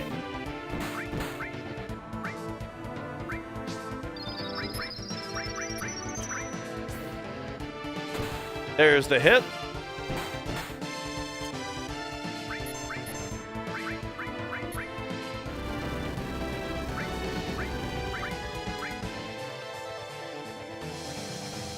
Don't do 170. Ay, that's a dead run. Once again. Once again, though, the run was already dead. We'll do our best to recover here, but this is nasty, nasty RNG.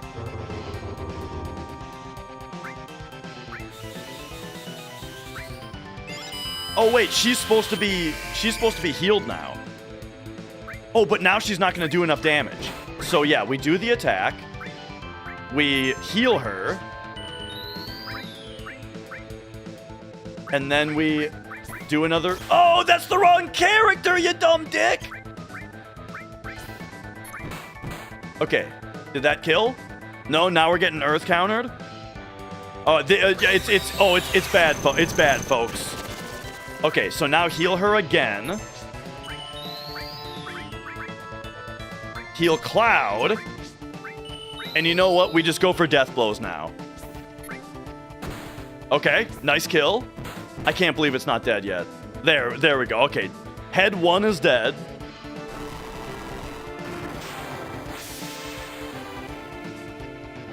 Okay, so now is she... Yeah. So now we'll do this.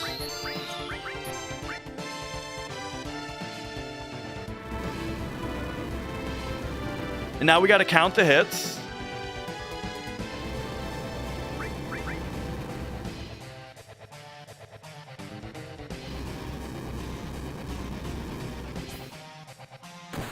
Nice hit. Okay, that's 2 hits.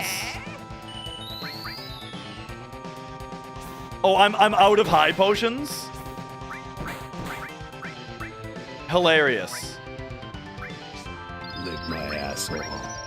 Wait, Cloud has heal? I thought. Oh my gosh, I switched it to him. Ay. I forgot Cloud has. Is this even gonna work? Yo, Selzik. Okay, Earth counter again.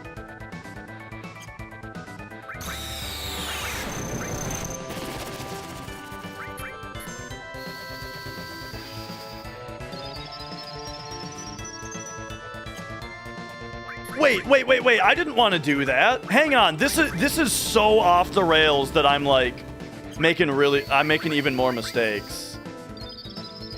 380. Twin-headed Thunder Dragon is a Yu-Gi-Oh thing. You're right about that. Okay. I guess she just has to attack now. And then we're doing like dude, this is so far off script. I don't even know what to tell you. Okay, so that's 2. Is this gonna do enough? No, now you have to grenade her. That's our last grenade, but now she's back in crit.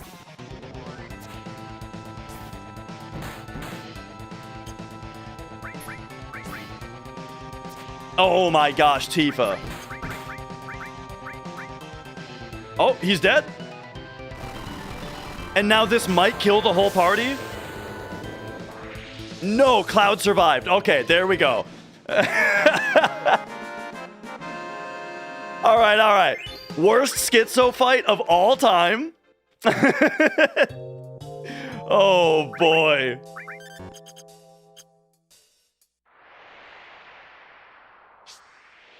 Oh, man.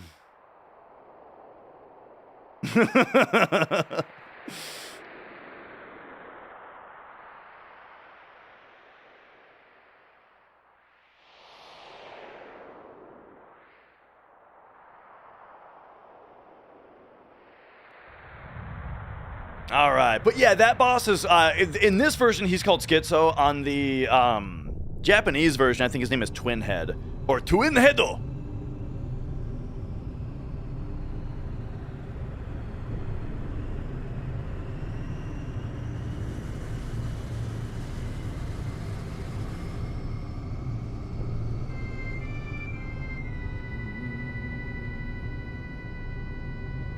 But yeah, I mean, let the record show that bad RNG is what put me off script there, but I made a lot of mistakes that made that a lot worse than it needed to be.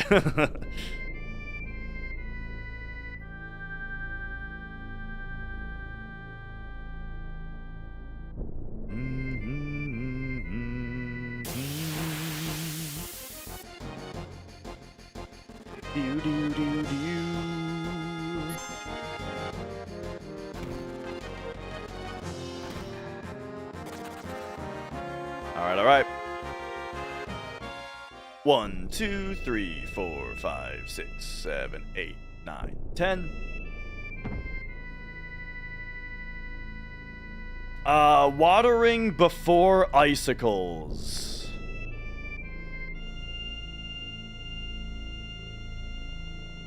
What does he have on before? Because it's probably just to take another thing off of him.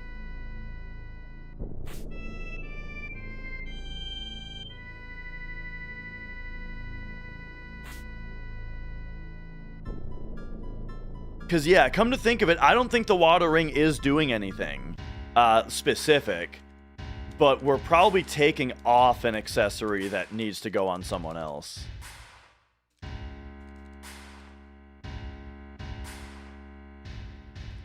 Yeah.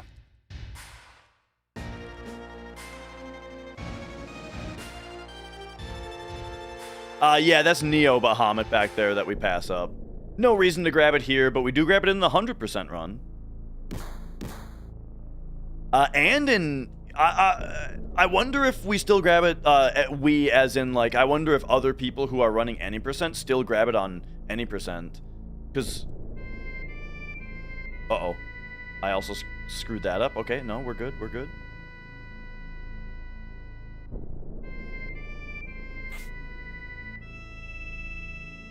Am I going to complete the run? I'm doing my damnedest, except actually we're getting to the point now.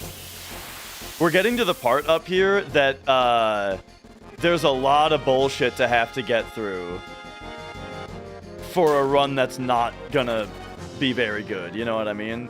As in, after Genova Death, things slow down for a long time.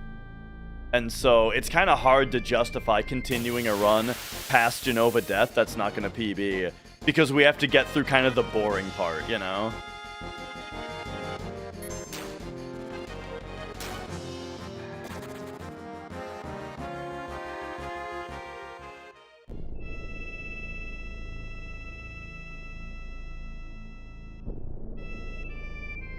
Okay, let's, Phoenix down you two. You get a potion. I think that's it. Oh, yeah. And then nowadays we go like that. Yeah, that was really slow because, like, this is actually a new strat that I have to practice. So it's good that we're here. I gotta practice a new strat.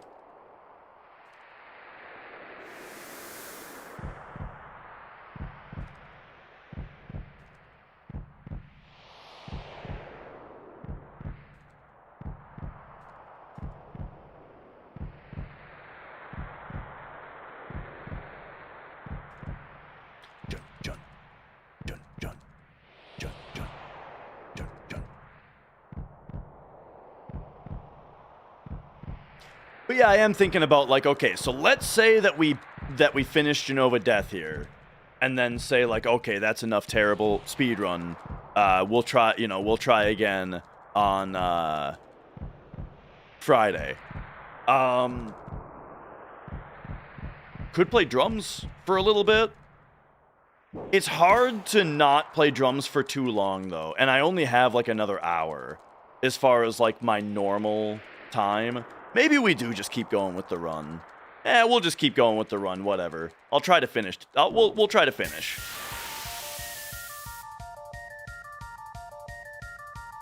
Okay. I gotta practice this.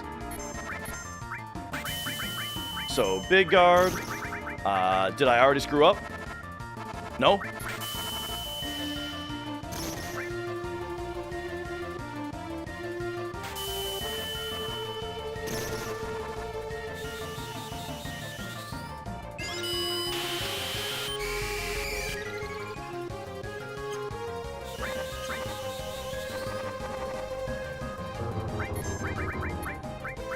Nice, we got it.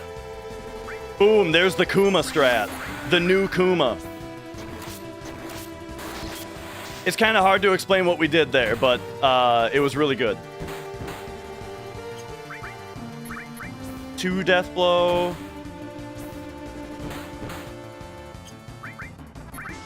3 death blow.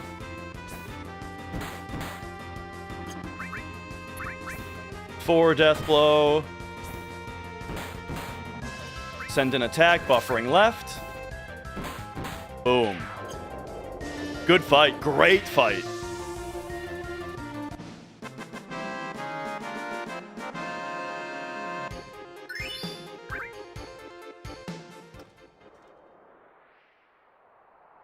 So what we did there was we weight tricked a Tifa death blow. We advanced weight tricked a Tifa death blow after she big guarded. And because it was an advanced weight trick, that meant that Jenova didn't get any ATB after it. So after her ATB emptied, then we sent in the limit break, which allowed Tifa's ATB bar to fill up during the limit. So then we could queue up a death blow at the... Oh, do we... hang on. Yeah. 1, 2, 3, 4, 5, 6, 7, 8, 9, 10 and a half. Yeah. What was I saying? Something about that.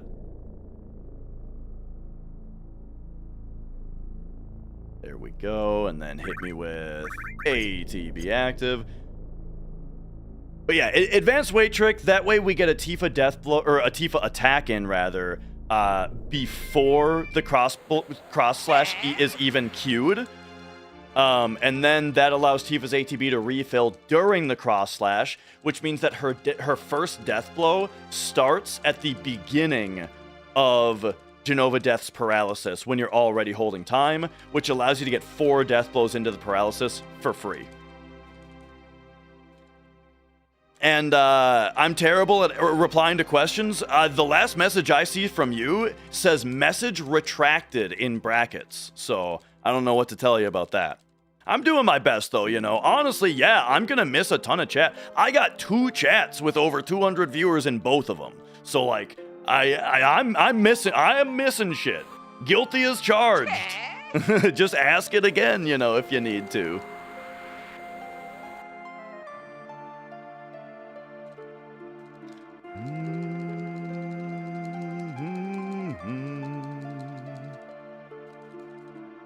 Alright, so yeah, this part is like, this is kind of the part that normally, if you're not on a great run, it's kind of difficult to get through, because this part's a little boring. It's a lot of mashing, a lot of cutscenes.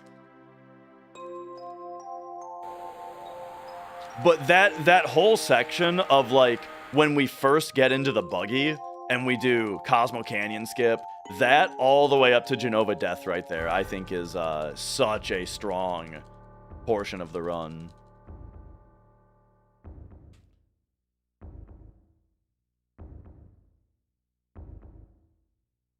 Okay.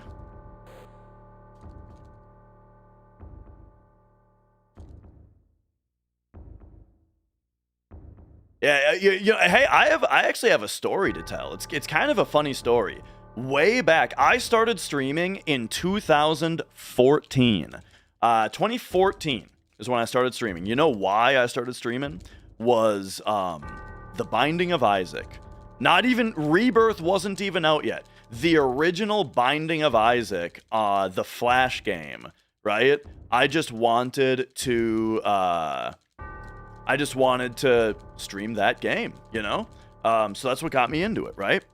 Yes, 2 questions that got completely ignored. So there's a difference between ignoring and me just missing it because I'm in the middle of speedrunning and maybe it scrolled up too fast. I don't know. It wasn't intentional. But if you're, I'm gonna say something that might come off a little harsh, but I'm just telling you, if you're going to take something like that personally, then there's gonna be you're not gonna have a great time. You can't take something like that personally because, you know, then you're just putting yourself into like you know, what I don't know what the words are that I'm trying to say, but if you take things like that personally, you're putting yourself in a bad mood. That's, I guess, what I'm trying to say. But anyway, so this puts me way back to when I first started streaming, and you know, I had zero viewers all the time. You know what I mean? Or maybe 1 viewer all the time. You know what I mean?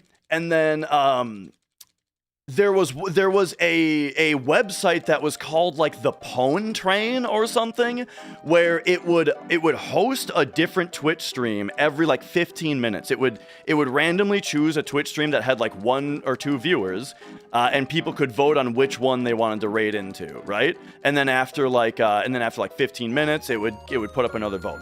So the first time that I ever had like viewers on Twitch was when the Pwn Train raided in, and it was like 20 people. This wasn't like a super popular thing, but it was fun, and it was like 20 people, and you know, I did my best, you know, saying hi to everybody, answering everyone's questions. And then I remember one person was upset that I didn't like thank them individually for following. And it's just like, look, sorry, like I don't know what to tell you. Oh yeah, like 20 people was, I mean, that was all I could ask for at the time, you know what I mean? The Chunks, thank you for subscribing. Thank you. Welcome on in, nice to meet you. And then, do I have a favorite summon? Probably Hades. Hades is sick, you know? I like it. But yeah.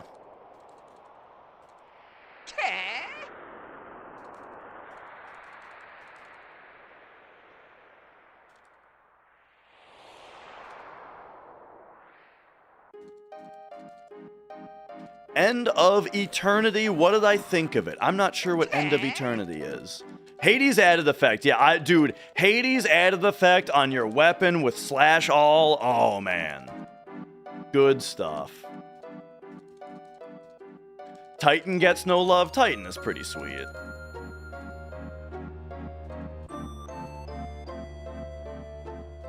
Just beat Ruby for the first time with Hades. Knights of the Round Mime. Nice.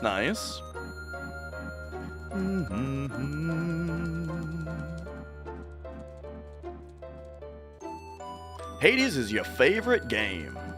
So in it's that like genre of game, I love Binding of Isaac, but I don't get super into that style of game in general. Isaac just hits a couple really particular things that I like a lot, because it's you know, it's like the way that the combat is like based on cardinal directions, like classic Legend of Zelda, I think is really cool. The way that the floor exploration works, of like finding the treasure room, finding the curse room, you know, how to use your keys and bombs and stuff, like all that stuff I just think is so neat.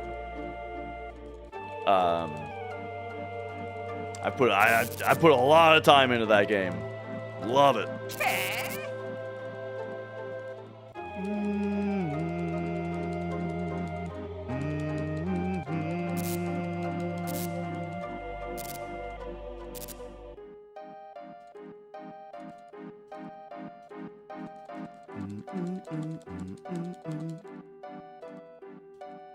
Yeah.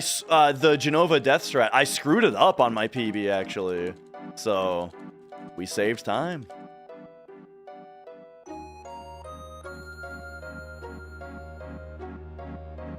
It's Isaac. If the item's good, we take it. If the item's trash, we take it.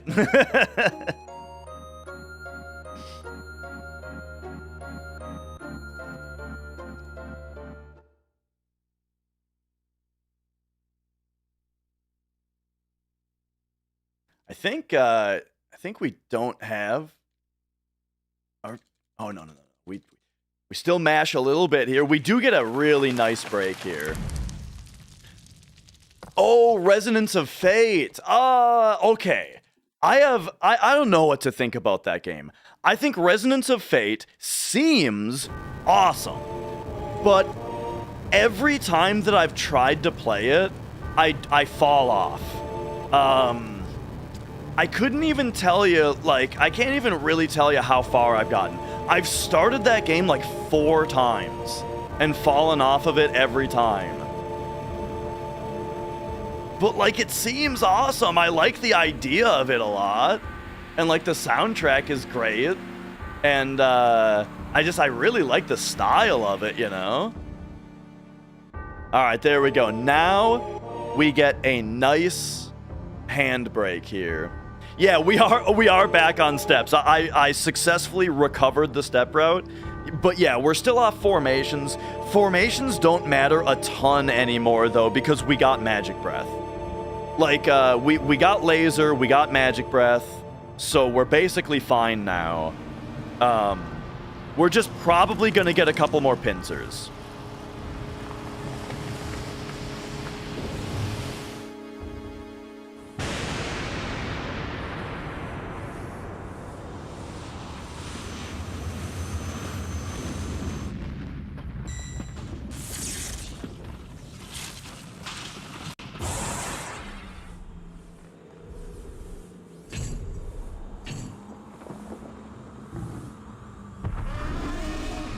Yeah, Mia, she's actually, she's up during a time where I can get the camera on her. Look at the size of this cat, dude. Enormous cat.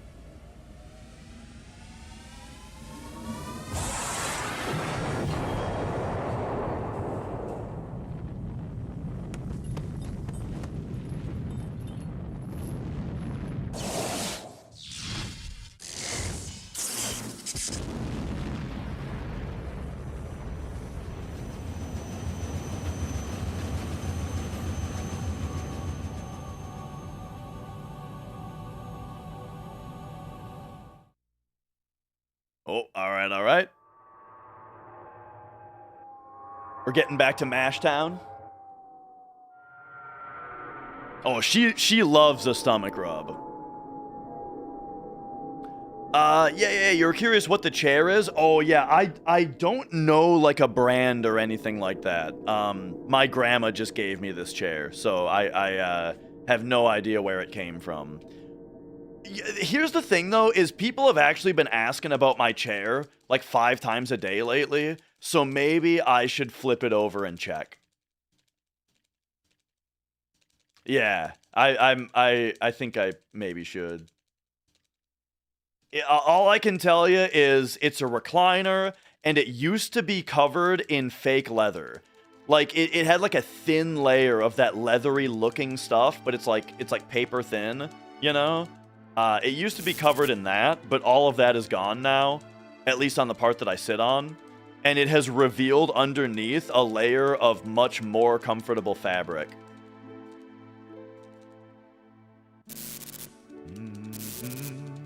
But I mean, yeah, if you're looking for a chair, yeah, just go to a store and sit on some chairs, you know?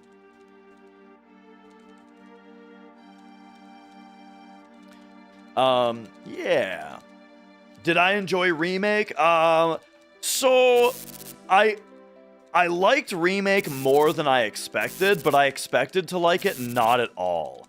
So, like, Remake was, like, tolerable, I thought. Rebirth, though, I couldn't stand. Get a chair sponsorship. Everybody who has a chair sponsorship just has one of those dumb like race car chairs. Nah. I need the lazy boy.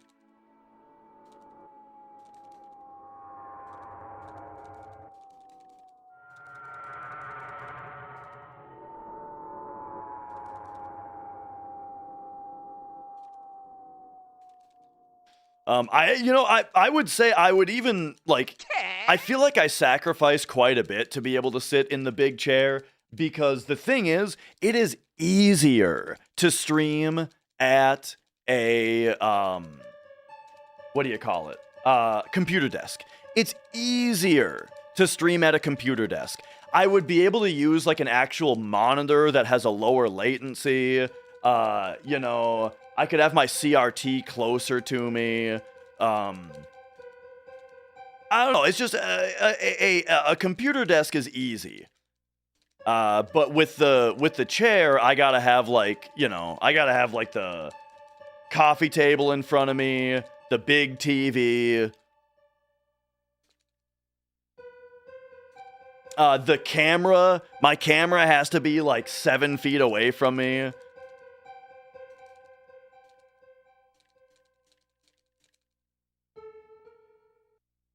All right, here we go.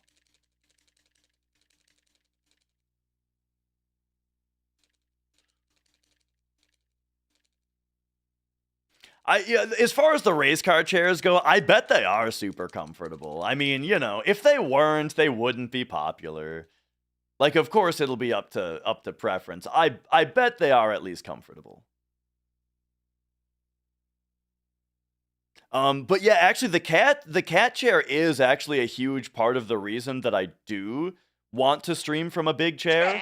Is that, yeah, that actually is a huge reason. I used to stream in a computer chair. Even when I was using a coffee table and a big TV, I would sit in what was basically a computer chair here, and it was like the cats couldn't sit in my lap because of like the way that my legs were when I was sitting in it. You know what I mean? And so yeah, I got this chair like with the specific reason that I want something that's big enough for my cats to be able to sit in my lap while I'm streaming, you know? Because if they can't be in my lap, the Magic used to be so annoying when I was streaming. Like, he would, if he came into the room and he couldn't be in my lap, he would just start walking around meowing and, like, trying to pull the sound panels off the wall and just being a menace, you know?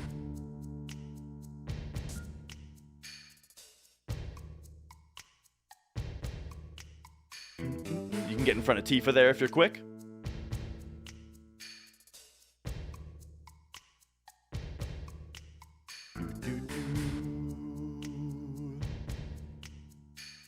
Mia's the one who killed a hundo. Mia was hunting a bug in the house and stepped on the power strip that had the router plugged into it and turned my internet off in the middle of a 100% run one time. Yeah.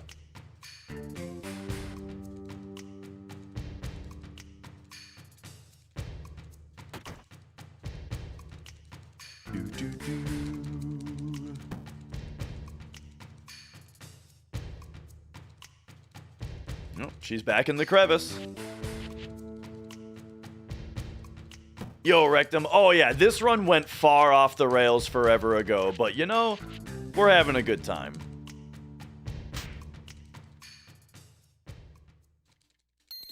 I do gotta finish Metroid Prime 3 before 4 comes out, though. So, like, you know, next time a run dies, next time, you know? Like, we'll try another run on Friday, and if the run dies on Friday, we're playing Metroid.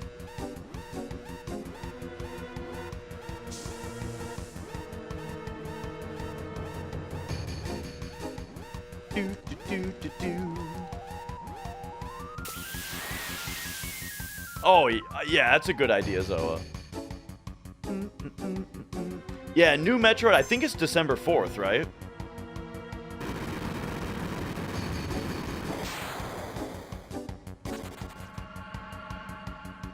And yeah, Scrotus, I think that this is still, I think this is still better than my first D-Rust run.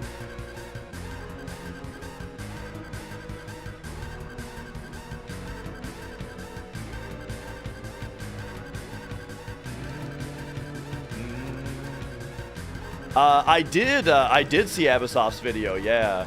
I liked that his video was more about, like, the stream and the, like, leading up, and, like, the piling up suspicion that led up to, you know, the actual moment. While my video was more about, like, post all of that, like, here's just, like, the conclusion, you know?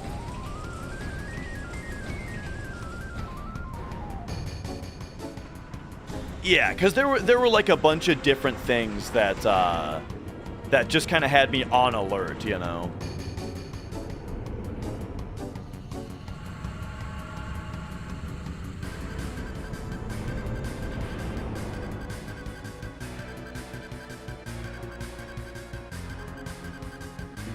Oh, there's a fun thing here, by the way. So this is the part where you know, there's a part where, like, okay, here's the deal. In cutscenes in this game that don't have your party present, your party actually is present, because just the way that the game works, there has to be a player character. So what they do is they make your player character invisible and they lock him in place. However, coming up right here, they forgot to lock your character in place. So, check this out. The next screen, they forgot to lock our character in place. So, if we run down and then switch to down left right now, boom, we just left the screen. We ran the invisible Barrett out of the cutscene, and now we don't have to watch the rest of the cutscenes.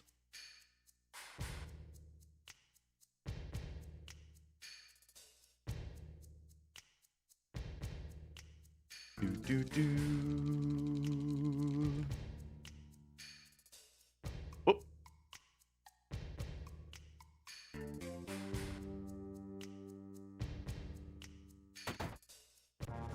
And here we go.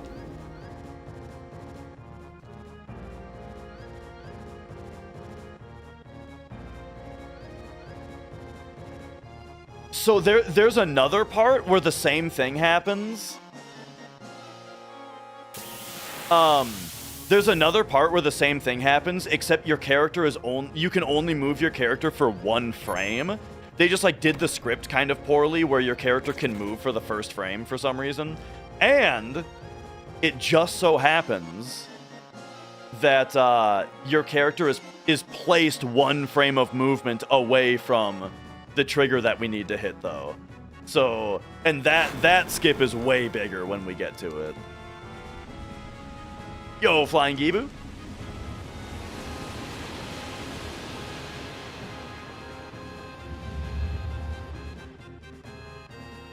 Damn, man.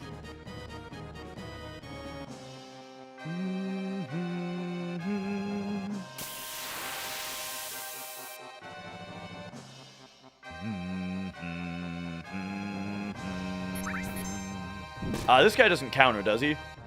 Uh-oh, he counters. My bad. My bad, y'all.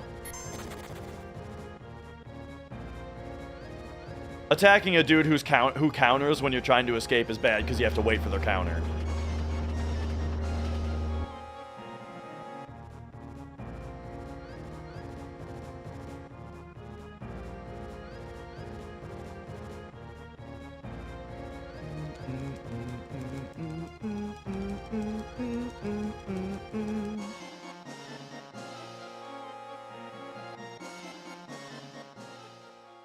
Alright, now for the escape. Here's the sequence. Legs. Legs. Then head. Then legs and head. Don't take this out of context. Then head with left arm. And then she finishes you off with just the left arm. I mean, you finish the sequence off.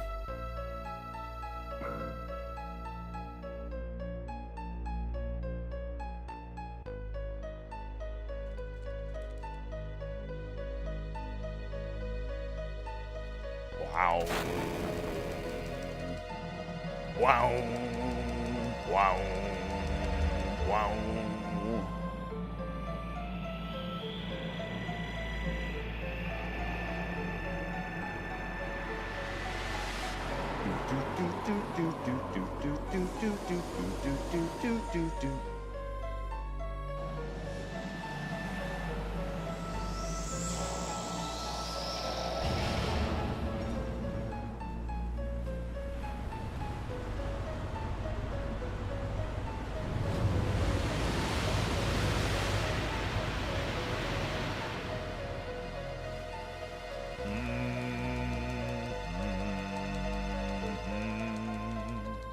So you see what I say though about generally this part. It's like on a normal day when your run isn't so good, it's kind of hard to hype yourself up to do this whole part before you kind of get back into the good stuff.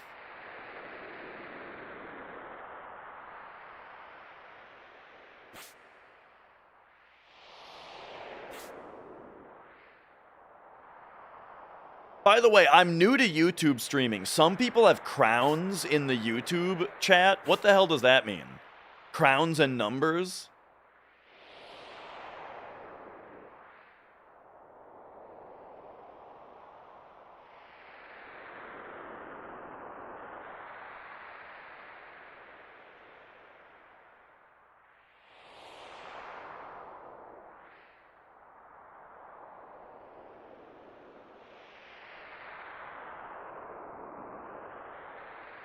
Commented more. Oh, the most active chatters. Gotcha, gotcha.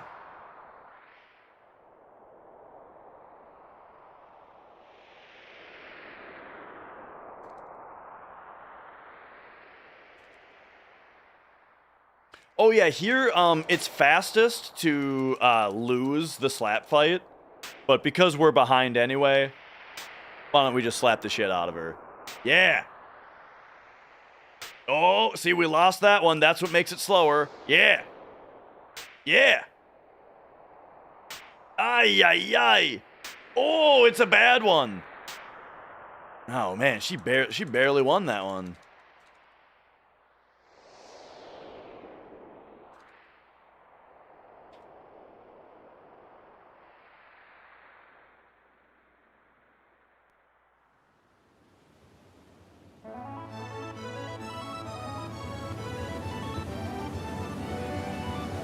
Hello. Yo, Slam Bolts. Thank you, thank you. Glad to meet you. Glad to have you here.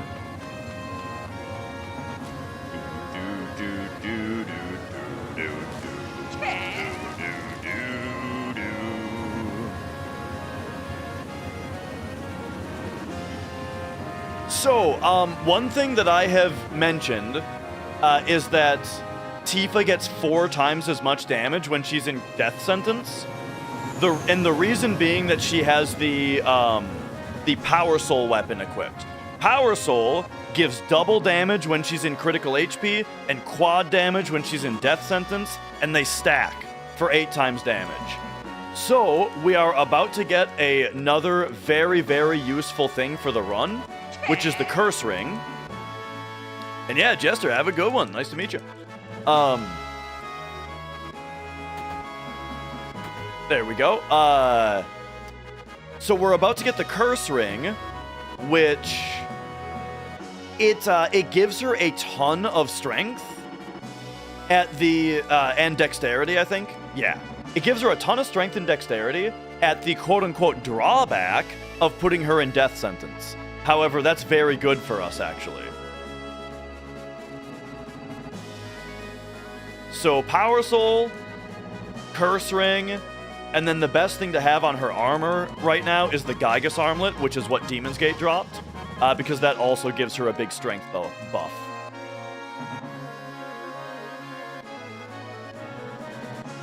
Oh.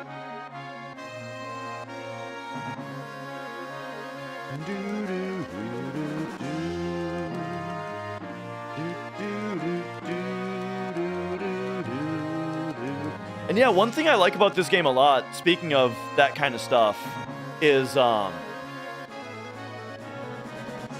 is that there's a lot of different things we do throughout the run to get to you know, before we have Power Soul or Death Sentence, you know, we throw grenades, we, you know, abuse grenades at the start.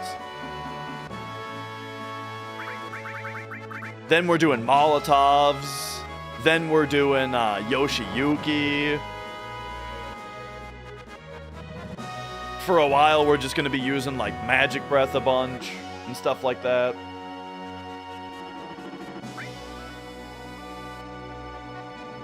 Oh, here's a time save. On my PB, I accidentally flew the wrong direction for a few seconds.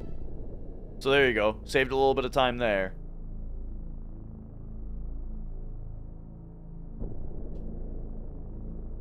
We're just going to Midil. Alright, so here is how we get the curse ring.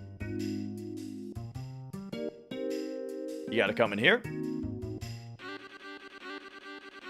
Knock on the door. Careful not to talk to the lady or the chicken. Then, after you've knocked on the door, you can pick up the key back here. I always thought that guy looked like a wizard right there. Then, use the key on the door. And now, very carefully, you gotta tell the truth here.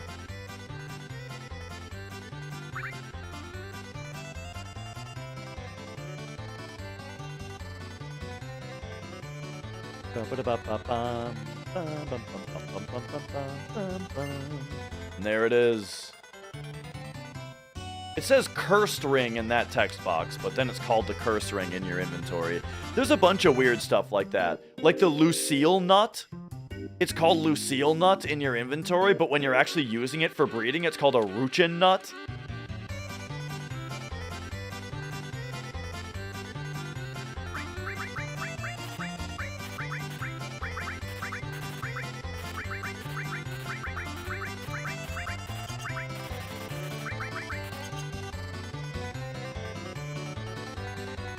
Yeah, it's just like like when I guess when the guy was translating the text box that had the names of the nuts,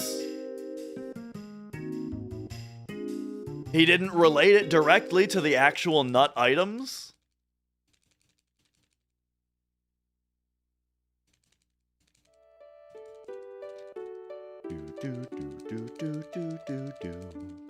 Is there any other purpose for the curse ring? I mean, here's the deal, is if you start out, if you don't play on ATB active, then, like, hardly any battles are even going to be long enough for you to die to Death Sentence anyway. So it's just a free gigantic stat boost.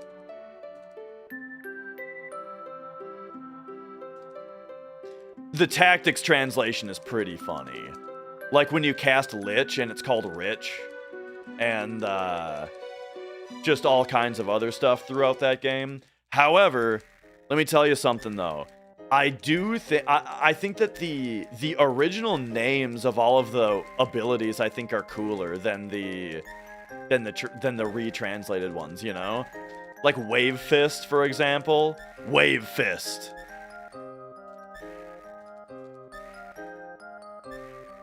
That's why it's called Stop Bracelet, because it stopped breathing? That's funny.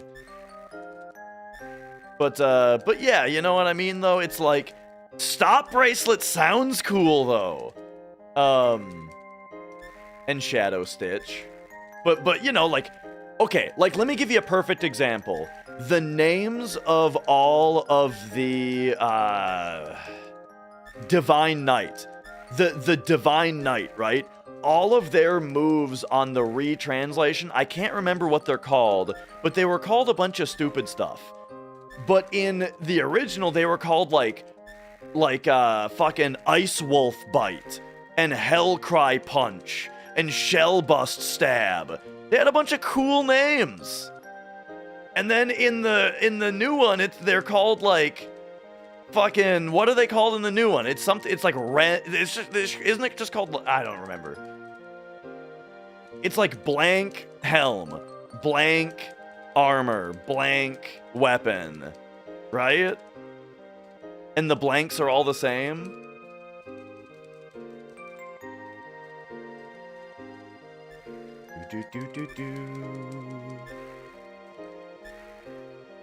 So yeah, even what I'm saying is, even with its shortcomings, I do like the tactics translation.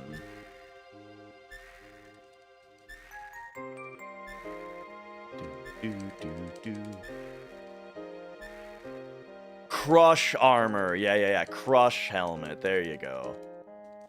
I was thinking it was Rend, but I think Rend is what they renamed just the break abilities, right?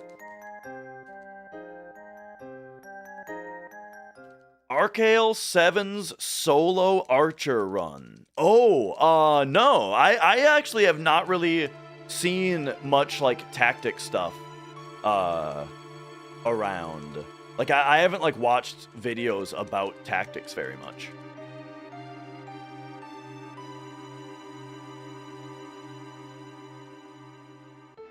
But yeah, stuff like that, though, I like the idea of,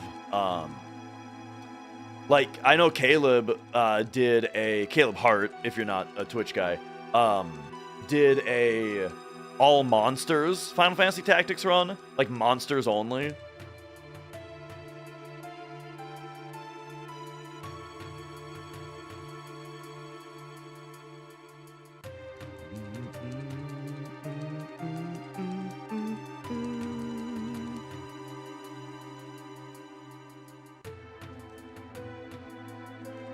In that cutscene, I always figured she just has a red eye from getting smacked by Tifa.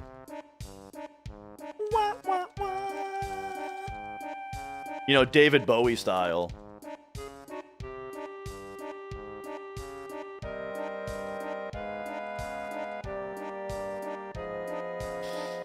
Why is cursed being good? Are we talking about the curse ring? It raises like all of your stats by 30, I think.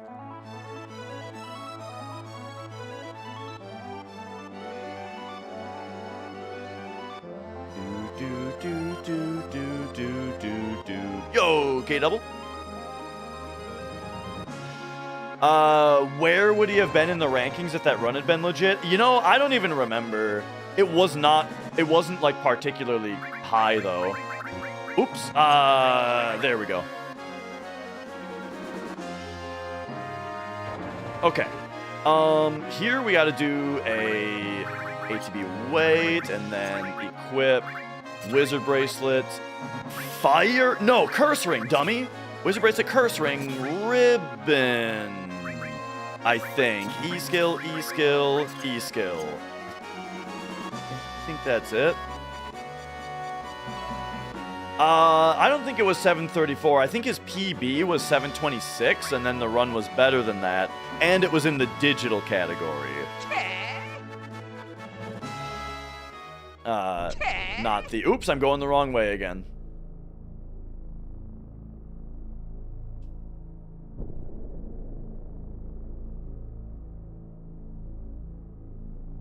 Right there, you got to buffer run right on that screen, because if you bump into that guy, he talks to you. 9th, any percent no slots. Yeah, that sounds about right. Which, yeah, that's part of what's interesting, is that,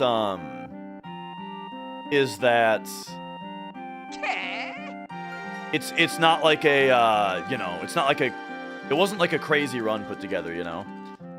Welcome on in, Corey. Glad to, yeah, glad to have you.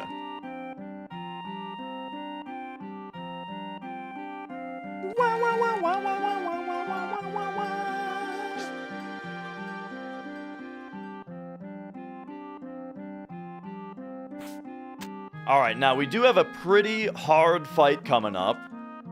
The way that this next fight works is... Here we just want to fight the boss and not do the whole minigame, because the minigame is really, long. And the way that we fight the boss as quickly as possible is to lose the minigame as quickly as possible.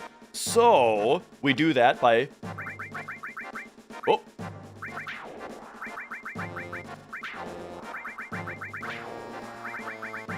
Wow, I kind of screwed that up, too. All right, but now we fight the boss as quickly as possible. I like Kate Sith's theme the most in the game. And now, we just magic breath him. There we go. Targeting's a little weird in this fight, though. Oh my god, and I fucked it up when I targeted my own party again? Why is the targeting so weird in this fight, dude? Oh my god. Well, we've, it's another, so there's the actual, oh, gotcha! Hang on! Oh! I pulled a fast one on you. Actually, that's the fastest thing to do. Actually, that's optimal. All right, here we go. Now. Why did I do that? Why do I keep making that mistake lately? Oh my gosh. All MP Turbo, Comet, Restore. Give me those. Tranks, tent, A to be active. All right, there we go. Sheesh. That menu, I keep L1ing to Kate instead of R1ing to, I keep French frying when I'm supposed to pizza on that menu. All right, here we go. So here's where we might get pincered, by the way.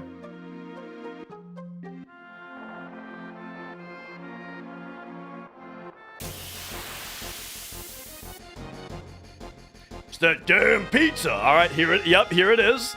This pincer is courtesy of being off formations.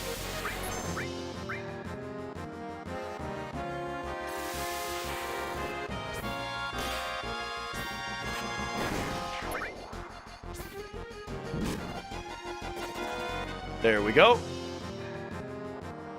1, 2, 3, 4, 5, 6.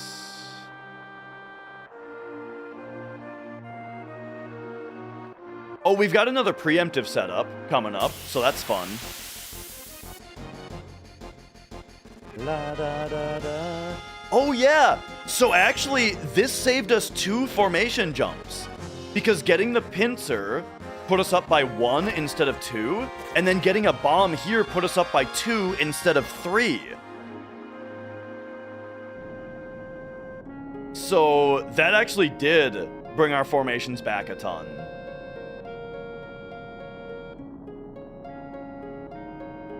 I like that bridge map a lot, yeah.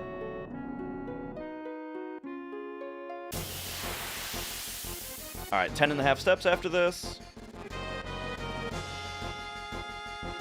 This is the normal fight that you get here.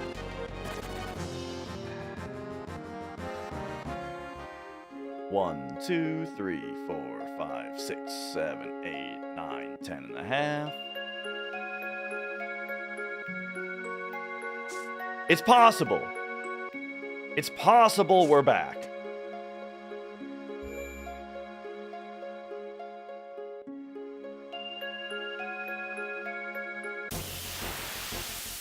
Forcing this encounter here gets us, oh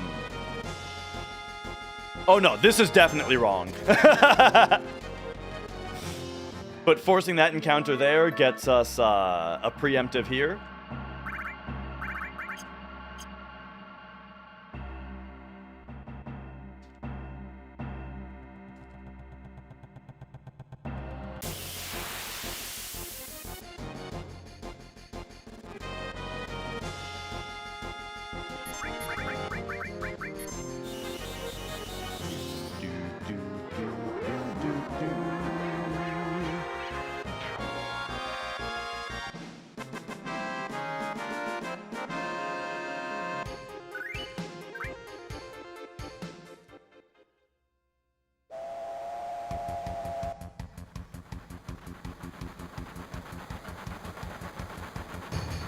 Okay. You know what, Scrodius? It actually would be a really interesting YouTube video, I think, to explain how I got back on steps.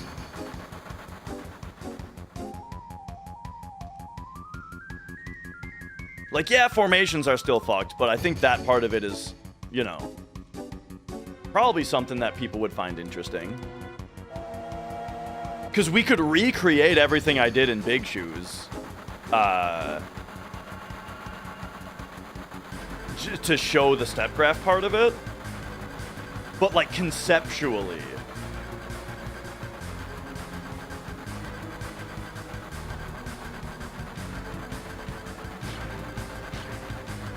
Okay. Yeah. So we've been back on steps for a while. It's just formations that are still off. We might be like one pincer away from those being back too, though. What's this encounter? Comet.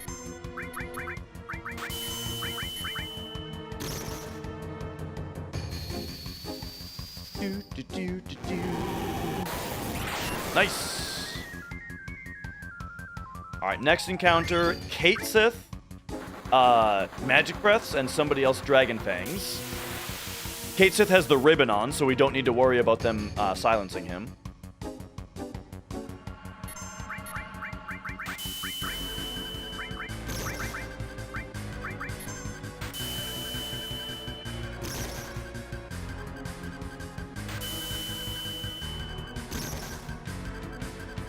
Oh my god, stop getting turns, dude.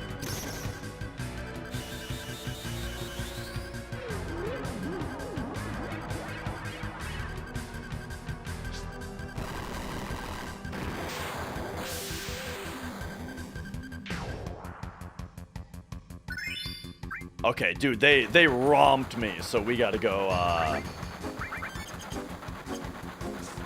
quick heal.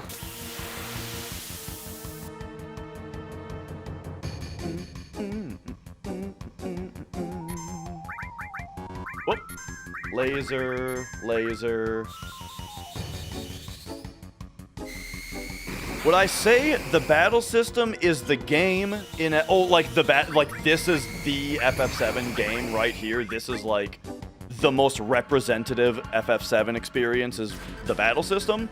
I do really like this game's battle system, but I don't know. I feel like the field is what's most representative of the game. But, I mean, really, it's the sum of its parts, right? But, like, if I had to pick... I am really dumb. I'm really dumb. Yup. I missed a menu. It's fine. We just have to take an extra turn in this fight. And give him an extra turn. I was supposed to Turbo Ether Sid, so I gotta Turbo Ether him now.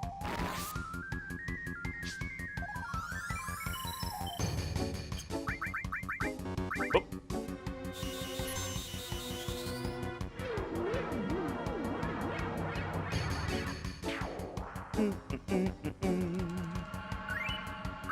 And my train segment was very good in the PB. So here, yeah, we're losing time to not only the train segment being worse, but also remember that pincer that happened on the bridge.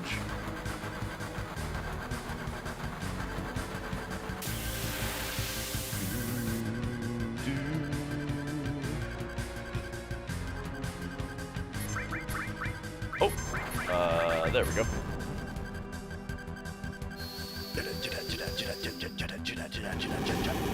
So we're coming up on another paralysis dodge. Remember, a paralysis dodge is when you trigger two events at the same time that are both supposed to freeze you in place. And then when one of the events ends, it unfreezes you, so then you can move while the second event is still going. So what we're going to do is... there is a cutscene that's starting up here, and there's a lady we can talk to. And the lady only has one text box. So we trigger both things at once, and then we clear that lady's text box, and then we can leave in the middle of the cutscene, and the game thinks that the cutscene is over, and we just finish it, and yeah, we just leave and come back, and then the cutscene's gone.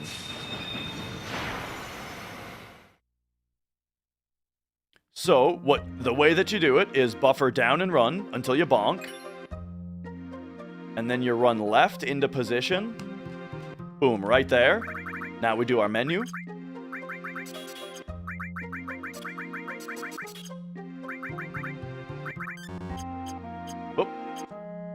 Boom. So that text box on the top right, when we cleared it, it gave us movement during this cutscene, so then we can leave and come back. And there you go, we don't have to watch that cutscene.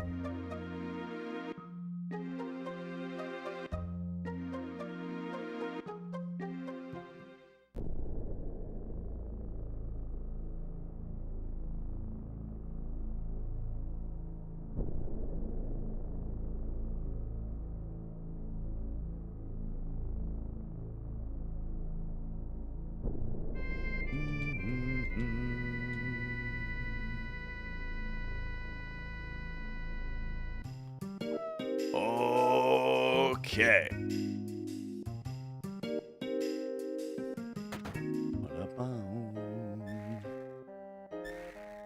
As far as knowledge about this game, I mean, for the most part, I just absorbed it. I learned it from other people, you know?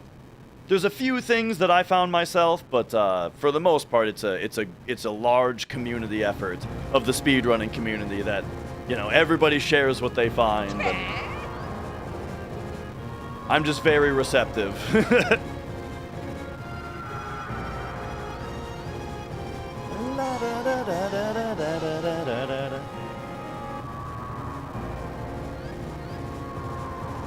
Alright, so this fight, do we play this fight risky, or is there no point to risk it when we're already 7 minutes behind?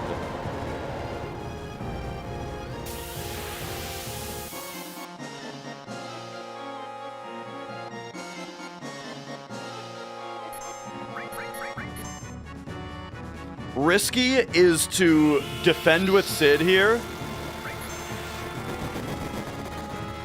and then only heal him if he gets crit.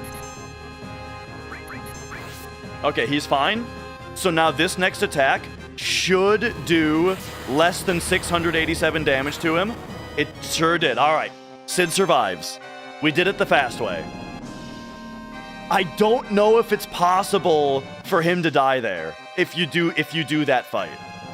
Because if his level ups roll him a lower max HP and ultimate weapon rolls a higher damage on that Ultima beam, it might kill him. I'm not sure.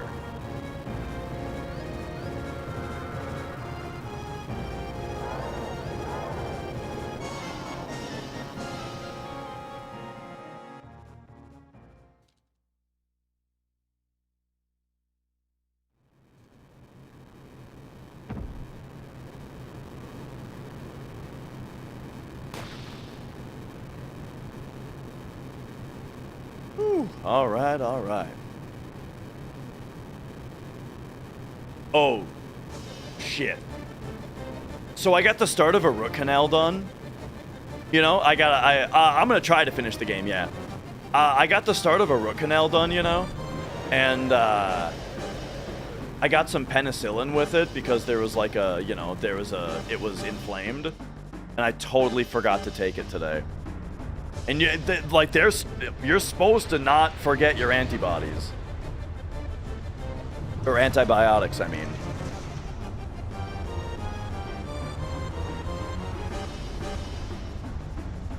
Bum. Alright, I'll get back on him after the run. And I'll finish the whole bottle. Better late than never, exactly. I just thought about it because I'm kind of getting a headache. I need to drink more water.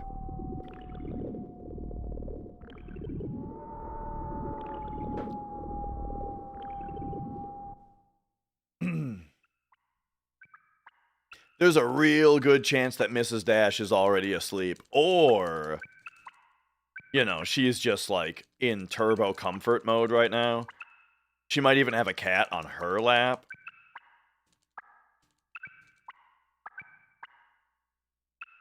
She's been watching the stream more lately, and also, do you guys ever hear that thing where like, oh, you're chilling, all right. You guys ever hear that thing where like people talk about like playing music for their in utero child? I think am I right in that Mrs. Dash, I feel like she's been purposefully playing the stream, you know, up to her belly.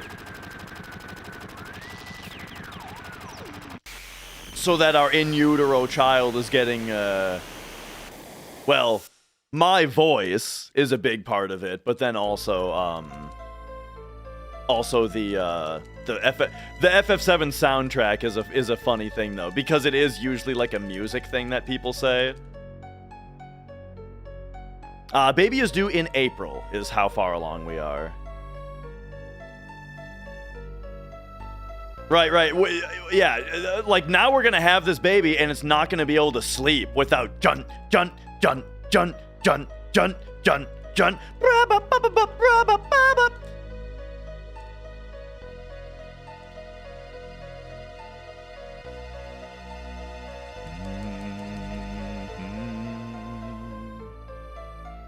You have me until April? Basically, yeah.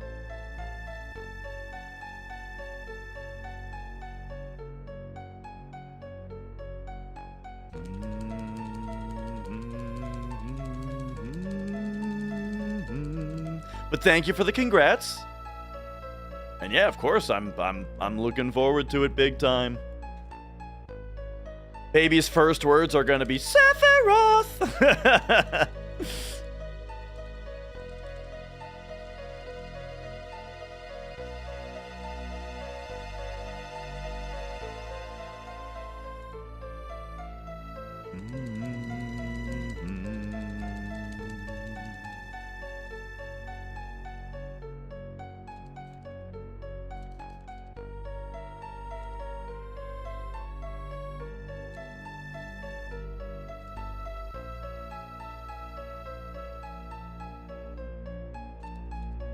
Showing your boy FF7 on Vita when you brought him home. Nice. My little nephew I showed him FF7 on Vita when he was like 6 or 7.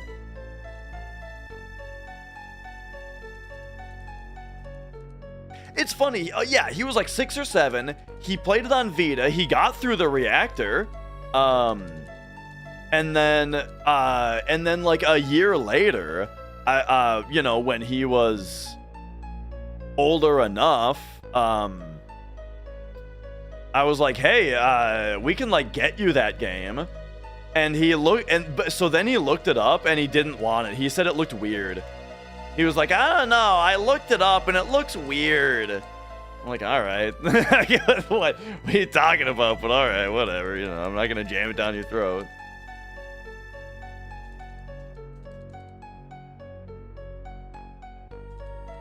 The hell does that even mean, though?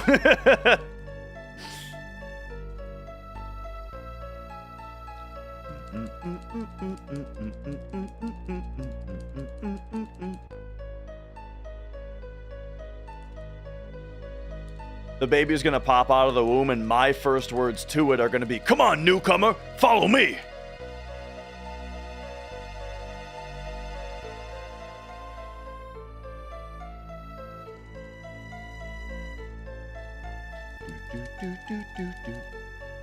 Gonna have your first ever speedrun watch here after watching the, after watching the video. Count of, Cannoli Krista. Welcome on in. Nice to meet you. Sorry, I'm pretty slow on the uptick on some of these chat messages. Can't get into the series. I mean, a lot of the games are pretty different from each other, but also they got a lot of similarities. So, like, I don't know what I'm trying to say. That,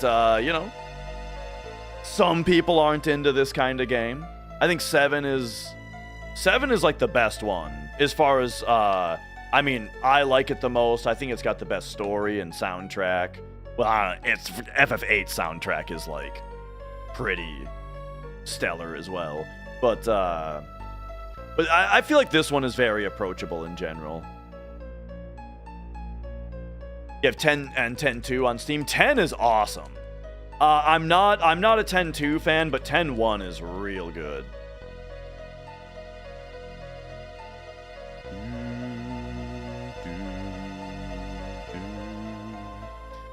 Your dad wanted to make your middle name Dash so you could put a dash in your signature.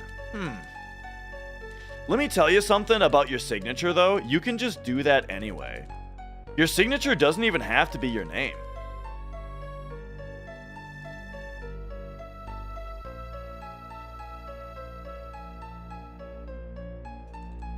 And Mr. Wizard Twitch, thank you for the congrats. Thank you. Your first came in August. Yeah. Exhausting but rewarding is basically exactly what I'm expecting.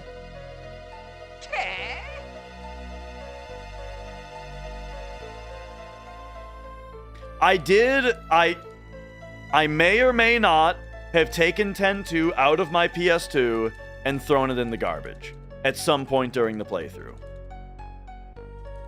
That may or may not have happened. And then it may or may not have been pointed out to me that I was apparently like 30 minutes from the end. And so this might have happened. I might have taken it back out of the trash and then finished it out of spite.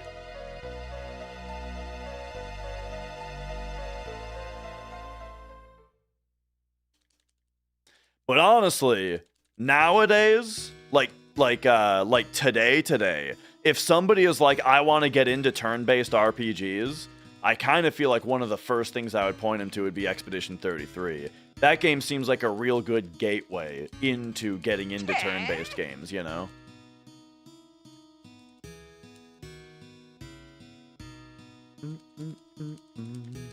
Other ones I would recommend for like for you know, getting into turn-based games. Honestly, Final Fantasy X is like one of the first that comes to mind.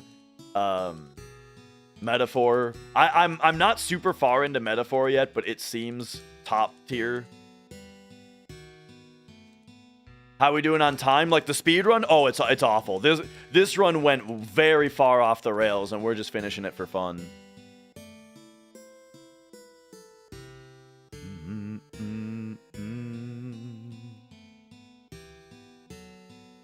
Yeah, Mario RPG was one of my first JRPGs also. And that's actually another one. Okay, so I actually made a tweet the other day that was this exact thing. It was, hey, if you are into Expedition 33 and you're looking for other turn-based games, I got some recommendations, right? And they were Mario RPG, Final Fantasy X, Metaphor, and what was the other one I put in there?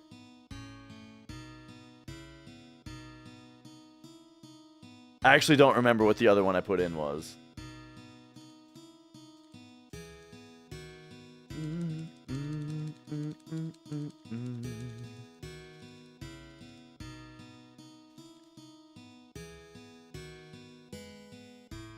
Oh, Dragon Quest XI, which I admit I have never even played Dragon Quest XI. I've just played older Dragon Quest, and I hear that one is 10 out of 10.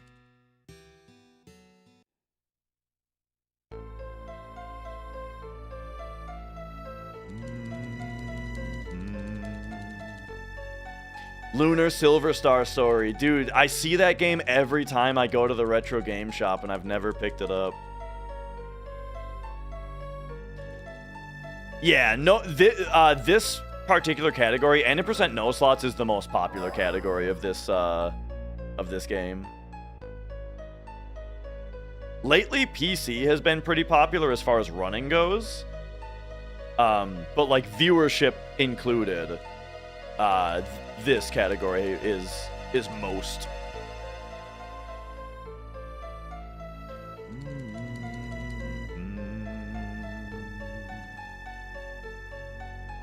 Oh yeah, Blue Dragon. Wasn't that was that the Dragon Quest team that made that?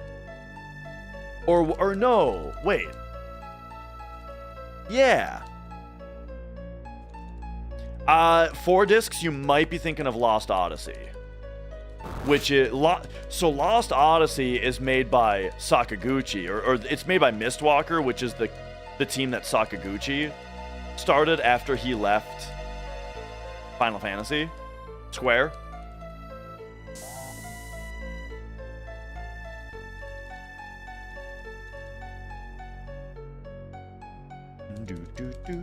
Lost Odyssey looks cool, but it's stuck on 360. I've never But yeah, they had a few games. I mean, on 360, in a pretty short amount of time, they had Blue Dragon, Lost Odyssey, Infinite Undiscovery, The Last Remnant, and Final Fantasy 13.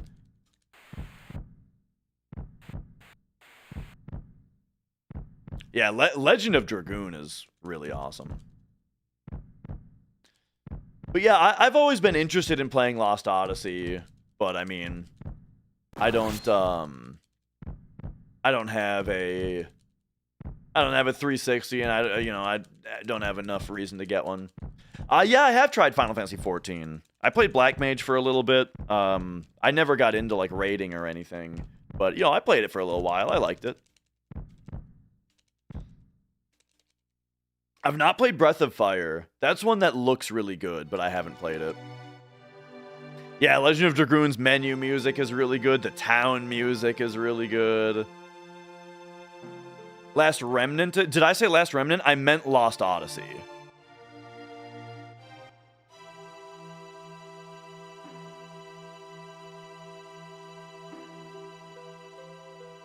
And then as far as the newer Final Fantasies, I haven't tried 15. I played the demo of 16, and I thought, like, I thought it was kind of fun, but it wasn't, it did not sell me the game. Like, I thought the combat was kind of fun, but I did not foresee enjoying, like, the, running around the towns.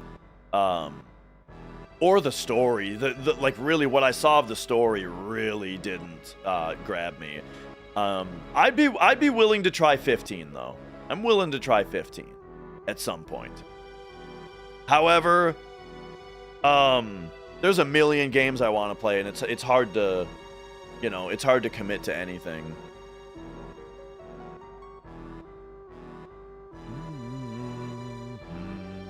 I have not played Octopath Traveler. This is one of the things where I'm sorry that that I'm an asshole about this, but I know that it's like shallow, but I think that HD 2D, I think that HD 2D style, I think it is so unbelievably ugly that I cannot take any game seriously that has that visual style. I hate it. I'm sorry. But I have heard that I've heard that Octopath has a really cool battle system, though. Dude, it's actually like giving me a fucking crisis that they keep making HD 2D games. That, like, isn't like the new remake of Dragon, like they just remade Dragon Quest 1 and 2. This is gonna get into the remake. Like, remakes in general really bother me, and well, I mean, to a reasonable degree, where it's like, I would love for more people to play Dragon Quest 1 and 2, but oh man, now that there's a remake of them, tons of people will not bother to play original Dragon Quest 1 and 2, even though they can emulate it just as easily as they can play the remakes, right? Instead, they're going to play the remakes because a lot of people just have the unironic idea in their head that if it was made later, it must be an improvement. But now, all of the remakes are these ugly-ass HD 2D bullshit. Ay, it's driving me crazy. Here's my thing, all right? And this is a big... You guys have heard me say this before if you've been around for a while. What I think is that Steam should have official emulators on it, and companies should just sell old ROMs, just like Wii Virtual Console. Like on Steam, I want to have Super Mario Bros. .NES on Steam. I want to have Chrono Trigger .sfc available for purchase on Steam.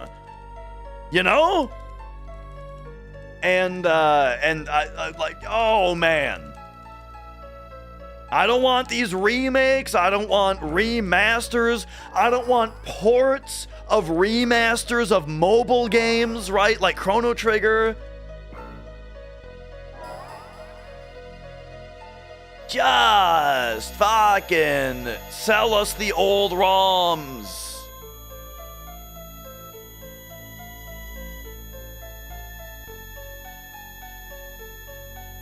And yeah, Triangle Strategy was another one. So Triangle Strategy, I played the demo of, and it ran like ass. I guess that's probably fixed on Switch too, because I played it on Switch. I don't know if it's also on PC. But it was like anytime that you highlighted a person and it had to load in like where can they walk and who can see them or whatever it does, it like hitched. The frames hitched. Like every fucking time you highlighted the guy. I've not played Vagrant Story either, but that one looks really, really good. After getting to Gold Saucer, the minigames turned you off and you uninstalled it. So as a kid, I had the opposite. When I got to the Gold Saucer, I just only played the minigames forever. And then as an adult, I just didn't play the minigames. I just went past the place, you know? It's like if you're... All you have to do in Gold Saucer to progress is go to Battle Square, bro. And then the plot advances. Oh, unless you're talking... No, you're probably talking about Rebirth. Hang on. You're probably talking about Rebirth. And this is... and you're just contributing to the conversation about remakes being annoying. I'm sorry. I'm an idiot. I didn't make it to Gold Saucer in Rebirth. I was tired of it after Bottomswell. Yogg, thank you for the good luck.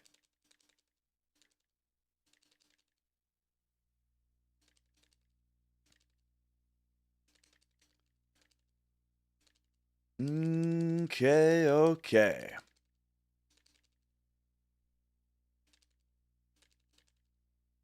Ocarina of Time and Majora's Mask on Switch, are they not on the are they not on the Nintendo Switch Online yet? Completely new to FF7 runs other than that video that got really big. Yeah, that video popped off, dude. It's been crazy. But yeah, I welcome you here. This run has been bad, but I mean, part of the reason that I'm finishing this run is because, like, there's a lot of people here who are new to the run now, and so I want to give you guys a finished run, even if it's a bad one.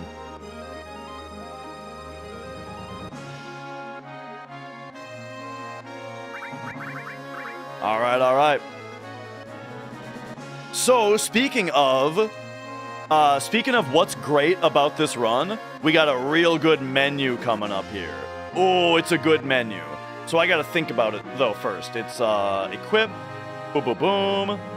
Uh-oh, my boom, boom, boom might be messed up because I did something wrong earlier. Okay, I'm going to have to do this menu a little slowly because I messed up my accessories earlier, so they might not be in the right order. Yeah, ribbon is not correct. I think it's fire ring, ribbon, curse ring. Is that what we do? No. Uh-oh. Oh, I screwed up big time. You do want the ribbon, and you want the fire ring. Okay. And then enemy skill. All right, now we're on track. Here we go. HP, cover, manipulate, E-skill, all, restore, added cut, elemental, HP pluses, long range, death blow, steal, pop me down here, tent us up, and tranks. The boom boom boom would have worked. It wanted me in its room, and I fumbled.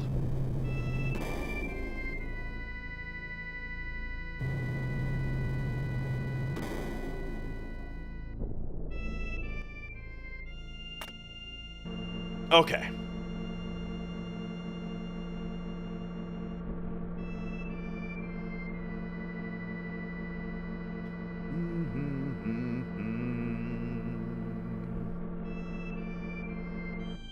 All right. But yeah, as far as mine was recommended before Abyssof's, yeah. So my video came out like a week ago. It did way better than I expected. I had like 1,200 YouTube subscribers. So having a video get 250,000 views is fucking unbelievable to me. And then Abyssof's video just came out like today. And so now there's been like a second wave of people coming in, meeting new people, you know? So it's been great.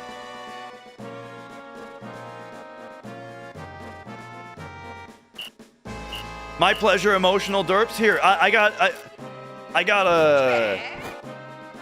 a fix for you though. Anytime that you ever have a song stuck in your head and you want to get it out, all you got to do is listen to the song Revenge by Ministry. And then that song will be stuck in your head and you'll be happy because that song's great. Video also got you back into checking the stream and long speed runs out again. Remember watching Puexel? Nice. Ooh, big damage.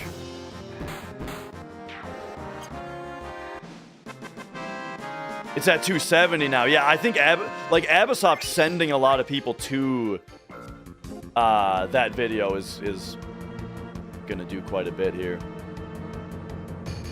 All right.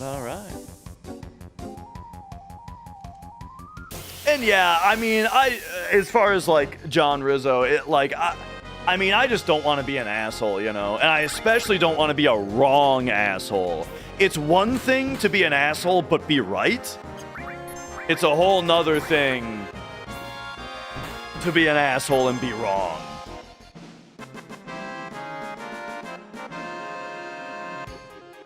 Oh. Okay, so normally we do a movement setup here, and you know what? Fuck it, I'll do the movement setup. Because I am on steps, and who knows if formations are fixed. Oh my god, formations are back. We're back on formations. I think we're officially back on formations. I'm not... Okay, they're probably not back. Look, they're good enough. Formations are good enough, I think.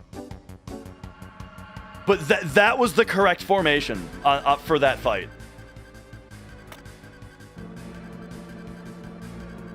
That's why we forced that encounter there, is because if we're on steps and we're on formations, we get a side attack right there, which is always an instant escape. We're coming up on Carry Armor, which is one of the hardest bosses of the run. Also, I gotta tell you guys just a little something about this speed run. Carry Armor has it's something like a 1 in 12 chance to just game over you. Just end the run with an unbeatable opener. So, you know, he's next. This is field ID 420, by the way. You know, every room, of course, has a numerical identifier for it to load in, right? This one's 420 with the bong water. That's not a joke. Yo, Sleepy Jake. Good to see you.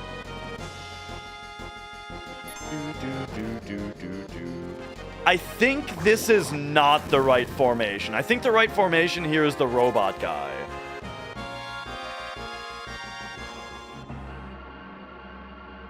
"5 hours in, you can just get memed by a boss." Yes.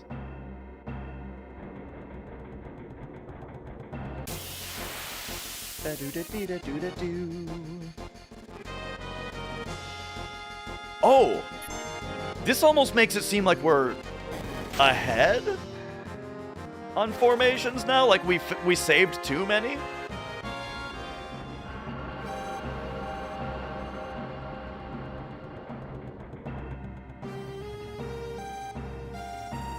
Now, you can save right there as a safety save. However, it takes like 6 minutes to get back to the boss. So...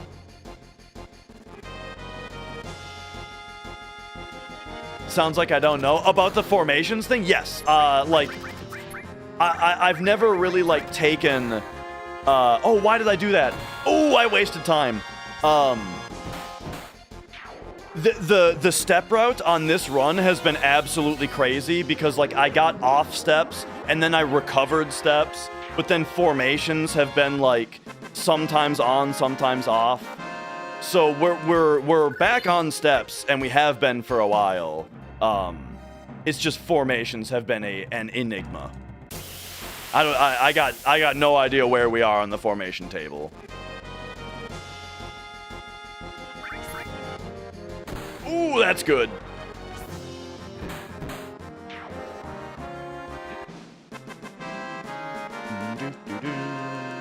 I forgot to check if we have an S mine. Oh, excuse me. So let me check for that now. No S mine. So we gotta go to you and do that.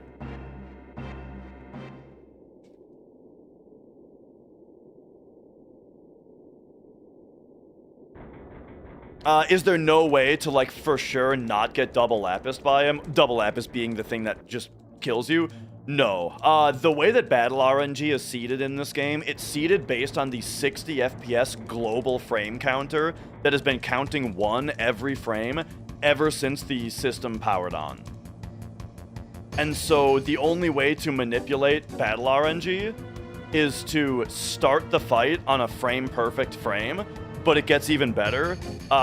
Fields are 30 FPS and the frame counter is 60 FPS. So that also then means that even if you have a frame that works, you have a 50-50 chance of being on the wrong parity to even get it. So to have a 1 frame window, you have to have a 2 consecutive frame window of RNG that works. And yeah, so then to on top of that be like, all right, we're gonna start this fight on an exact frame. You know, it's not considered to really be human viable. So here we go. We just do our best. What can I say? If he lapises us once, it's good. If he lapises us twice, we're dead. If he doesn't lapis at all, it's a little slow. Because if he doesn't lapis us at all, then we have to get Tifa into critical HP manually, which is a waste of time. Okay, there's our single.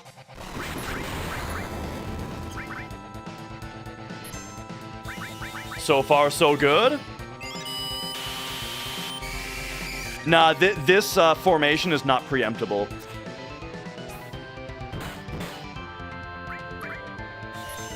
Oh my gosh, I kind of blood time there. Ooh, come on, Tifa.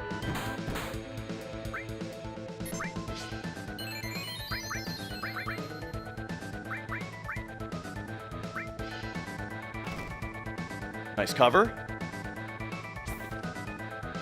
Yeah, finally. Wow, she is hitting really weak.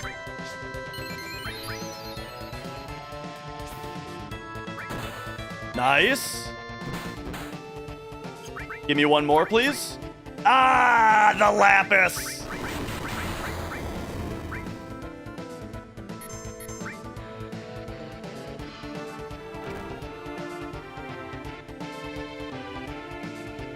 Okay, okay. So now we just get her back up.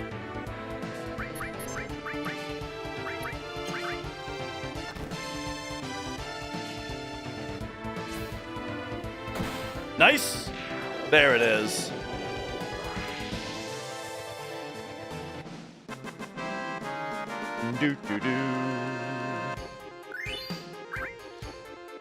All right, all right. So now, Cure, Cloud, and Sid retrank Tifa.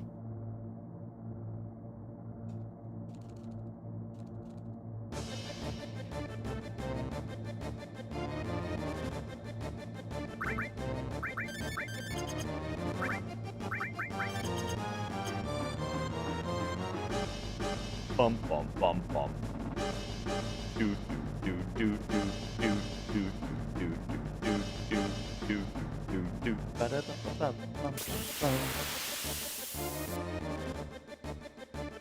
All right, all right.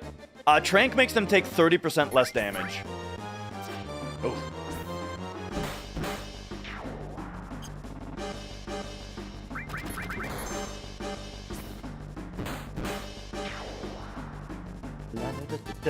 dun dun dun dum bum ba-dum. Da da da da dum bum bum. I started running this game in. Let me think about it. Oh, that was Tifa. Oh my, ay ay ay. Very bad menuing. Yeah, this is the standard, the original. It feels very good to mash on, and the D-pad on this thing is so precise. That's what I love about this thing is my menus I can be really fast with without doing any accidental diagonals because this D-pad is just super sick. And then, sorry, there was a question I was. Oh yeah. So how long have I been speedrunning this? I started just before Calm Skip got discovered is when I started. No, this is a PS2 hardware. We speedrun on a PS2 because the load times are better. And so the reason that it's a pretty darn good looking screen is I'm using component video into a RetroTink 5X.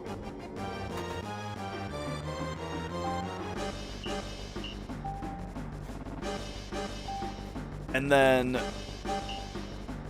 any advice where to start on speedrunning this? Yes. Hang on, we got it. There we go. I would say the most important things to learn in order to get started doing runs is just learn how to do the major skips, you know, Cosmo Canyon skip, Calm skip, yada yada. The 4 major skips, you gotta learn those. And then learn the menus, what to buy in the shops. The menus as in like what to equip and when. And then the shops, you know, what to sell and buy where. And then the boss strategies. Those 4 things is what you need to learn. Bosses, menus, shops, skips. And then, yeah. Steps comes later. You don't need to learn steps for a while. And then, so when was Calm Skip? Because I'm trying to answer the how long question, but I'm very bad at years.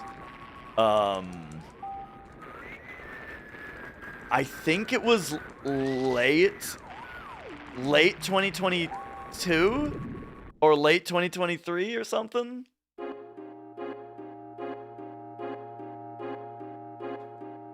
'21 even. I don't know. And then what about a PS3? I think PS3. Okay, this is what I've heard. I have not verified this myself. But I've heard that PS3 emulates the PS1's load times without speeding them up. And so, yeah, PS3 puts you at a disadvantage.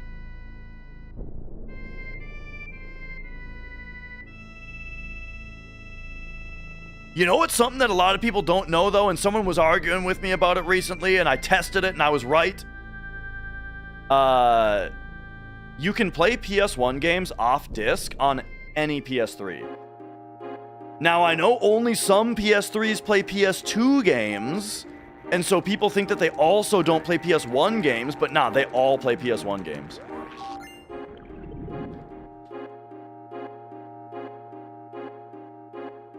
Okay, so Calm Skip was October 2021, then I started in 2021.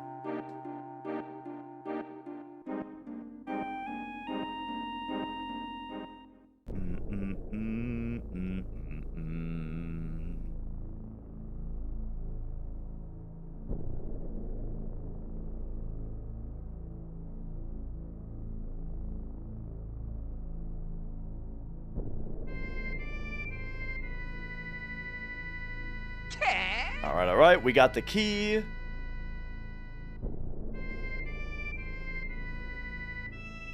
And yo, progress.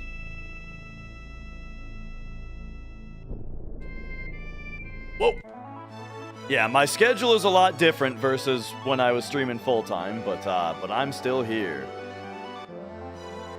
Yeah, there's different leader, Okay, so as far as physical console goes, no, there's not a different leaderboard. Hang on.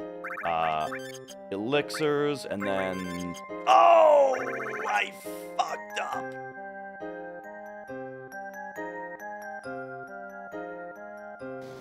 I thought I could give her 2 potions. I think she's gonna probably get grenaded down to being back in the right spot though. Well, not this fight. Will I do another hundo? At some point, probably. I'm going to be doing a subathon at the first week of December, which will likely include a 100% run at some point.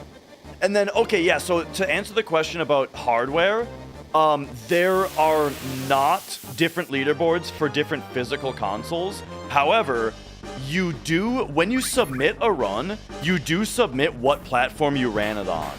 And you as a viewer of the leaderboard, you can filter down to whatever platform you want to see.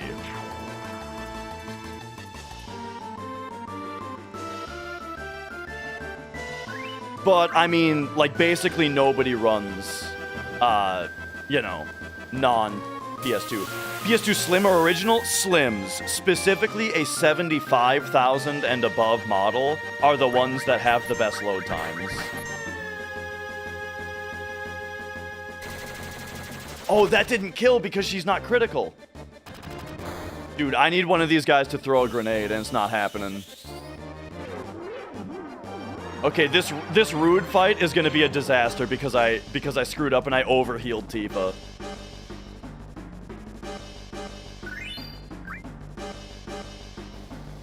It's gonna be fine though.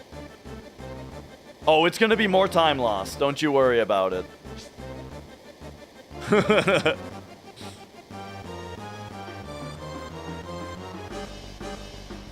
And yo, Luxury Coffin, hey, it's great to have you here. I do play other games, you know. If there's anybody who isn't, like, super into FF7, right? When runs die, generally when runs die... Oh! She leveled up from that fight and now she's critical again! Yo! Her level up put her in the threshold. Let's go. Yeah! Oh, perfect.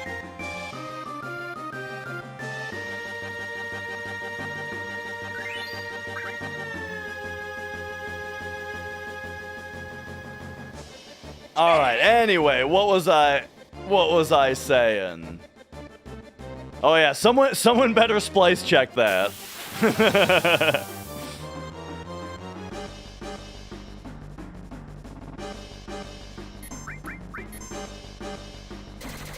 No, now we don't want you to shoot her. Oh, jeez. Okay, so she needs 1 potion before Diamond Weapon.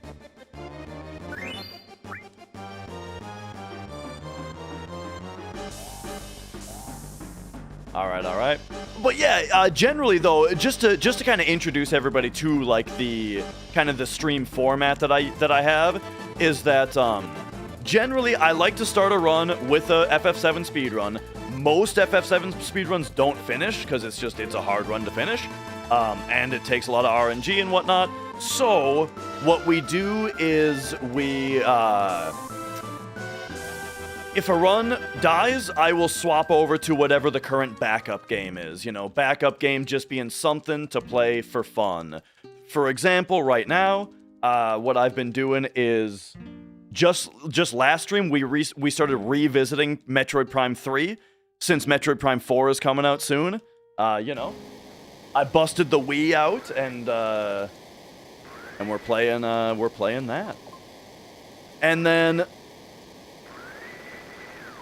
I'll say as well, during this, I also do, like, I'm a big hardware guy, so we got the real Wii out, you know. You better believe it's a real Wii, you know, with the shit. You know, I got all my old consoles here and stuff, you know. I'm big into the real hardware. I've even got, you know, I got the CRT for when we're playing something like Mario, you know, or Battletoads that needs to be real precise. Or Contra, you know.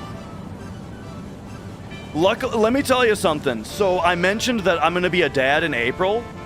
I waited a long time. I'm 35. So, like, I had a lot of time. I had a lot of time to spend money on myself, you know? But now that's over, right? Now that's over, and now I'm gonna have a kid to spend money on instead.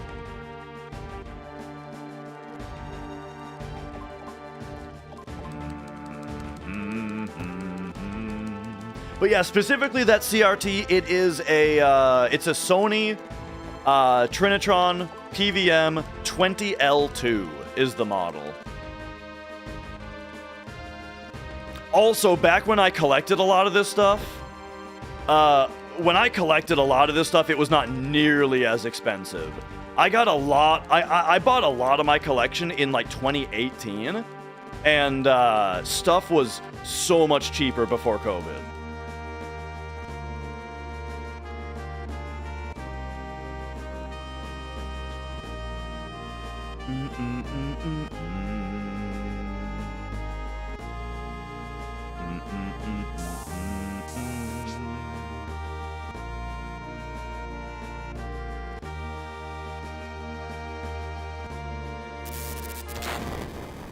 Bum, bum, bum, bum, bum, bum, bum.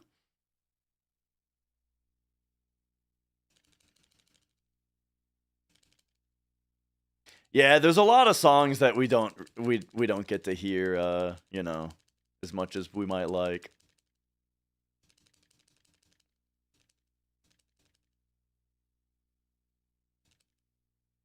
In the Crash speedrunning community, happens that you're a bit younger than most people there. Yeah.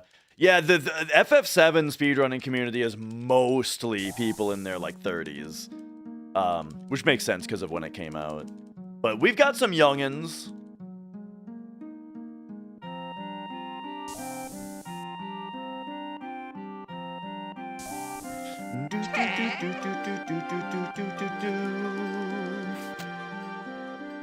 Getting into console modding, trying to raise yours on the classic consoles. Yeah. I'm thinking about. Have you guys seen this monitor that you can get now? I think it's called the Checkmate. It's like a little 20 or so inch monitor that's supposed to be very low latency, and it's got like it can take all of the retro signals. You know, it can take composite, S video, YPBPR, RGB. You know, and even like with RGB, of course, that's CRGB, that's sync on composite, fucking sync on green, whatever. Yeah, I'm thinking about getting one of those to be like the monitor. What up, Hearts and Fights? Great to see you as always.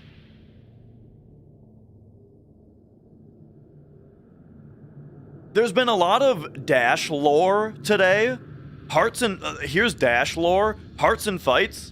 We used to be roommates.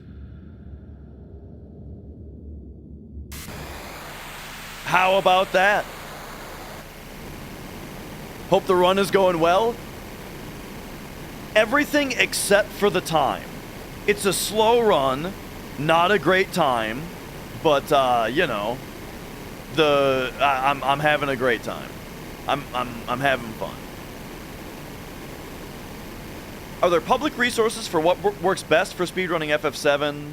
Like the last time I talked about a list of what disc pressings are preferred. Oh, yeah.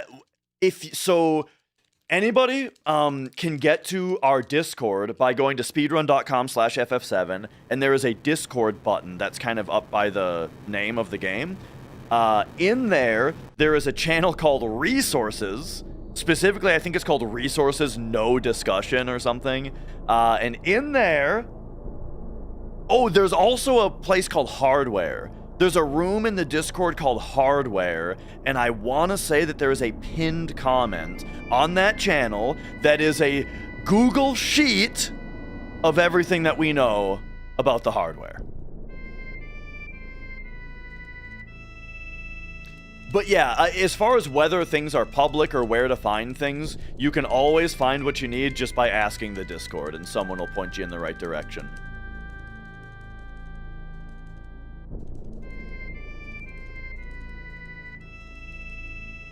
Oh yeah, Brother Slime is pretty young also. He's, I've been watching his runs all the time lately.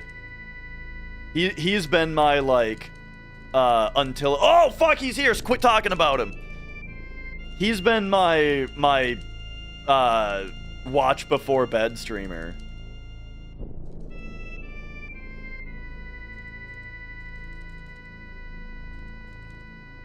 Yeah, that's awesome, Pineapple. You know, best news I've heard all day is anytime that somebody says that I have inspired them to play FF7, you know? Or retro games in general. When someone's just like, you know, sometimes I get comments that are like, you know, because of me, they've gone out and gotten themselves a CRT and an old NES or something. Or they've dug it out of the closet, right? And I'm like, hell yeah, brother.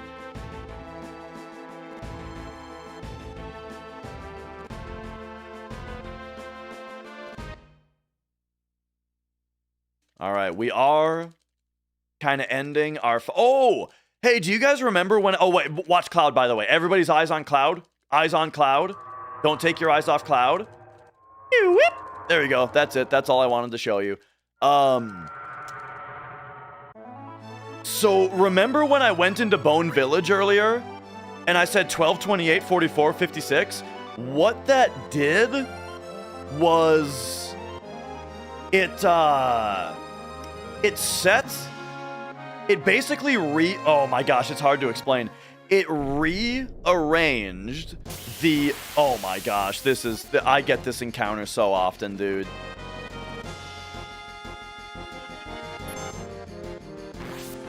All the notes for step routes on the... If you ask around the Discord, yeah.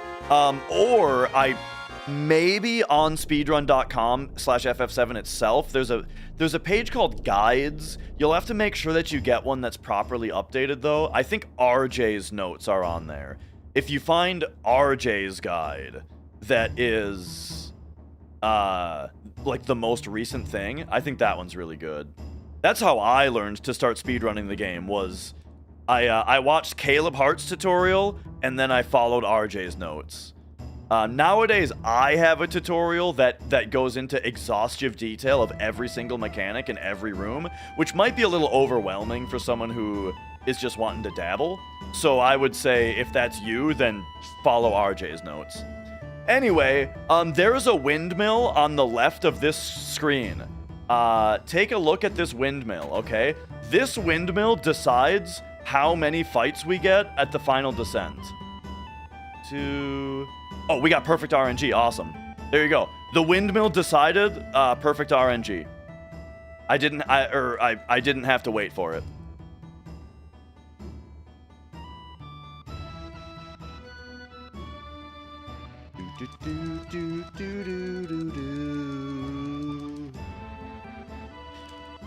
Yeah, I'd like to play Suikoden. Is it a cycle or something? Okay, we have a little bit of time to talk about the windmill and why that is. Here's how the windmill works, okay? Are you guys ready?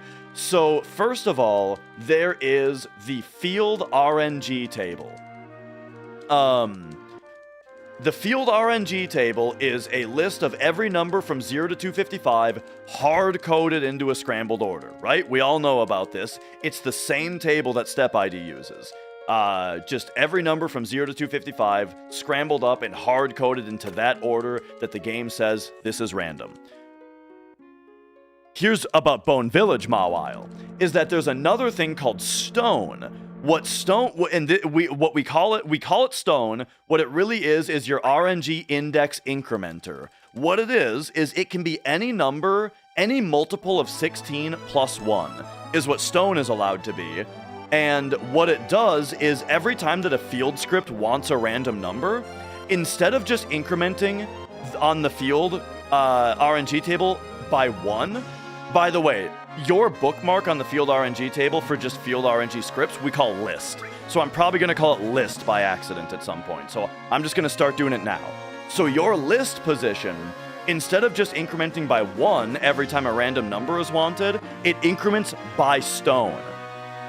And the last time in the game, the most recent time in the game that stone has changed has been when you dig for the Lunar Harp. When you initiate the digging minigame in Bone Village, it sets your stone according to your in-game time, which is why I exited my menu on either 12, 28, 44, or 56, and then I ran straight in and talked to the guy as quickly as possible. You know what I mean? And as quick as possible. And that set my stone to the correct value. So now that my stone is at the right value, so my RNG incrementations are happening correctly, the way that weather vane works, and yo, Ollie, good to see you. The way that weather vane works is, here's what it does. It calls for a random number, then it asks, is the random number 0? Is it 1? Is it 2? Is it 3? And that's it. It only asks about 0, 1, 2, or 3. But the random number that it gets is from 0 to 255. So if it doesn't get 0 to 2, if it doesn't get 0, 1, 2, or 3, it rolls another random number.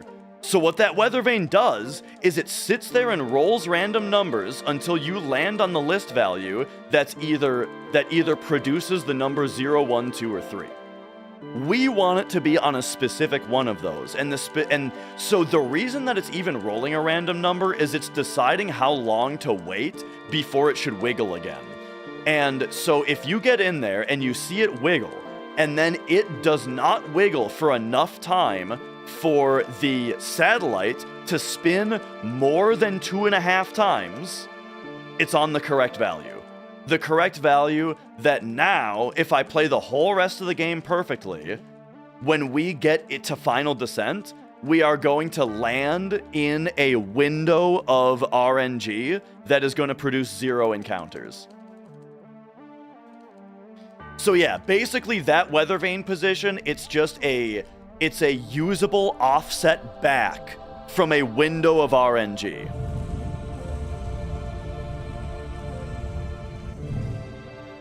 Oh yeah, if you can't see the controller, and I'm just sitting here doing this the whole time.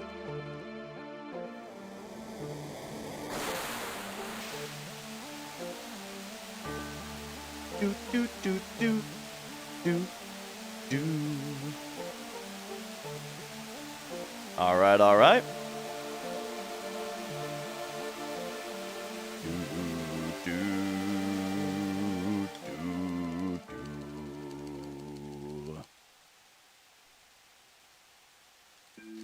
Yeah, I mean, that's the thing. Yeah, this run is fucking sick. It's got so much cool tech in it.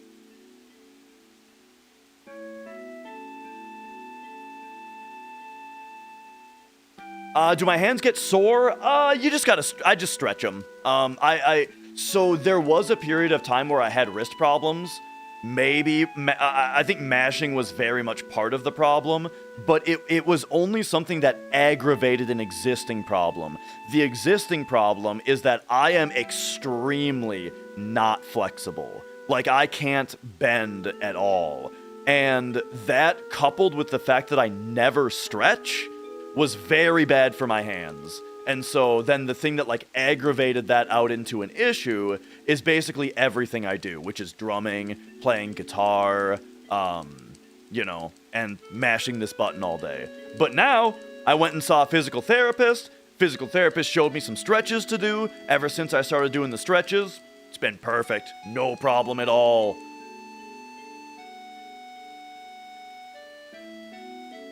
Only problem is that I didn't have good insurance when the problem started, so I just dealt with it for like 2.5 years. And then when I went back to like a regular 9-to-5 jerk-off job, that's when I had good enough insurance to then be able to just see a therapist, right? And then boom, there we go.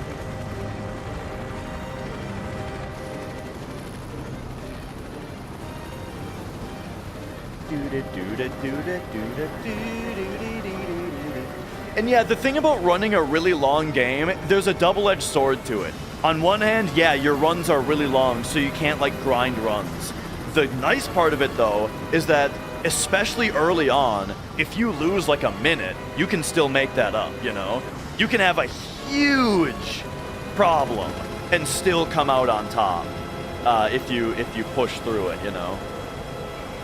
Nowadays, when, like, the run is super optimized, I think I have to get, like, maybe a minute or so behind to start feeling like I can't PB anymore.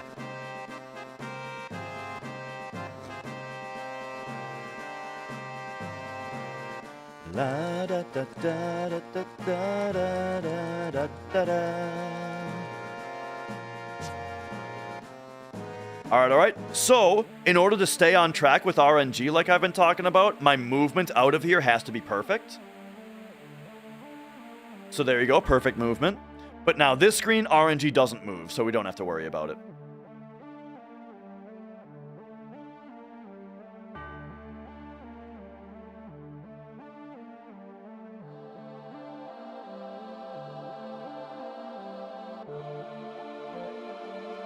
Man, I grew up on Crash 1, 2, and 3, though. I played so much of those games when I was younger. And then maybe, like, 8 years ago or so... Not that long ago. Almost that long ago, actually. 6 or 7 years ago... 6, 7... Fuck! 6 or 7 years ago, I went back and I 100%ed all 3 of them. Crash 1, 2, and 3. 2 is probably the best. I love the simplicity of 1, though. And then Warped is like, I think Warped is, it's pretty good.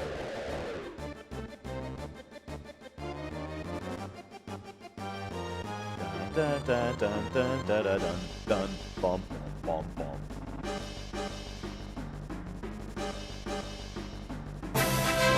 Whoa! Ba bum bum, ba da bum, ba da bum bum. Julius! Thank you for the 5 gift subs. That's huge, dude. Thank you. Welcome on in. Good to see you. And I gotta ask, with the J-U-U-L kind of name, Jular? Devin Townsend? Jular?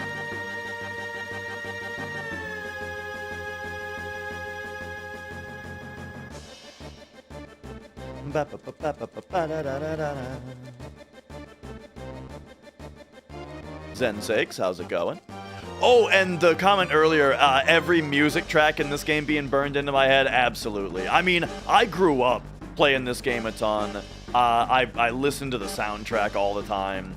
Actually, a big part of the reason that I started speedrunning this game was that, like, I would watch Caleb run it all the time because I just wanted the soundtrack to be on, you know? All right. Remember the chocobo that we caught to do calm skip with? Here he is. What's up, buddy? See you later. That's the FF7 equivalent of saving the animals. Except that it doesn't cost time. All right. We needed to give Tifa 1 potion. So, 1 potion. Heal you up. Ooh, Cloud, I think, needs an ether. Okay. And then I also turned the battle speed down. Here's why. We're gonna do a technique called weight tricking. How weight tricking works is during the enemy's turn, their ATB is 100%, right? It's filled, and it's stuck full because it's their turn. During the enemy's turn, I'm gonna queue up Death Blow with Tifa, then I'm gonna defend with the second character, then I'm gonna to hold time in a menu with the third character. What that's gonna do is it's gonna make it so that when Diamond Weapon's turn ends, he isn't gonna instantly start filling his ATB again because I'm in a menu on ATB wait. So it's gonna lock his ATB down, and then when I release time, after Tifa's turn is over and her ATB bar is empty, they're both at 0. I can release time, and then their ATB races. It races up. Tifa is slightly faster than Diamond Weapon, but by so small of a margin that if battle speed was on max, holding circle to auto Q her attack is too slow, and he'll Q during that time. So we had to turn battle speed down to widen the gap between Tifa getting her turn and Diamond Weapon getting his. That's why we turned battle speed down here. Oh, geez. Okay, him killing Tifa, very annoying. So now we gotta do this. We got a big guard.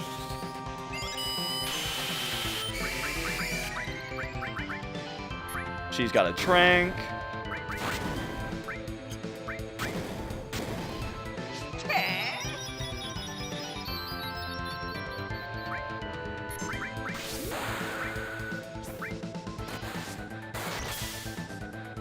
Two limit breaks opens up his chest.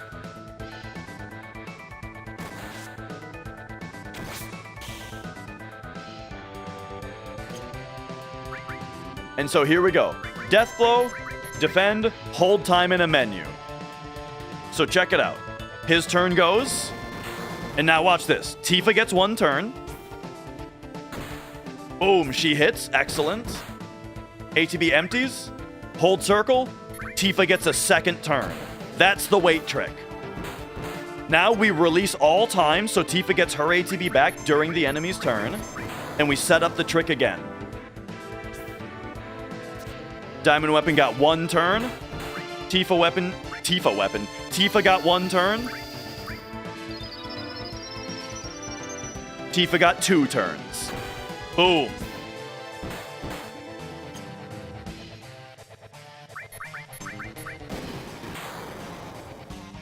One more time. Boom. And now I think we're done. Yep, we're done. There it is. That's Diamond Weapon. That's weight tricking. Okay, I missed a big message. Just got done watching the video. I loved it. Wanted to support. I hugely appreciate it. Julius happens to be your middle name. So video left you wondering how someone starts and commits to the thorough journey of ours in Final Fantasy VII. I just love FF7. But yeah, so right. So how did... Actually, it is a good question, though. So the way that I started running this game is that, as I was saying earlier, I used to watch a lot of Caleb Hart running this game, just because I wanted the soundtrack to be on, you know? So I would watch runs of this game all the time. And I kind of wanted to run it, but I didn't have time. Then, I used to work contract to contract. I do network engineering, and I used to do it on a contractual basis. And I had a contract end, and so I was like, you know what? I think before I look for another... I had a staffing company that would find me new contracts. I told my staffing company, take your time finding me another contract, because I'd like a break, you know? And so then I started streaming full-time, and I started speedrunning Final Fantasy VII at that time. And that's when my Twitch channel got a lot more popular. As in, like, I got partner status at that point. Because before then, I was like a 10 viewer Andy, you know? I had like 10 viewers average usually. But then, yeah, when I locked down, I streamed full-time, on a schedule, and most importantly, I think, speedrunning FF7, because that's what it turns out that I can recognize that it's something that I'm good at, as far as running and talking about it, and talking about strats, commentating what I'm doing, right? I can recognize that I landed on something where it's like, this is something I'm kind of good at, you know? And yeah, so that's when then I ended up getting partner status, and I ended up streaming full-time for like 2 years. But then it wasn't quite enough for my wife and I to like advance our lives, though, you know. I built up to the point where I was paying the bills with Twitch money, but I needed more for us to be able to like buy a house, have a kid, you know, that kind of thing. And so that's what we're doing now. As in, so then that's when I ended up popping back to my network engineering work, which I now do full-time. I'm not on a contract anymore. Now I'm a salaried full-time employee and all that. Veghester, great to see you live in the chat. Okay, and yeah, so how do you get Tifa not to miss with Death Blow? Here's how it works. Death Blow is something like a 1/3 chance of your normal hit rate. And so the way that we get Death Blow to hit is we pray. On that fight, you need Tifa to hit 2 out of the 6 Death Blows that you can get if you wait trick properly. If you wait trick properly, you can get 6 attacks in. At least 2 of the Death Blows have to land. Now, later though, after Hojo, we are going to pick up a weapon or an armor called the Mistile, and here's where it gets interesting. The way that this game's hit accuracy function works is it adds your evasion onto your hit rate just flat without any reduction from Death Blow. So the Death Blow's hit rate is 1/3% your normal hit rate, but then plus your own evasion minus the enemy's evasion. So we don't have the Mistile yet, but we're going to have it, you know?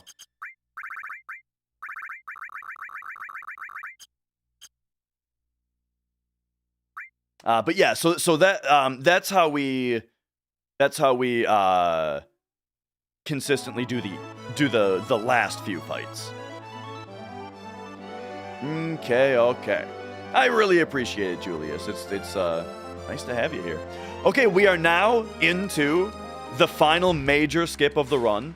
Remember earlier when you could move your invisible character and leave a cutscene early? That is what is happening right now. We are about to see another example of invisible character that they programmed this one incorrectly, and they let you move for 1 frame. 1 frame you can move as this screen loads in, and you just so happen to be 1 frame away from the Hojo boss fight trigger.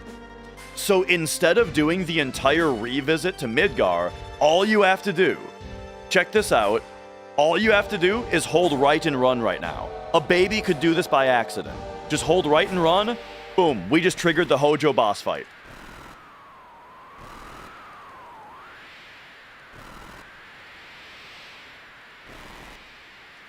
There is a caveat, and the caveat is that it bugs out the game's music for the rest of the run, unfortunately. So I try to make up for that with a little bit of Final Fantasy VIII. It saves like 10 minutes. There's our 3 sparks, which means that we are on track for our RNG manipulation.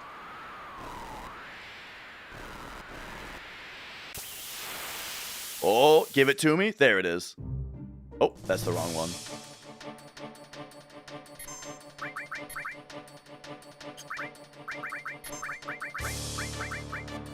We vaccine Tifa in this fight because this fight has a lot of status ailments.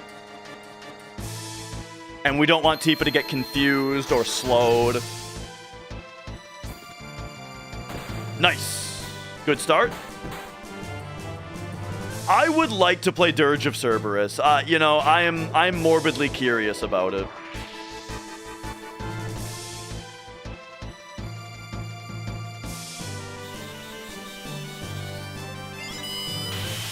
Dude, Final Fantasy VIII has, like, even better music than 7, I kind of want to say. This song is in 5/4, which is cool.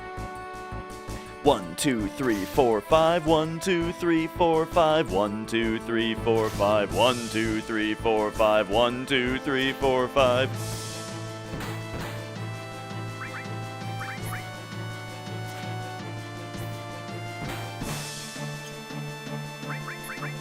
You can identify 5 songs pretty easily because most of the time they have this cadence. Ba, ba, ba,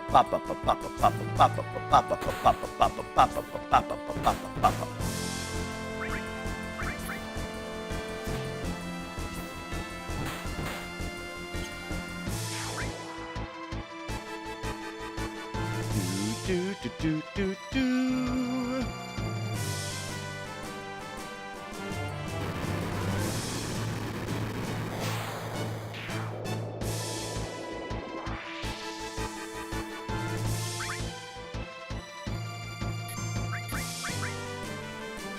All right. He's doing Sloge.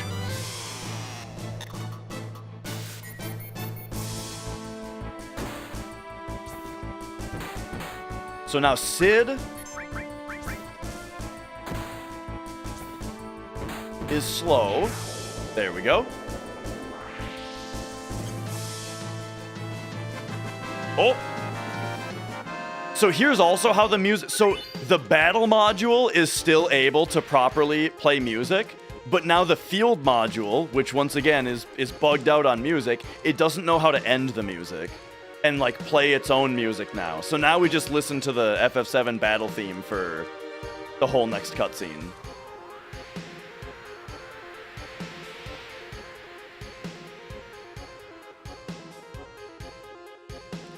And yeah, as Arion is saying in the Twitch chat, the full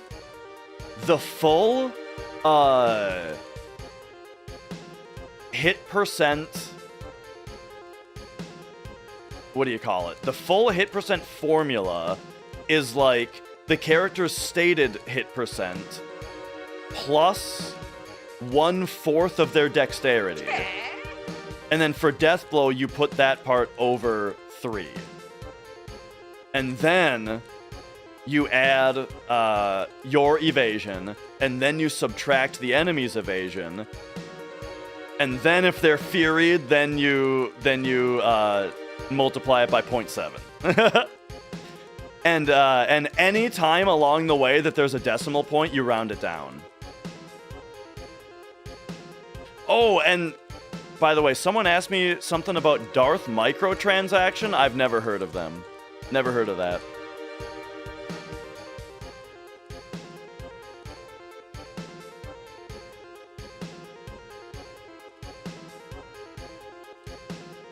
But now there also is some funny stuff, some funny other things that can happen to the hit percent though. For example, if you are healing the target, like let's say you're doing an attack with elemental weapon on your weapon against an enemy that absorbs it. Like you have elemental fire on your weapon and the enemy absorbs fire. You will never miss. Healing always hits.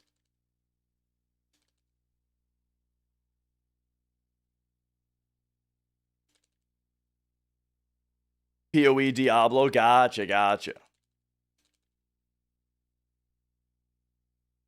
Path of Exile is sweet. I haven't played a ton of it, but I got PoE 2 when it first came out and played through the 3 acts, really enjoyed it.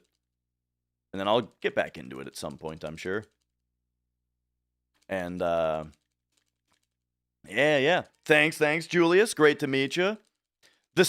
My stash, it's getting a little out of control. Like, I couldn't eat ice cream right now without it being super annoying, so I'm probably going to trim it pretty soon. Oh, sounds like Mia wants to get out of here.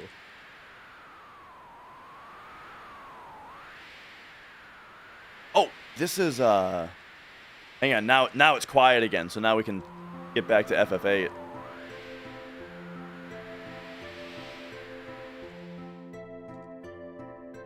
Do.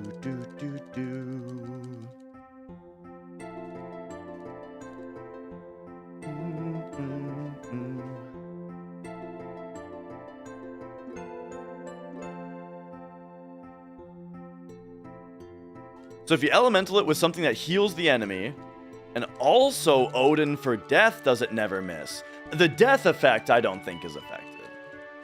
Just the damage number.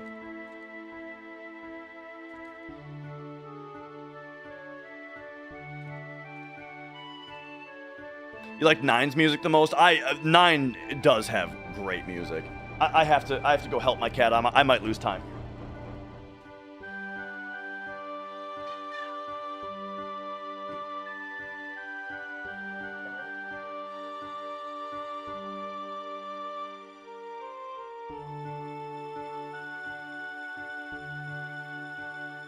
Sorry, Cat she wanted out.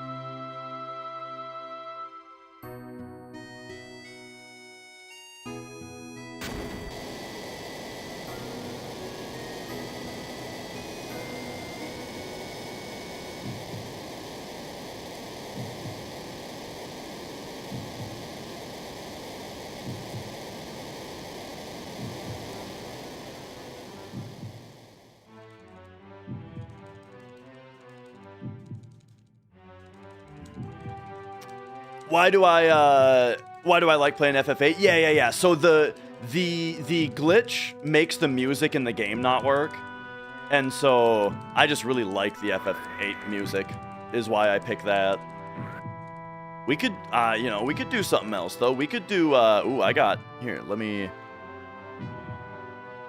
hit me with like this. But now what's like the what's the song on this one that is really great? I mean, the whole soundtrack is great, but like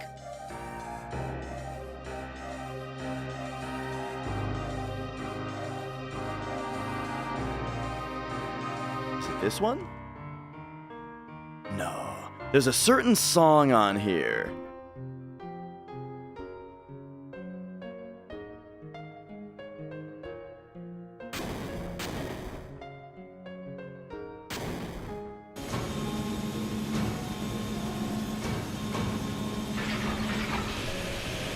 Earth painting, that's the one. Oh, yeah. Secrets of Mana? This is Legend of Mana.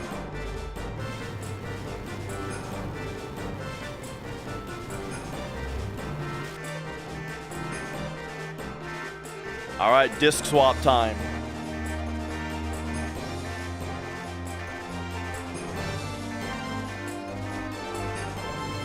Have a good night. Thanks for watching.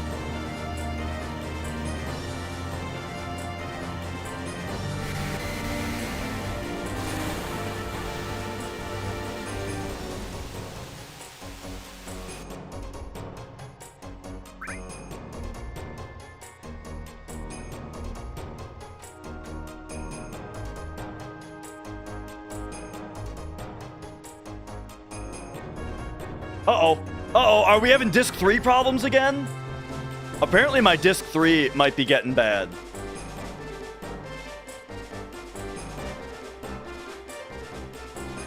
Last time there was just cat hair in it, though. There we go, we're good. I think maybe I just gotta blow the cat hair out again.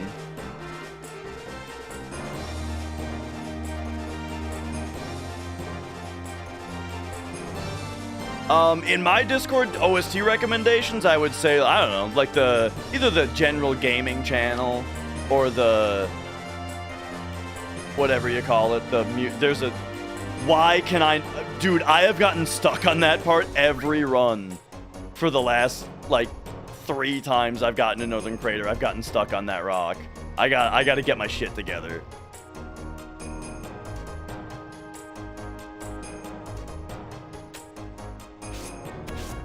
Morning Craft, good to see ya. Oh yeah, we gotta whoop. Get on active here. Whoop. Is this gargoyles now? Yes. So, oh, nice crit. So Tifa takes herself out because now we can just Phoenix down her and she'll be in perfect critical HP. 1, 2, 3, 4, 5.5.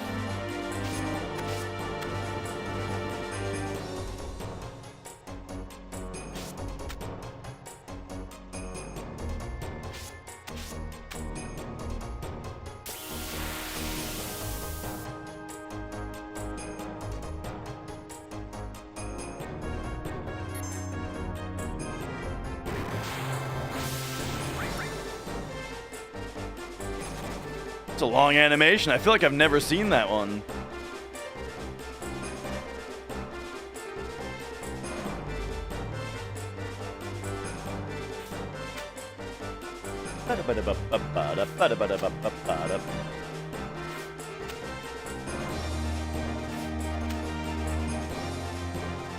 What a banger, dude.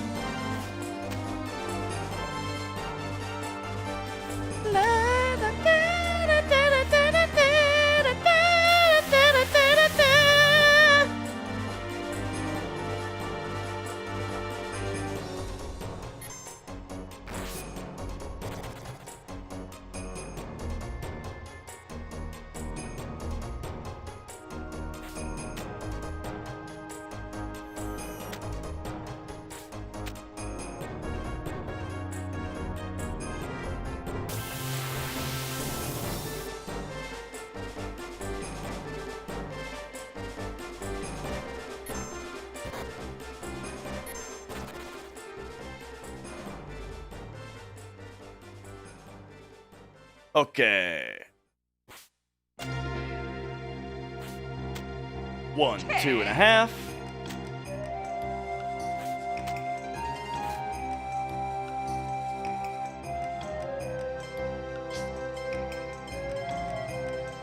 So now we do the save crystal glitch.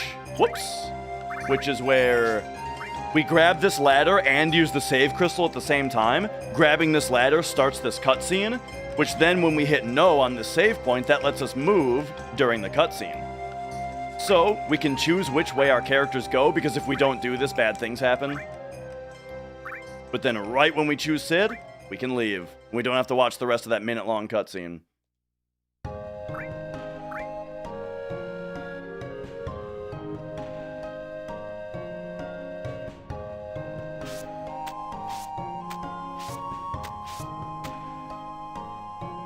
Okay, I think this is the, yeah, this is the last fight of the step route.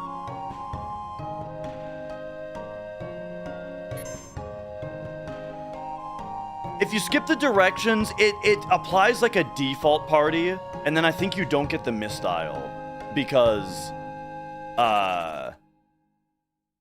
oh, and yeah. I think you don't get the misstyle. You need to send Tifa to the right as one thing. Otherwise, she doesn't give it to you. And you're Red Blossom. 1, 2, 3, 4.5. I'm not actually positive if that's what the effect is if you skip the directions, though. I don't really remember. Run today is very slow. You know, it had a lot of problems, but we had fun. And then here we go. As long as my steps are good. As long as my steps are good, we don't get a fight here. There you go. The step route is now complete. Because this room has no fights. So now, because we sent Tifa to the right and we went left, she produces the Mistile.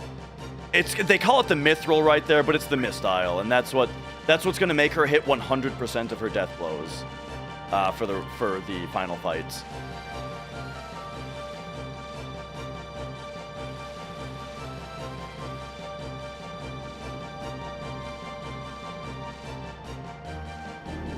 All right. Now remember all of that RNG manipulation from earlier? If my movement has been good, we will get 0 encounters on our way down here. This song is called Wanderer's Path from Legend of Mana. Good. Good. Yep. Yep. Yep.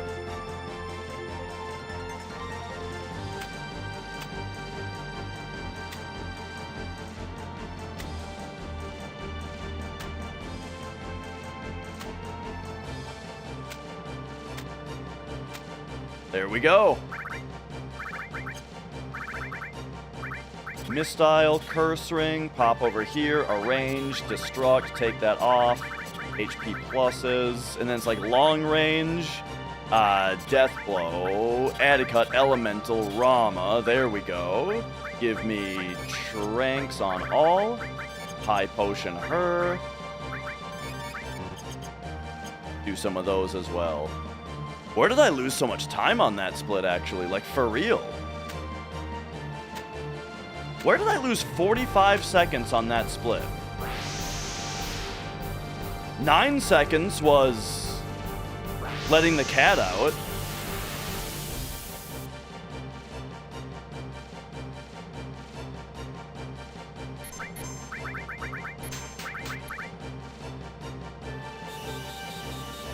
Here we go.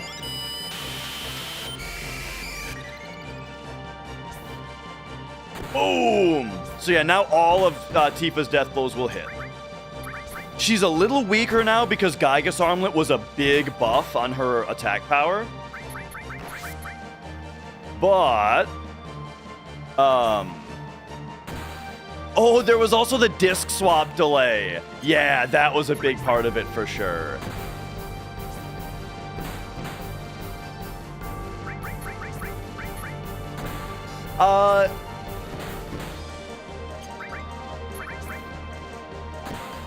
Oh, she underrolled damage again. How safe are these final fights? Pretty safe. So I run long range. You can skip the long range materia and save a little bit of time, but it makes the safer fights super risky. And I don't do that. So these fights are pretty safe for me for this route.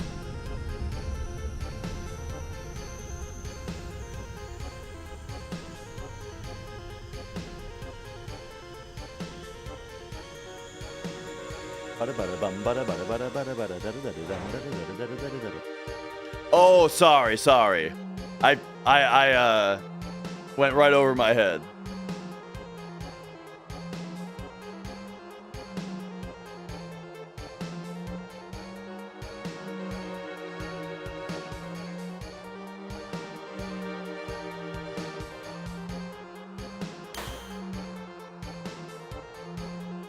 So here we go once again. The victory theme takes over because the fields no longer know how to play music. Dude, I'm getting tired. It's bedtime for me.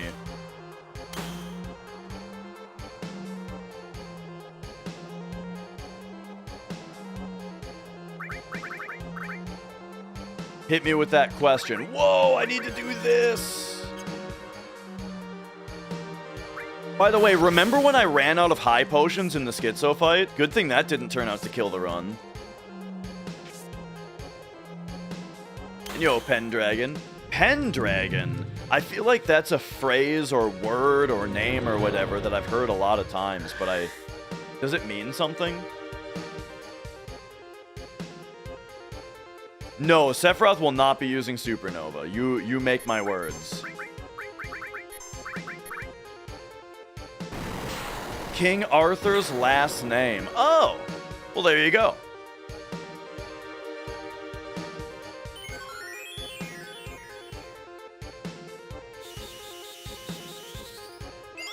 All right. Here we haste up. Switch between them. How do you get to be only one party? Oh, yeah. So the game has like a point system as far as like how beefy your party is. And the beefier the game thinks your party is, the more it complicates this fight. So it has to do with things like, nice zero, dumbass. It has to do with things like the average level of your party, whether or not you recruited Vincent and Yuffie, whether or not you cast Knights of the Round against Genova Synth, things like that. I don't know what all the details are, but it's like stuff like that the game takes into consideration.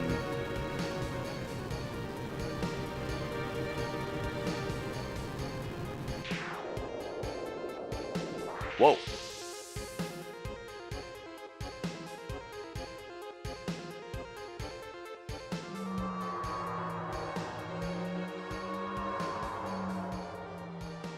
All right, now here, thankfully, the game does properly fade out that music. And so then I have to play this myself, but there you go.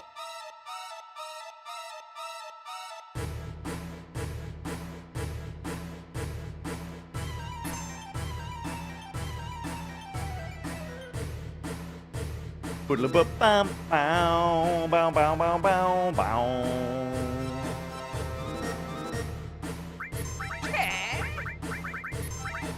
Here we go. So this once again, you're going to be seeing weight tricking on this fight. I've been weight tricking all these fights, but it's really obvious on this one. Tifa goes after Sephiroth's turn where he cast wall. Tifa went once. But we've got him locked down. And now Tifa attacks again. So now during his turn, let everybody refill. Who's he shadow flaring? Ah, please miss.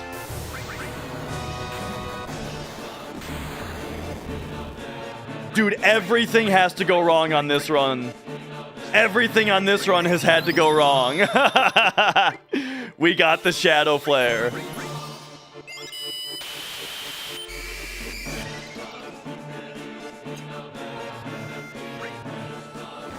Uh-oh, that's also very annoying. I have to double defend now? Oh, it worked, okay. Oh, that was tricky. Okay. So him flying up right here, by the way, that's the thing. Shadow Flare would have killed the run if I didn't run long range. Because once he flies away, you can't hit him anymore. If you don't have long range materia on. And that's why we've got it on Tifa here.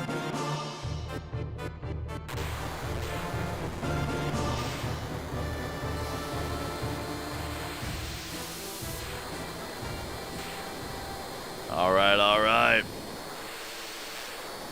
Thanks for the GGs.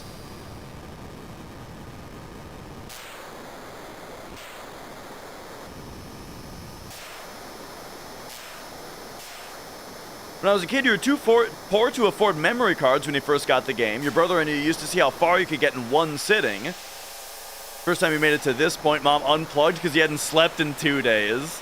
That's funny, dude. We killed him so fast. Did you see how much damage the Tifa was doing?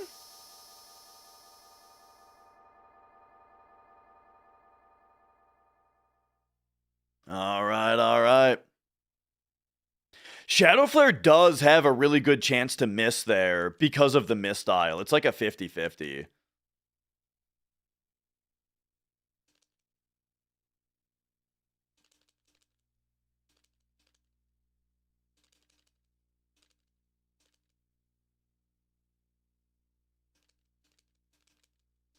All right. But yeah, when I first got this game when I was younger, I also didn't have a memory card.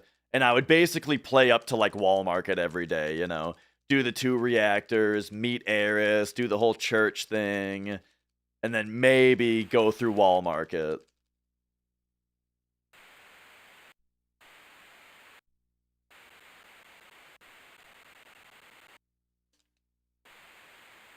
Oh. Abisoft. Thank you for subscribing. And also thanks for the nice video. A lot of folks around today have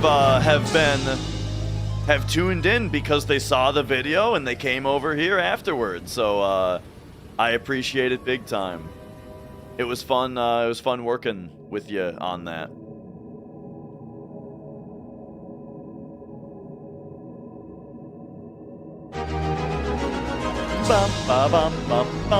And also thanks for gifting a sub out. And Phantom Chief, thank you for resubscribing. Thank you.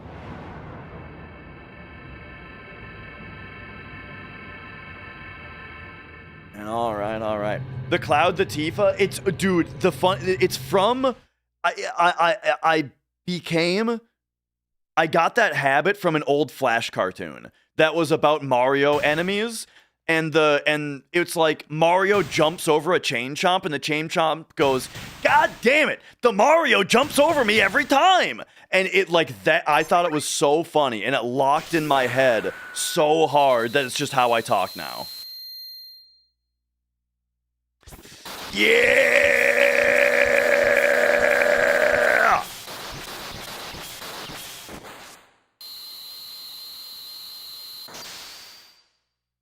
Boom! All right, all right.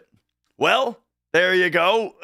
Pretty, you know, we had a slow run, but we finished it, you know? We took it all the way to the end. Even though Steps died in Coral Prison, dude. And yet I recovered. I recovered the step route. We got back on Steps, and then finished. And then finished the run. So there we go. I stream every other day, by the way. So you know, tomorrow off. I will be back on Friday with you know, I'll probably do you know, I'll probably do another run, and I will probably play some more Metroid Prime 3. So yeah, again, stream every other day. My general stream structure is to try to start out with an FF7 run or something FF7 related if there's something else to do, and then switch over to, you know, something casual after that. And yeah. Stream has quadrupled in viewers the last 2 weeks. I think on Twitch, we're sitting around where we normally are. But we do have a big, well, at least for FF7, that is. There's been a boost. No, there has been a boost on Twitch. But then on YouTube, it's been crazy. All of a sudden, I have YouTube viewers. So thank you, all of you, for tuning in. I will continue to be, I'll continue to dual stream on YouTube. It's just, that's what we do now. I'm a dual stream Andy now, so how about that? And, yeah. There we go. Thanks for watching, everybody. You guys probably want to see, like, a drum solo, right, or something, right? People are always wanting me to play the drums. I'll go play the drums for, like, a few minutes. Pop me over here. Pop me here. I gotta exit my input display because that takes up the same USB port.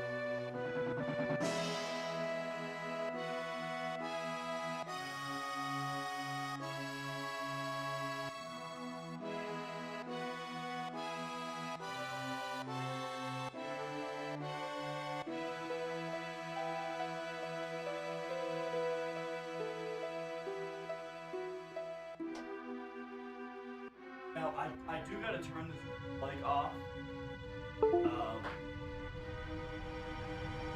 otherwise it's down.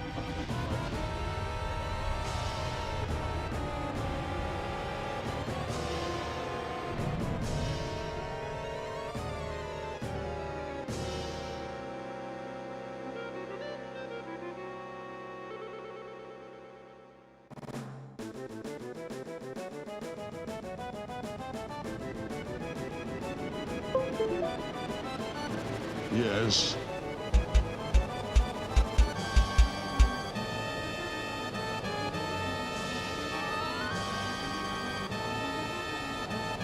Yes.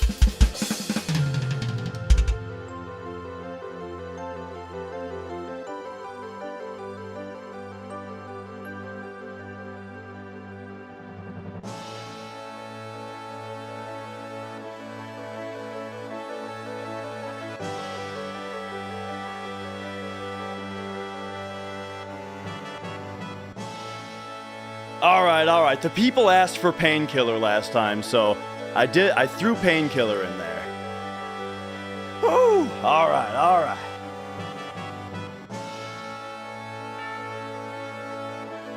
But then we got, there was Panic Attack by Dream Theater was in there. Oh shit, yeah, the game audio was playing that whole time, wasn't it?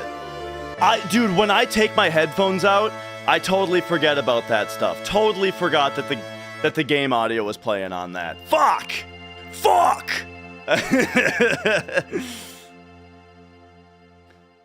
All right.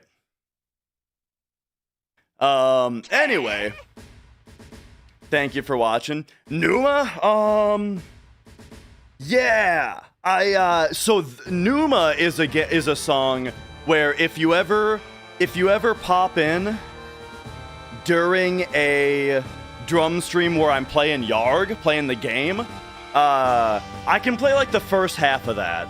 But then But that's the song that gets into all the Swiss Army triplets, right?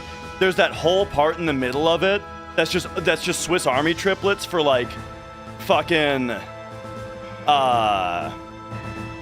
like 3 minutes straight. No one knows. That's like, I mean, the drums are kind of just do pa do pa do pa do pa ta do pa, right? It's just kind of those. Oh, but then it does the hurdas though. Yeah, it's got the hurdas in it. That song's got some cool shit in it.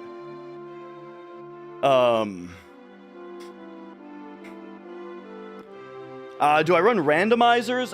There isn't really FF7 randomizers. Well, I think there is technically one out there, but we were kind of talking about there being rando stuff that would be like things you could do to the game to randomize it. That would be pretty cool. That would like change up the whole step route, change up formations, all that.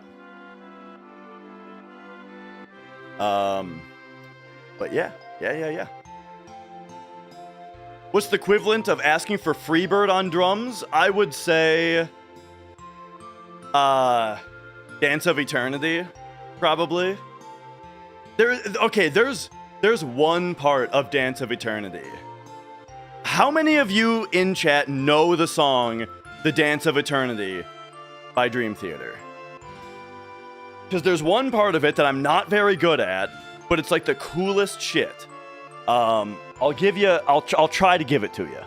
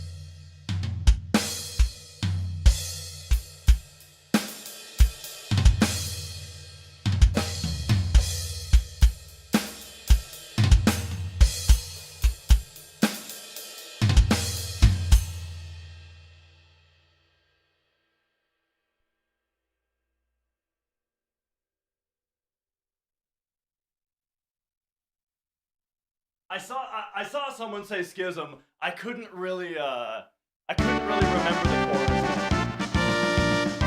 Where it gets into the Tom stuff. But yeah, there you go.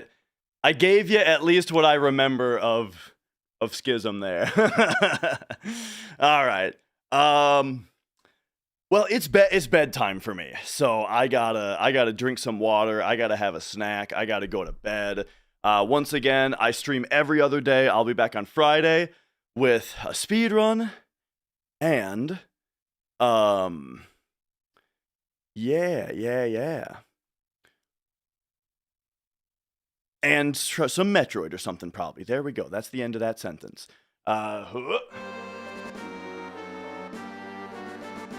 Safer for next time. Yeah. Yo, Fuzzy Lamp. Not on Twitch, but have Prime. Thank you for the Prime sub. Thank you. And then, yeah, I started multi-streaming to YouTube now, so there you go. But all right, yeah. Nice to meet all the new faces that were around today with the, nice to meet all the new faces that were around today with all the stuff that's been going on. So I appreciate everybody here. Hope to see you guys on the next one. We'll see you then. And then let me see who I'm gonna raid here. As far as the YouTube or the Twitch viewers, we can raid on in somewhere else here. Matt over yonder is playing Oblivion. So I was watching, so Matt over yonder, he was in chat like all day today. And then now he's streaming some Oblivion. I'm gonna send you guys over there. This guy, I watch his stream all the time. He's a super funny guy and has a great stream. His type is, it's very different from mine. Lower energy, easily distracted, you know, he's chilling. So have fun over there. Have a great night. Over yonder at Matt's, and I'll see you guys next time. Wow. Bye.